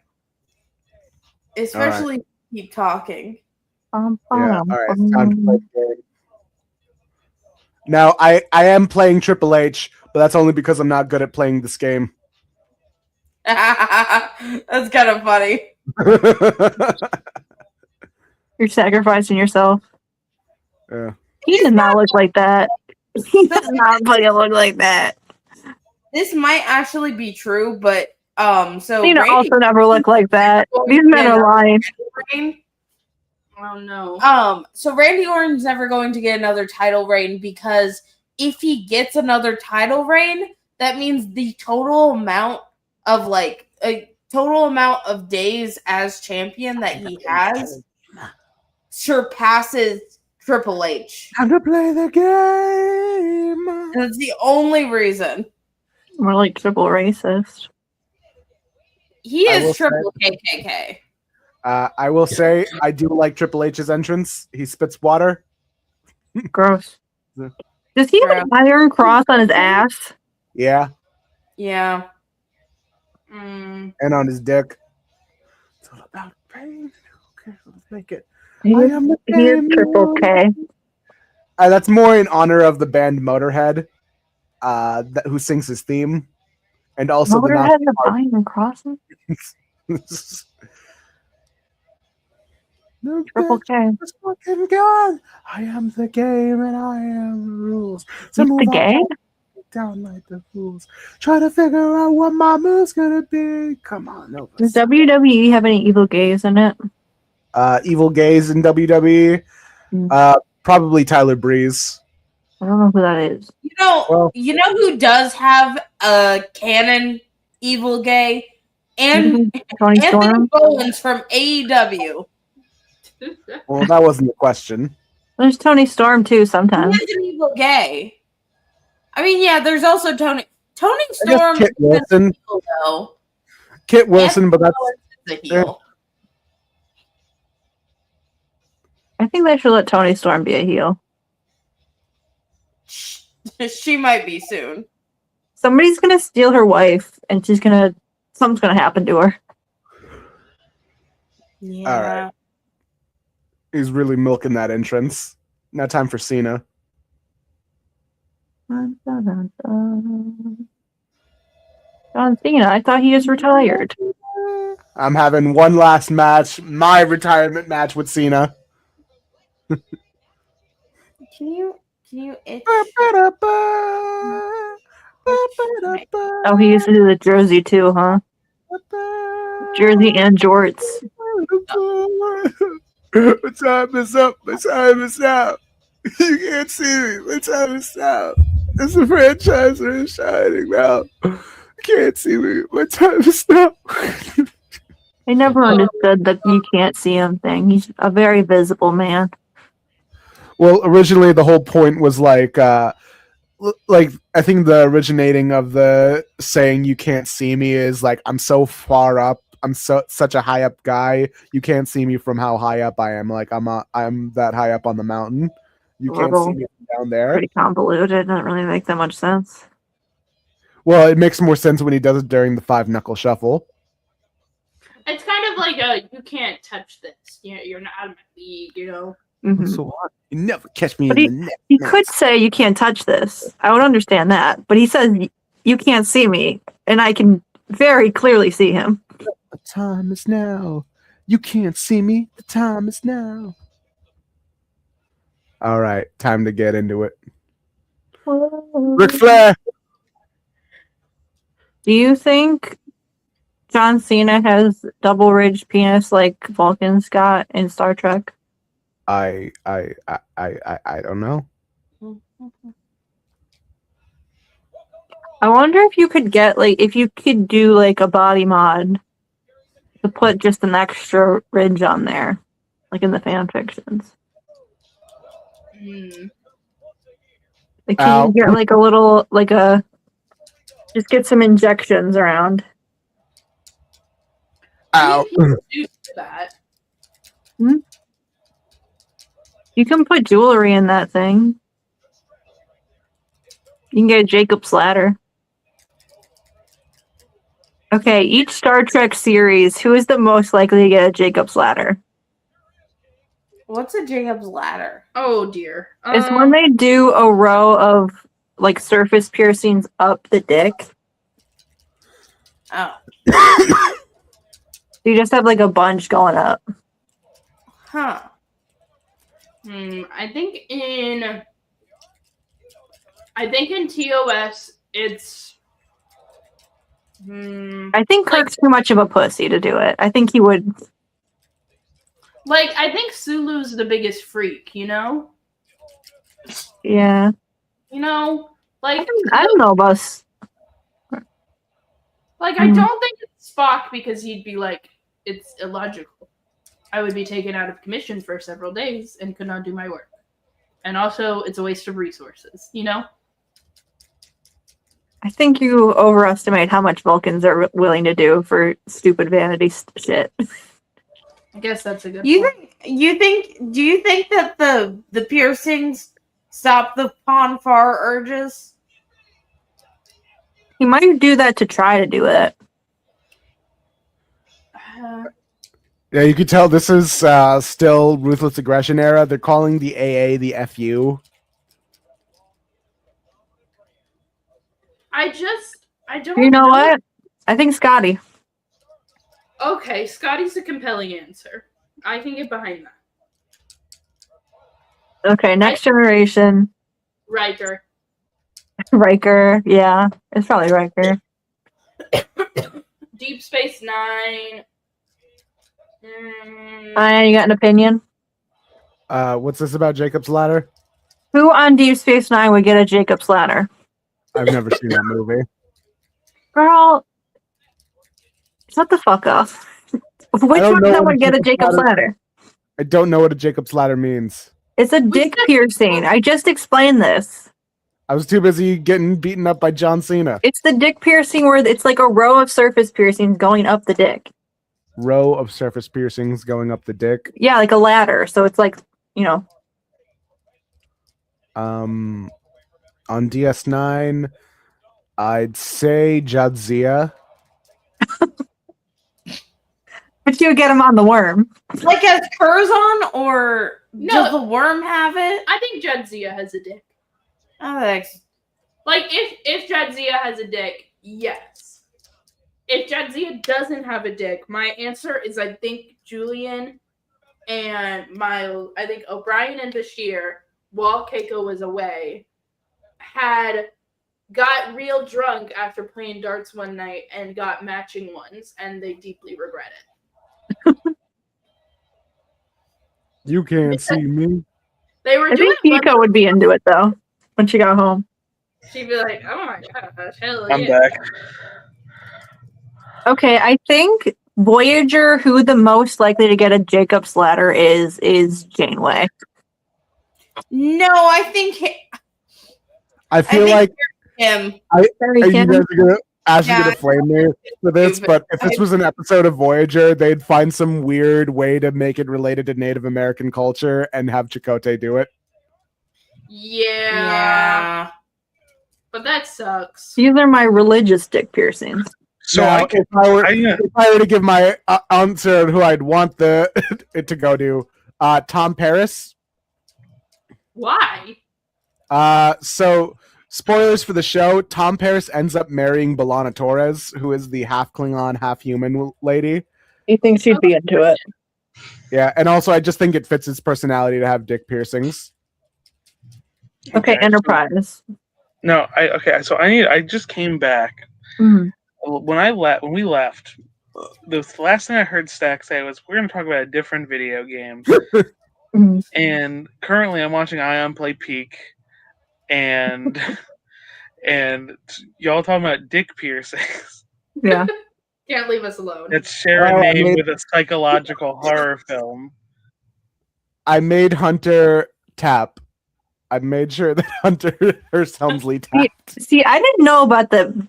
I had also brought up the horror film. I did not know about that being a thing. I know so Jacob's Ladder, the cat's cradle thing, and the dick piercing. That's what I know. Ba-ba-da-ba. I can't believe it, John. You Also made Bible. Triple H tap. The new video game I was talking about after you left, Squid, was in fact the crazy shipping that's going on in the Pokemon community right now. In the Pokemon community? Yeah, Pokemon not community. the furry side of it.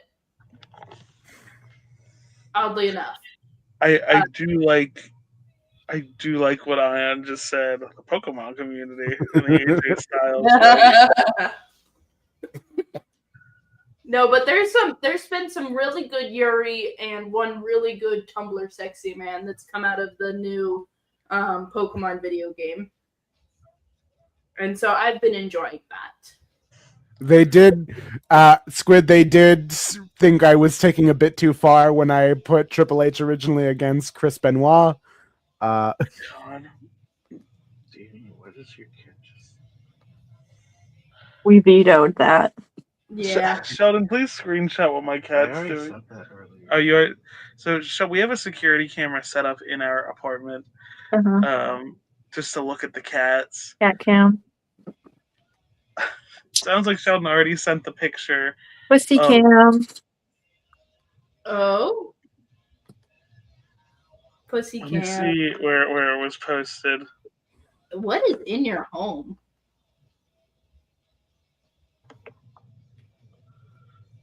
Fascinating. I'm sorry, I got distracted. Oh, a creature. It was earlier an image. It was Did they- earlier an image share. It was Did they sent. flip the Yeti? This Bumble. Yeah. The cats flipped the Yeti? No. That thing was terrifying. I didn't know what that was. Explain the. So a thing I did once when Sheldon was out of town, because Sheldon would take care of his dad's dogs. He had the security camera plugged in to just both check to make sure I'm eating, because I will not sometimes, and also just look at the animals. So what I started doing every morning, I took out the Yeti Christmas decoration, and every day I would move it somewhere else on the camera. Yeah. Told his mom about it, so now his mom does it too. Whenever she comes over, she'll move the Yeti somewhere else. Oh, I thought you meant that she had access to your apartment cam, and I'm like, wow, y'all are close, huh?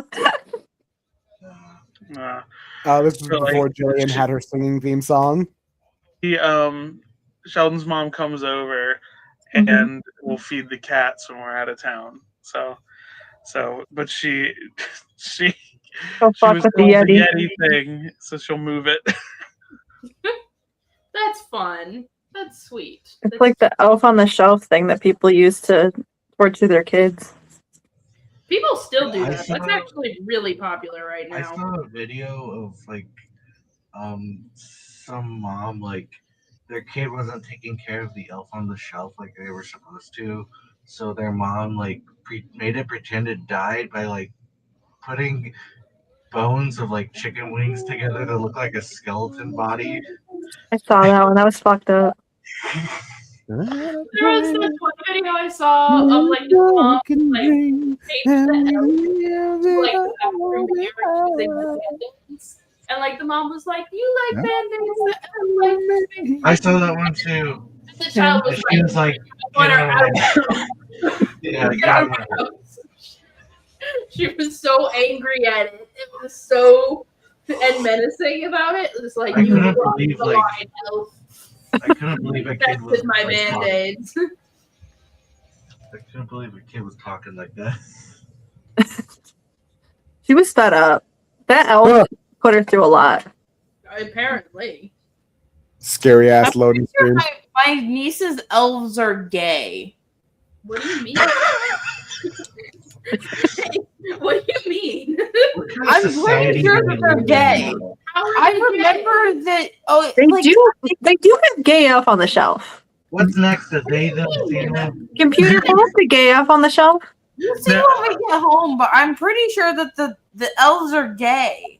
Now I have a question. Because they have two of them. One of them is blonde, and the other one kind of looks like me. And I think that they think that it's us. I'm gonna Google and gay that elf they're on the lesbians. I have an important thing to ask. In elf culture, do you think it's more taboo to be gay or be a dentist? Dentist. Dentist, yeah. Why weren't you an elf practice? I do like that Okay, movie. I a whole lot. Googled gay elf on the shelf. I'm gonna find it. I'll pull them. I really like the first image. I'm not gay. $20 is $20. Oh my! No, wait.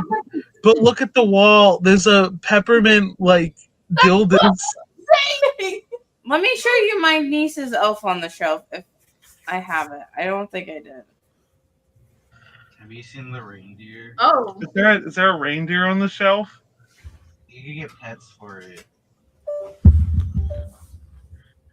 There's different kinds of pets you can get for your pet. there is a Cute, actually. Okay, I found the gay elf on the shelf that I saw at the store one time. I put it in image share. Okay. Oh my god. This is the girly poppiest elf I've ever seen. There's a gay elf on the shelf. Hold on, let me share with the class. She's from the movie. There's like an Elf on the Shelf movie that kind of is like where the lore comes from. The elf on the cinematic universe? So why is she the boy one? There's like a boy one and a girl one, and they both have different outfits. This is the boy elf. She's got the boy hair. Elf on the Shelf. You telling me this is a girl? It is a girl. She just has her. There's the movie. Okay. Please put what Sheldon just put on screen. Okay. Oh. Skeletor. Skeletor's part is so funny. I don't think Skeletor's is that big. He-Man? I like how big He-Man's is in proportion to his size. Like his dick is bigger than his bicep. That's canon. Elf on the Shelf is so skinny. I think it was so funny when He's also uncircumcised. That's canon too. when I was like, oh, the Netflix He-Man show, and then like Daystar watched, and Daystar was like, it was so good, I cried. And it like came up because you're like, She-Ra's great for the kids. I'm like, what do you think of the new He-Man show?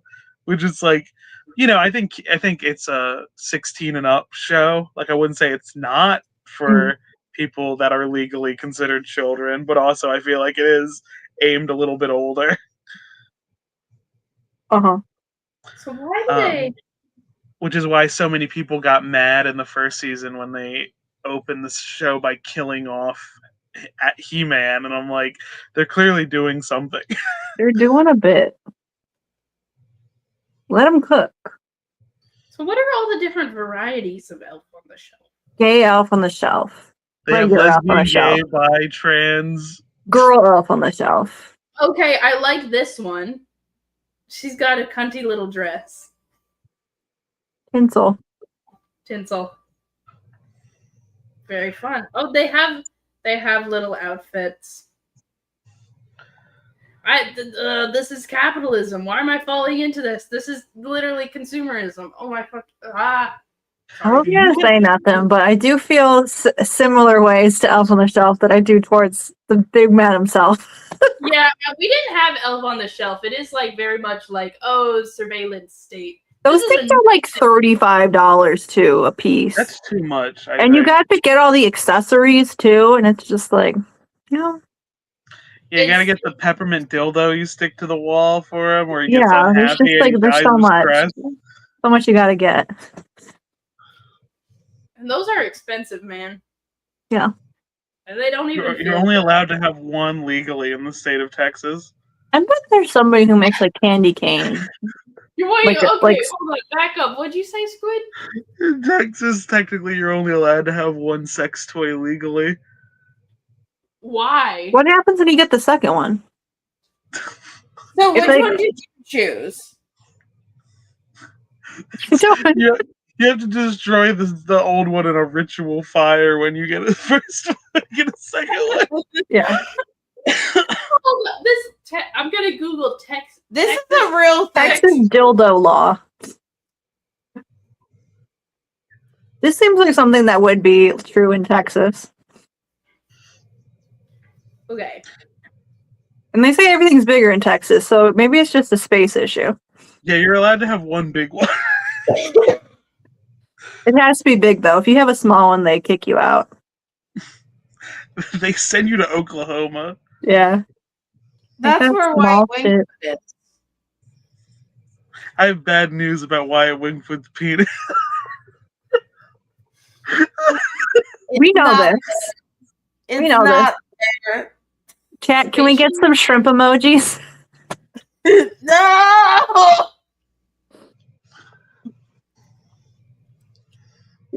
How dare you bully a trans man? I'm not bullying. I'm just saying the truth. You can have a little I'm penis. That's allergic to fine. those. How many rungs do you think he can get on his Jacob's ladder? 4 or 5? One. The One. step ladder. The Jacob step ladder. The ladder who stepped up. I'm getting so disturbed. This is why a wingfoot stick. That can kill me. Good thing. It's shrimp. Well, you better not have sex with Wyatt Wingfoot. I don't like penis. We know. We know it's okay. Okay. It's legal now. It's legal to not like penis. Yeah. For now. I know. No.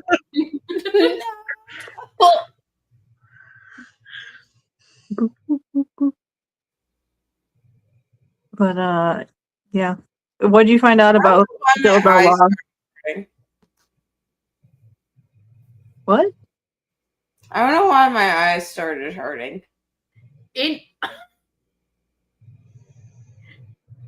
Did you- Burleson in 2004, Joanne Webb faced up to 1 year in prison for selling a vibrator to undercover policemen.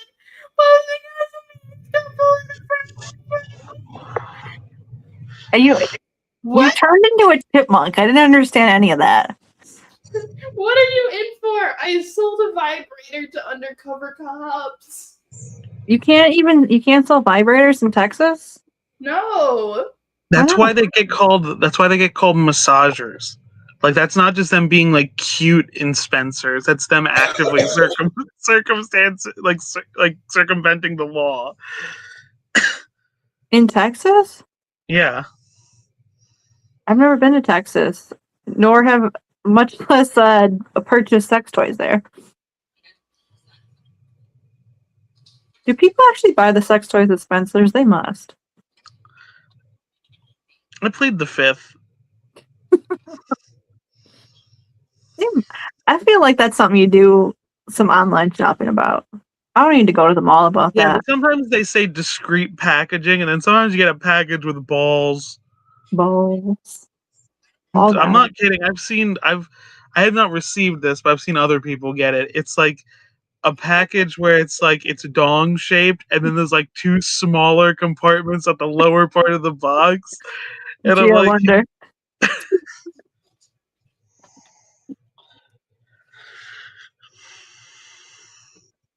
I'm asleep.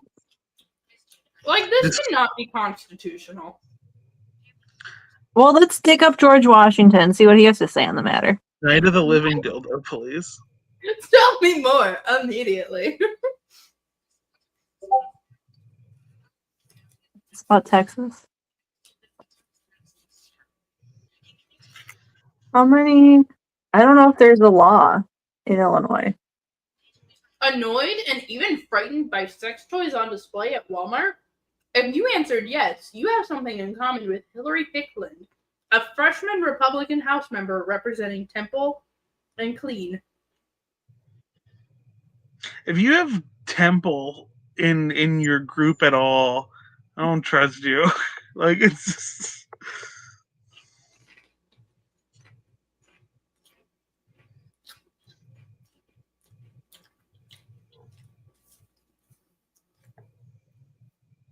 Sexually orientated businesses, as Texas defines them, are not your Walmarts or your cute, kinky clothing-based boutiques like Forbidden Fruit or Package Austin.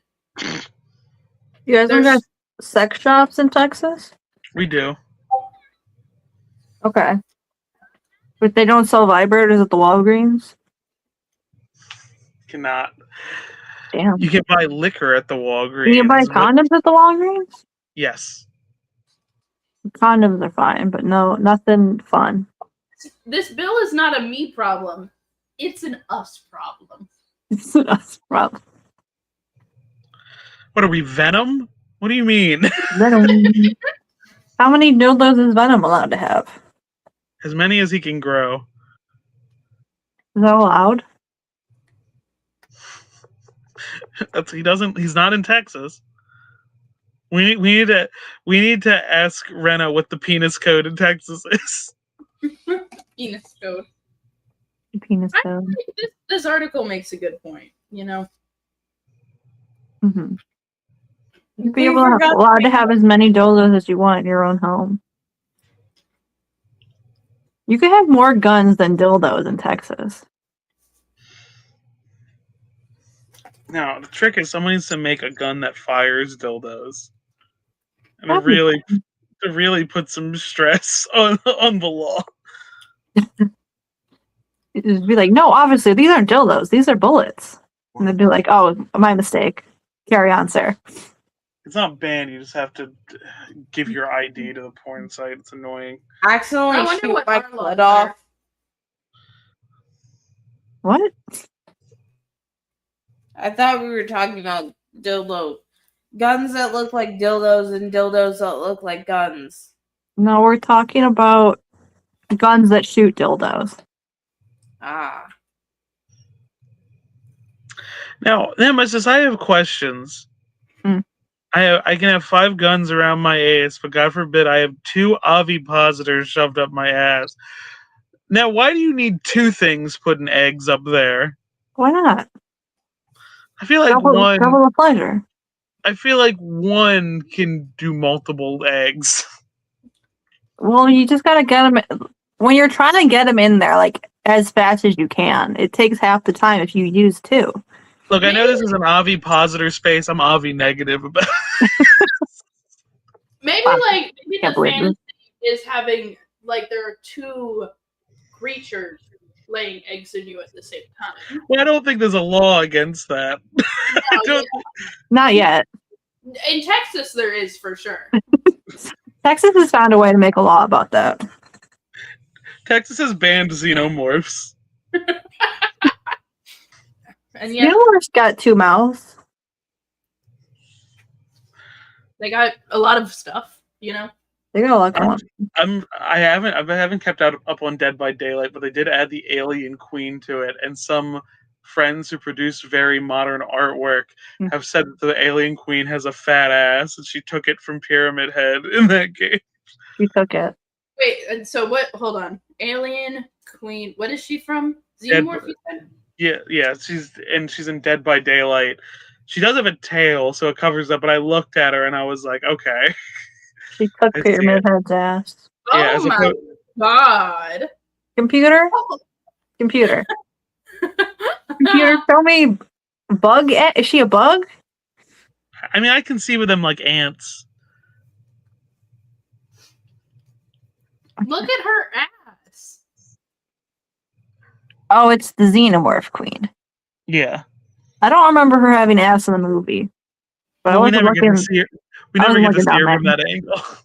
No, look at the comparison. This is the Dead by Daylight. This is movie accurate, I guess. I mean, so pretty much every person who plays Dead by Daylight is like a monster fucker of some form. Aren't we all a monster fucker of some form? Can we pull up what Konami demanded they do to Pyramid Head though? Dead by Daylight Pyramid Head ass. They dissolved his BBL. They didn't just do that. They made his ass concave. Yeah. Yeah. You have to add ass to it, or you will not find it. Yeah. Oh, the first yeah. result. They took it. They took it from him. Mm-hmm. Now, the Disney company apparently does not care that they gave the Xenomorph Queen a fat ass, as opposed to Konami, who demanded they make Pyramid Head's ass concave. Pyramid Head. If you guys had to fuck any monster and no bitch ass answers, okay? Godzilla. Okay. How are you fucking Godzilla? I just get in there. I just climb in there. Just get in there. Just climb in there. Just climb in there. Okay, so Godzilla is normal size and you are normal size. Oh. No, Godzilla is his normal size. Am I Godzilla size? No, you're a U size. Okay, then I climb in there. Climb in there. Just get in there. Does Godzilla? I climb in there. In what? Yeah. Oh no. All right, Daystar, what's your answer? Squid, what's your answer? Well, Daystar's thinking. So, I have to think about it, but I do want to say, like, Pyramid Head as a concept for Monster Folk has always made me a little uncomfortable about the idea. Why I've never been completely sold, because he does represent James's sexual frustration, and there is a scene where he's clearly like violently fucking a mannequin in that game too. Well, some people are into that. My hot take is I don't know anything about Pyramid Head. Yeah. My opinion has now changed, but before I knew this information, my opinion was anyone who said Pyramid Head, that's a pussy answer. Because other than the Pyramid Head, this is like a very built dude. He's just a guy with a weird hat. Now, it is, Sheldon has reminded me that it is kind of important for me to mention that the mannequin is sentient, and it was not 100% consensual with the mannequin. Mm-hmm. It's clearly fighting against him, but love that. Yeah. Then this is worse than a hear me out. But it's out. But it's like at the same time he's lost a whole lot of his context, because he only means something in the context of James's story, but he kind of just became like the avatar of Silent Hill, the town, after that. So like he loses his original context, but in the context of the first game he appears in, which is Silent Hill 2, it's like not really a sexy character. I mean, somebody's into everything. Someone is into everything. Who am I to judge? I mean, like, Sheldon said, "Who am I to judge?" Like when you said, "Who am I to judge?" Sheldon said, "Me." like he's allowed to judge. I mean, like, I'm judging people's hear me outs. You're either going freaky in the wrong direction, or you're not getting freaky enough with it. You know. I think of a monster that I would fuck. Cause like, does vampire count, or is that a pussy answer? That's a pussy answer. That's just a human person. Cause like that's the thing. Cause I keep thinking of ones where it's like that's one, but I'm like, is it real? But it's like the ones that like pop in my head are like, oh, like the Yautja, which are human shaped, but what if like I let them eat me, like my blood? Okay, then you're every teenage girl in 2008. Like, what do you want? Like I feel like Yautja is a pussy answer, despite how do their you spell face. that? Yautja. UT. Okay. Monster. These? No, that's not a pussy answer. Their face is weird enough. I think they're kind of spider shaped in the face. I know they got a cloaca canonically. Yeah. Look up Yautja Big Mama. She's one of my favorites. Yautja. Can I do a Medusa? She was. That count? It was comics canon for a long time that the female Yautja were bigger than the male ones, and now it's just like, no, they can all be different shapes and sizes. The gender doesn't really have anything to do with their size. Ooh. And we still get big women, but like it's also like it doesn't really affect. You can get big men, you can get big women, it doesn't matter. Sometimes you get like I think all women should be big forever. All men should be small, as God intended. I mean, like, what about Sully from Monsters Inc? Sully from Monsters Inc. is not a pussy answer.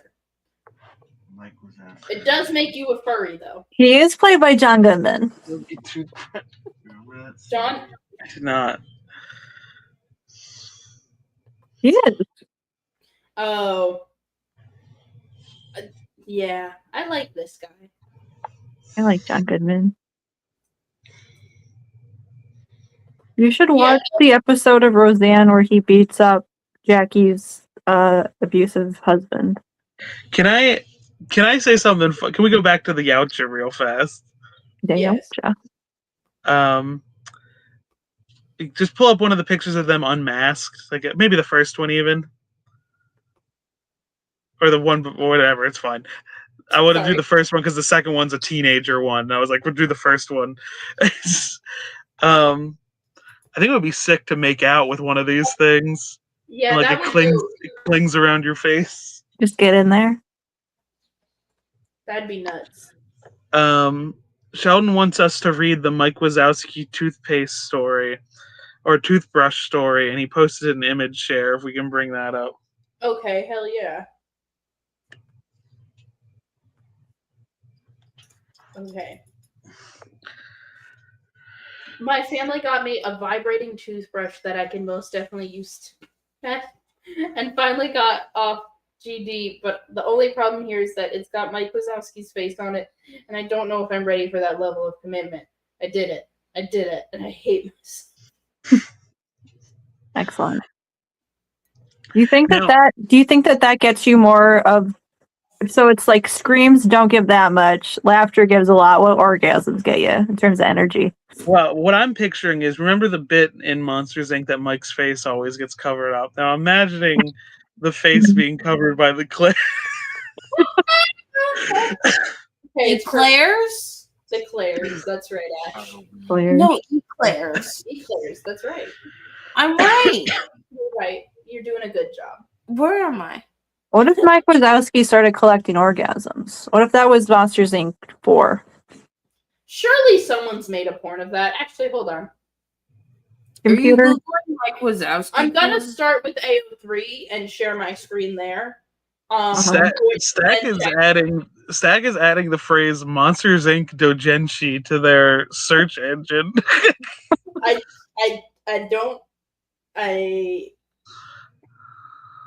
Where the fuck is Monsters? It's monsters plural. It's not just one monster. No, Monster Inc. Monster Inc. Okay. Not as much as I don't know what I was expecting. Well, we gotta sort by explicit. We do. Do you think Mike Wazowski's got a butthole? Okay. You don't have a penis that I can see. I think it. Do you think he keeps it somewhere else? He's just kind of a ball. Much to think about. Sheldon very tiredly mumbled cloaca, but that doesn't have anything to do with shitting. It does. Yeah, it does. Does it? I don't know the inner workings of the cloaca. Yeah, you do. It's one hole for everything. Really a one-stop shop, really. Yeah, it's really efficient when you think about it. I don't know why we don't do that. Because we don't have hollow bones. Darby Allin has one. He has hollow bones. Yeah, Darby Allin has it. He broke his. That's why he can't wrestle anymore. What was I looking for originally? You were looking for Mike Wazowski porn. Yeah, what the fuck are you doing here? The first two tags together are very wild. I don't like that. But what are they doing in Monsters Inc? What's the Monsters Inc? You know what I found out about Heated Rivalry, the new gay porn that everyone's watching? What? So it's based on a book. People know that. Did you know that the book is a rewritten Stucky? It's Stucky fanfic, but it was only Stucky fanfic because the author didn't know that you could put original fiction on AO3 and thought it had to be fan fiction. So she rewrote. She wrote an original book and then made it Stucky. And then Stucky to get under the wire. Now, it has occurred to me because when I write, the thing I hate coming up with are character names. That's my least favorite part because I'll come up with a character name and I'm like, wait, I know someone with that first name, and I don't want to be thinking about that when I'm going to a place. So a thing I've been doing is I put in a character name that's like of an existing character who's like the archetype I'm writing, and I'm like, I will go back and fix this, which is sort of filing the serial numbers off when I do that. But it is also that I don't have to like think about the implications of what will this person think while I'm writing if they like read it and they're like, I have that name. Is this what they think of me? When it's like, no. Sometimes you just have a really common name and you have to get over stuff like that. Yeah. Your legal name is Daystar, so you're I have no idea what that would be like. Yeah, you're sitting in your ivory castle right now, shitting on us proles. Do you know how many squids there are in the sea? That is sweet. I'm sure there's a lot of squids on AO3, a lot of tentacles.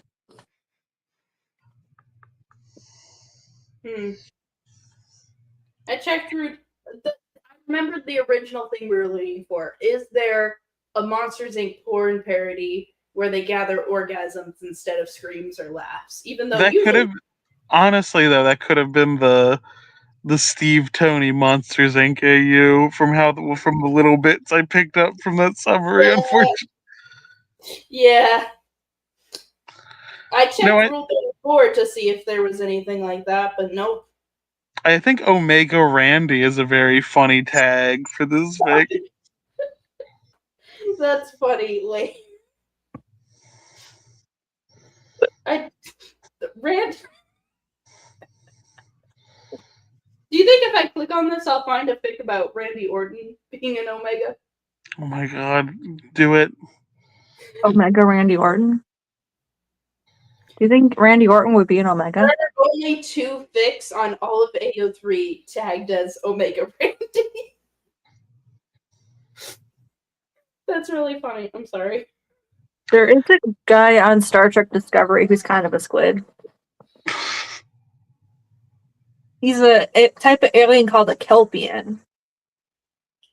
And he's got like long limbs and that he kind of goes like this when he walks. Huh. Look up Saru Star Trek. You're not going to be able to get the movement, but believe me when I say his arms go like this when he walks. Look up Monsters Inc. Doujinshi. I'm curious if it exists. Okay, one thing at a time. I think mine's funnier. I've already clicked on this guy? This guy, yeah. You see how long he is? Oh wait, there's a GIF. Is his arms wiggling? He's wiggling, yeah. This is a handsome Squidward looking ass. He is. I think he's supposed to be kind of squiddish. He's got like he has like danger sense. He's got little tendrils that like pop out of his neck when he senses danger. Oh my god, played by Doug Jones. Put Nemesis' most recent message on screen.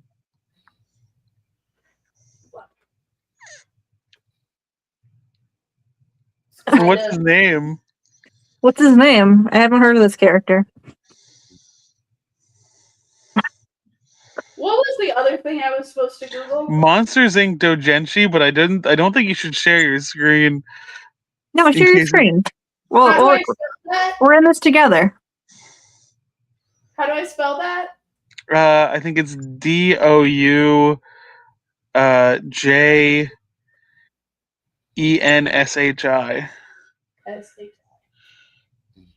Oh dear.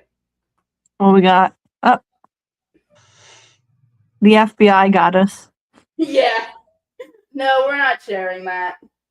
Yeah. So it is there, huh? I'm surprised Stack is not familiar with the term doujinshi.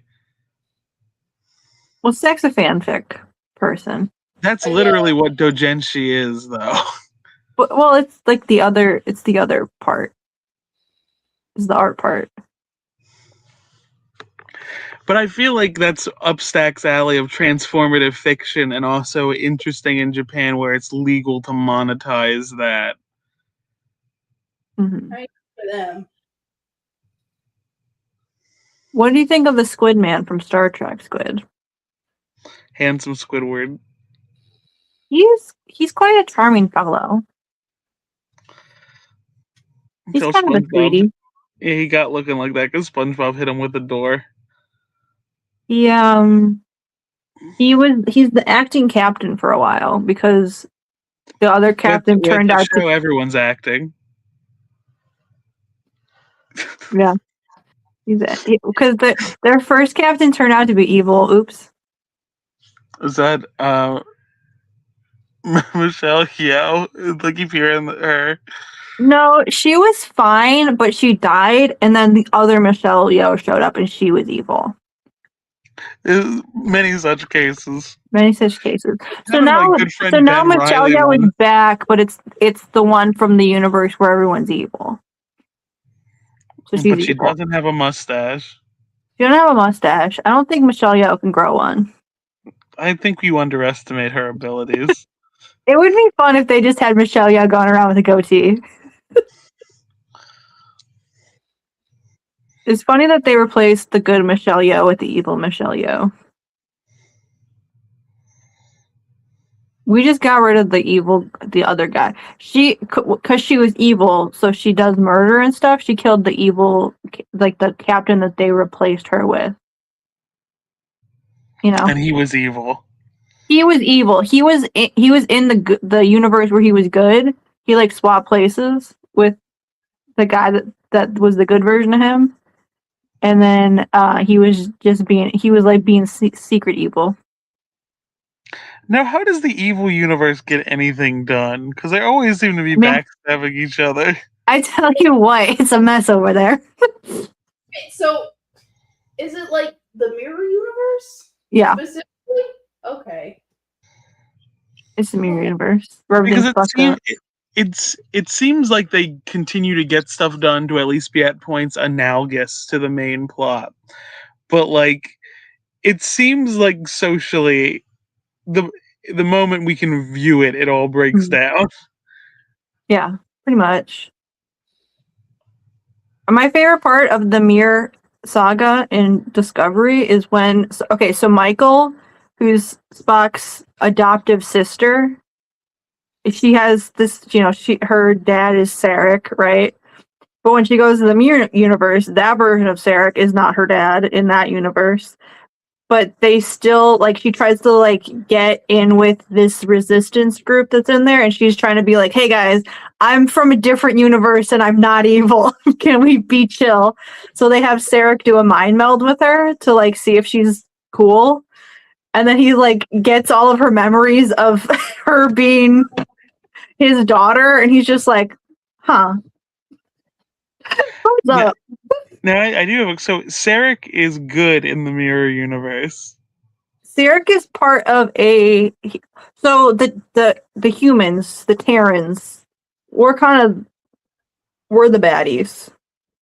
We're the baddies and everybody's against us. So everybody's kind of united against what should be the Federation, but it's the Terrans. What? So the humans are the. When does this take place in the timeline? This takes place. I guess it takes place before TOS, but not by much.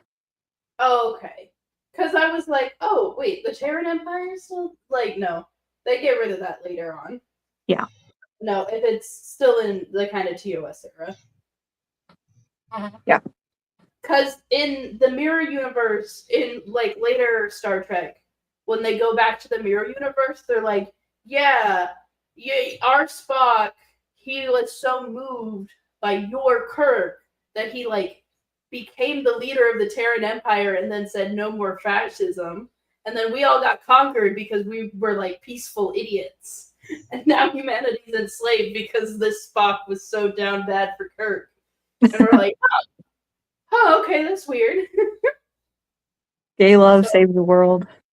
No, gay love got all of humanity enslaved, but many such cases. They also kind of deserved it because they were doing space fascism. Yeah, the Terrans suck. Yeah, but so does everyone else in the Mirror universe. That's it. They have. So it was Captain He's not Captain Archer. That's the Enterprise guy. Captain, what's the fuck was his name? He might as well be Captain Archer. But Captain murdered by Michelle Yeoh. the captain got murdered by Michelle Yeoh, but he got murdered by evil Michelle Yeoh. A Michelle Yeoh by any other alignment is just as Michelle Yeoh. But the regular Michelle, the one that was chill, she died. Can we ever just find a true neutral universe? I'm tired of this. It's always the evil one. Or it's like, oh, we go there and it's like, oh, this is actually the good one. It's like, fuck, what does that say about our universe? Like, I'm tired of this. Give me a Just the neutral regular. one. Give me a regular. universe just shades of gray. I'm tired of this. And they have, what's the thing, like the Kelpians in that universe were slaves. And when he was talking to Michael, he's like, hey, Michael, do you see any Kelpians on the ship? And Michael's like, no. She would tell about the Kelpian slaves. I don't want a world of centrist nemesis. I just want there to be. I want to go to an alternate universe, and there's not so much fucking drama. Everyone's always like, "I'm you but evil," and or like, "Oh, I'm you but good." Like, Squid, how about I'm you? How about I'm watch? you, but I went to the store to get ketchup, but everything else is normal? How about that? How about something normal? Pluribus. Pluribus is like that. Consider if we didn't have the mirror universe, then we wouldn't have sexy little outfits. Have you considered that? I'm not saying that we can't have it. I'm just saying I'm tired of every time we go to our alternate universe. It's always fucked up. I'm tired of this. I want one normal one. Well, if you go to an alternate universe and everything's better, you're gonna be like, "Well, this sucks for me." Now, Nemesis, pull up Nemesis's universe. Pull up Nemesis' most recent message. I'm tired. You joke. In Archie Sonic, there is a perpendicular universe where everyone's at 90 degrees, and they are like the cross universe cops. Because their universe intersects with all the other ones that are parallel and they're perpendicular. I was thinking about this watching so much Star Trek, where I'm like, there's so many times when like two ships meet and they like go at each other and they're like talking, you know, and they're always at the same orientation in space. Like they're never like, no one's ever like upside down when they meet. It's like, who decided which way is up in space that we all just agreed on? Everyone looks at a picture of Earth real fast whenever they decide. They're like, okay, South America needs to be at the bottom part. So everybody's constantly kind of turning a little bit. I mean, I guess you gotta have like a Z-axis, you know? Mm-hmm. Right? How do you navigate space? With love in your heart. With little plastic models, you move around the fucking soundstage and get replaced by CG in 40 years. No. It looks so bad. The CG looks so ass. So bad. I like that that's a thing that's constantly threatened on Doctor Who as well, where it was like there's a third Doctor story with like a bunch of stop motion dinosaurs in it, and it's really fun stop motion. But like, you know, it does look dated, but it's like that's what's fun about it. But people are like, we should, and they were like, oh, we should remove those and put CG ones in there. And I'm like, I will kill you. I will remove the skin from your bones. Keep the dinosaurs. Yeah. There's one scene in Discovery that was freaking me out because I had one CGI alien and then the Kelpian guy who it's just makeup. And them standing next to each other was freaking me out. It's like the CGI guy's moving too much. You can't be doing all this. I can see the budget pouring out of him. Star Trek always has to have practical makeup. This is very important. Or otherwise, it's not Star Trek anymore. Well, then get rid of the CG guy. Get rid of him. I don't Send him to hell. He was like he was just there. It was weird because he's not like a character. He was just there for one scene, and it was just like so obvious that they're like, yeah, we're gonna do this sick CGI sequence, and I was just like, I'm uncomfortable and I want to leave. I hate it. I think Kirk should be sent to hell. When I say to hell, I mean specifically in the Dante's Inferno fan fiction of hell. Because if I don't clarify that, Daystar will get mad at me.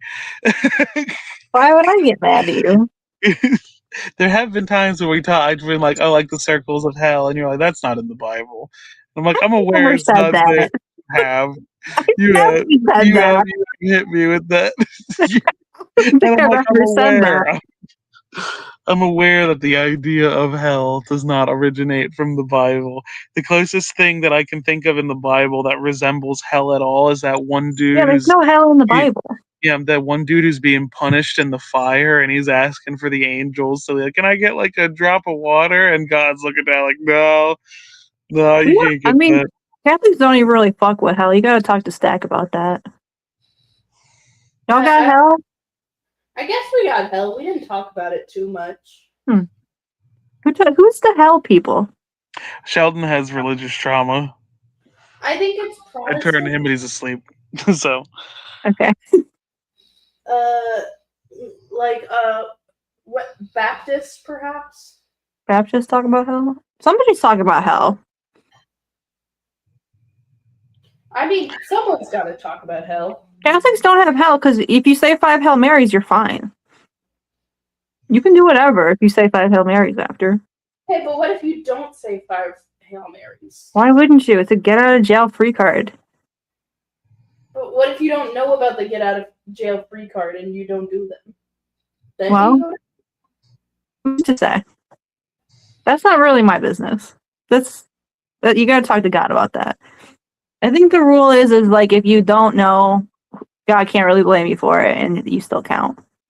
And it's fine. I think that completely like refocused my like belief in religion, or at least an organized religion entirely, and like changed the way I view it. There's a post on Tumblr, starts on Earth, zooms out further, shows the solar system, zooms out further, shows the galaxy and the universe and all that. Keep zooming out, we see how big and beautiful the universe is. Then we get to the last picture, and Jesus is huddled over the universe and whispering, "Don't masturbate." And I'm like, yeah, why would he give a shit? Like, I can't imagine. Don't jerk it. I bet Jesus jerked it.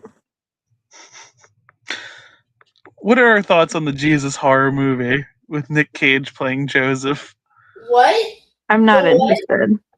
There's a Jesus horror movie from the perspective of Joseph, played by Nick Cage, where he's like experiencing his son getting like the divine powers in real time and the intrinsic horrors that come along with that.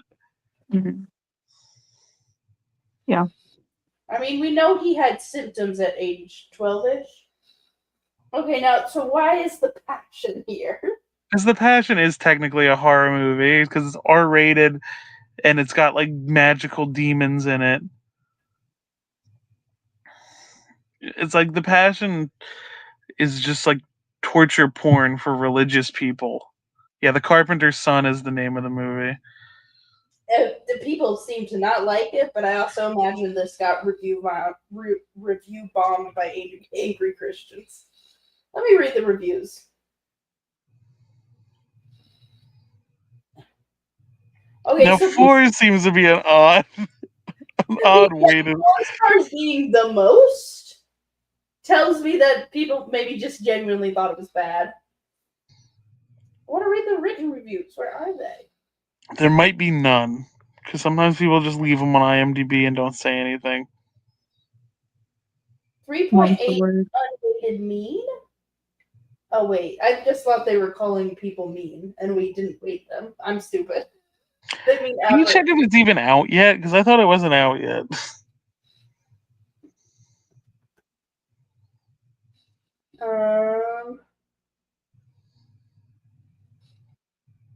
Where's the when does it release? Tell me. Just go, try The Carpenter's Son Wikipedia, it'll tell you. Fair enough. You have to research it with the actual words they said. Okay, so it did come out. Well, if we can go to the Carpenter's Son on Wikipedia, the free encyclopedia that anyone can edit, it should say have a reception section.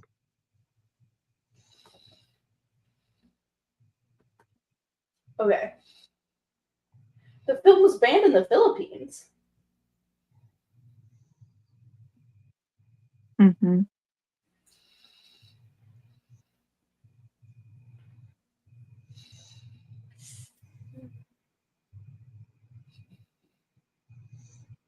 The Carpenter's Son is peculiar enough to hold some cult appeal, but for all the promise this biblical horror's conception holds, the execution proves far from immaculate.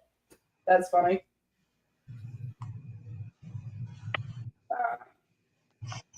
A baffling acted and messily made bore, a messy and atonal, if mercifully short waste of eye-catching locations. Okay. Now, the thing about this, if you say bafflingly acted and your film stars Nick Cage, that's a compliment, though. I know, but I feel like that's not what you really want out of this movie. What do you mean this is how much money it made? What was the budget? What was the budget? I don't think they want to tell us how much it costs to make this. It costs an amount of money. It's an indie movie, so they're not gonna tell you sometimes, because sometimes it's like what they had.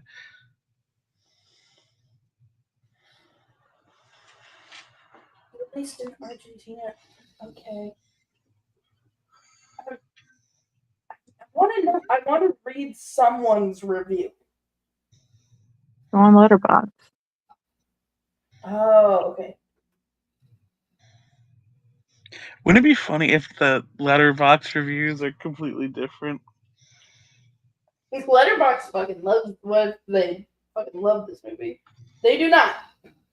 It's a little bit higher though. It's like a 6. Oh no, it's 2 points. That is higher though. If they're on a 5-star scale, that is higher. How do I read the ratings? Okay. Read the review. Friends, this is what I mean when I say I fuck with acid god. This isn't helpful. Anyone That's else? the only review. No, there's more. What are people talking about? This is a perfectly fine movie. That's not helpful either. Okay, this will maybe be helpful. I honestly wasn't expecting much from this film. I watched it only because I've been a Nicolas Cage fan since I was a kid. The movie is essentially lofty Nathan's vision of Jesus' childhood and adolescence. It offers a completely new perspective on Jesus' life before he became known as the Savior. It's a rather darker take, one that some religious viewers will probably hate. That's almost guaranteed. Okay, people seem to like it. All this to say that the mediocre reviews floating around completely missed the point of the masterpiece. Ouch. I don't know if we should go that far. Oh wait, this is the same review. I'm stupid. Want a funny one. Okay, that's in Spanish. I'm sorry I'm getting fixated on this, but I gotta... I mean, it sounds like you might want to watch it. Maybe. But also, what if I go to hell for watching it? Just say 5 Hail Marys. It's fine. Jesus is huddled over the universe saying, "Don't masturbate." Sure. Okay, a lot of these reviews are in Spanish because it was released in Argentina first.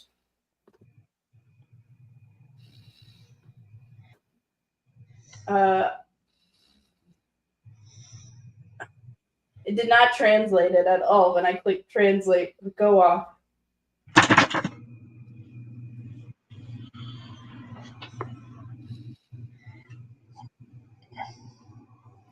Interesting. Much to think about. Well, I guess I will have to watch this and form an opinion.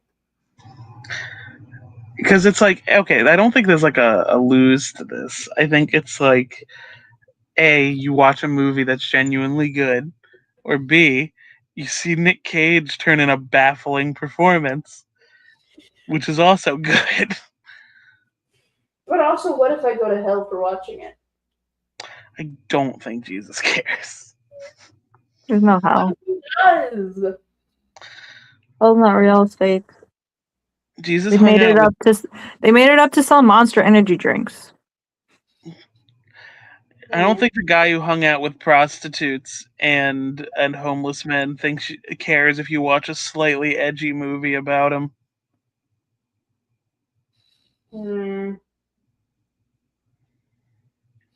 Perhaps, but what if it's mean to Mary?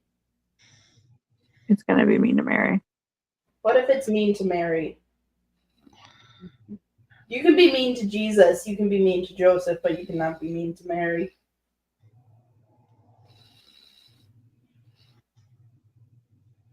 Much to think about. Mm-hmm. I think it's a little late. Yeah, it is 1 my time. Ash is asleep on the couch. And Yeah, I this can is- see. Yeah. Hey, Ash. Ash, wake up. Ash. Ash. Snowballs. Ash. Ash. Wyatt Wingfoot. Ash. Ash. Julian Bashir. Nothing's working. Yeah, if Wyatt Wingfoot didn't do it, like I expected, like eyes to shoot open. Yeah, I think it's time to go. Sleeper agent, literally. They might be in a coma. Ash, you in a coma? Stack, see what you did? You put your fiance in a coma because you hit them in the head with the snowball. This is your fault. This is why you're going to hell. The only way to survive is to Well, it's a good watch thing you've the got Jesus snowballs Army. there. You're gonna have a chance. Oh no. Oh no. Ash, wake up. You're gonna end up in the Dante fan fiction version of hell. Oh no! What circle am I being put in? Well, because it has to be ironic. It needs to be cold, so you're gonna be in the bottom one. The devil's gonna grow a new mouth. Oh no! I don't want to hang out with Judas or Brutus or Cassius. They're assholes and boring. Ash, wake up. Ash, wake up. We're going to hell. Ash, wake up or I'm going to hell. Hi, Ash. They're not in a coma. Hooray! What? We're ending the live now. What? We are? This is Yeah. the last episode. Really? Yeah. Yeah. Oh, cool! Alright, yo. I don't know where I am anymore. What do you mean? I don't know. You don't know? No. Ash, say something cool so we can end the stream. I don't make no money off this stream. It costs me $100 to host this thing. You're supposed to hit end stream there, Stack. Oh, sorry.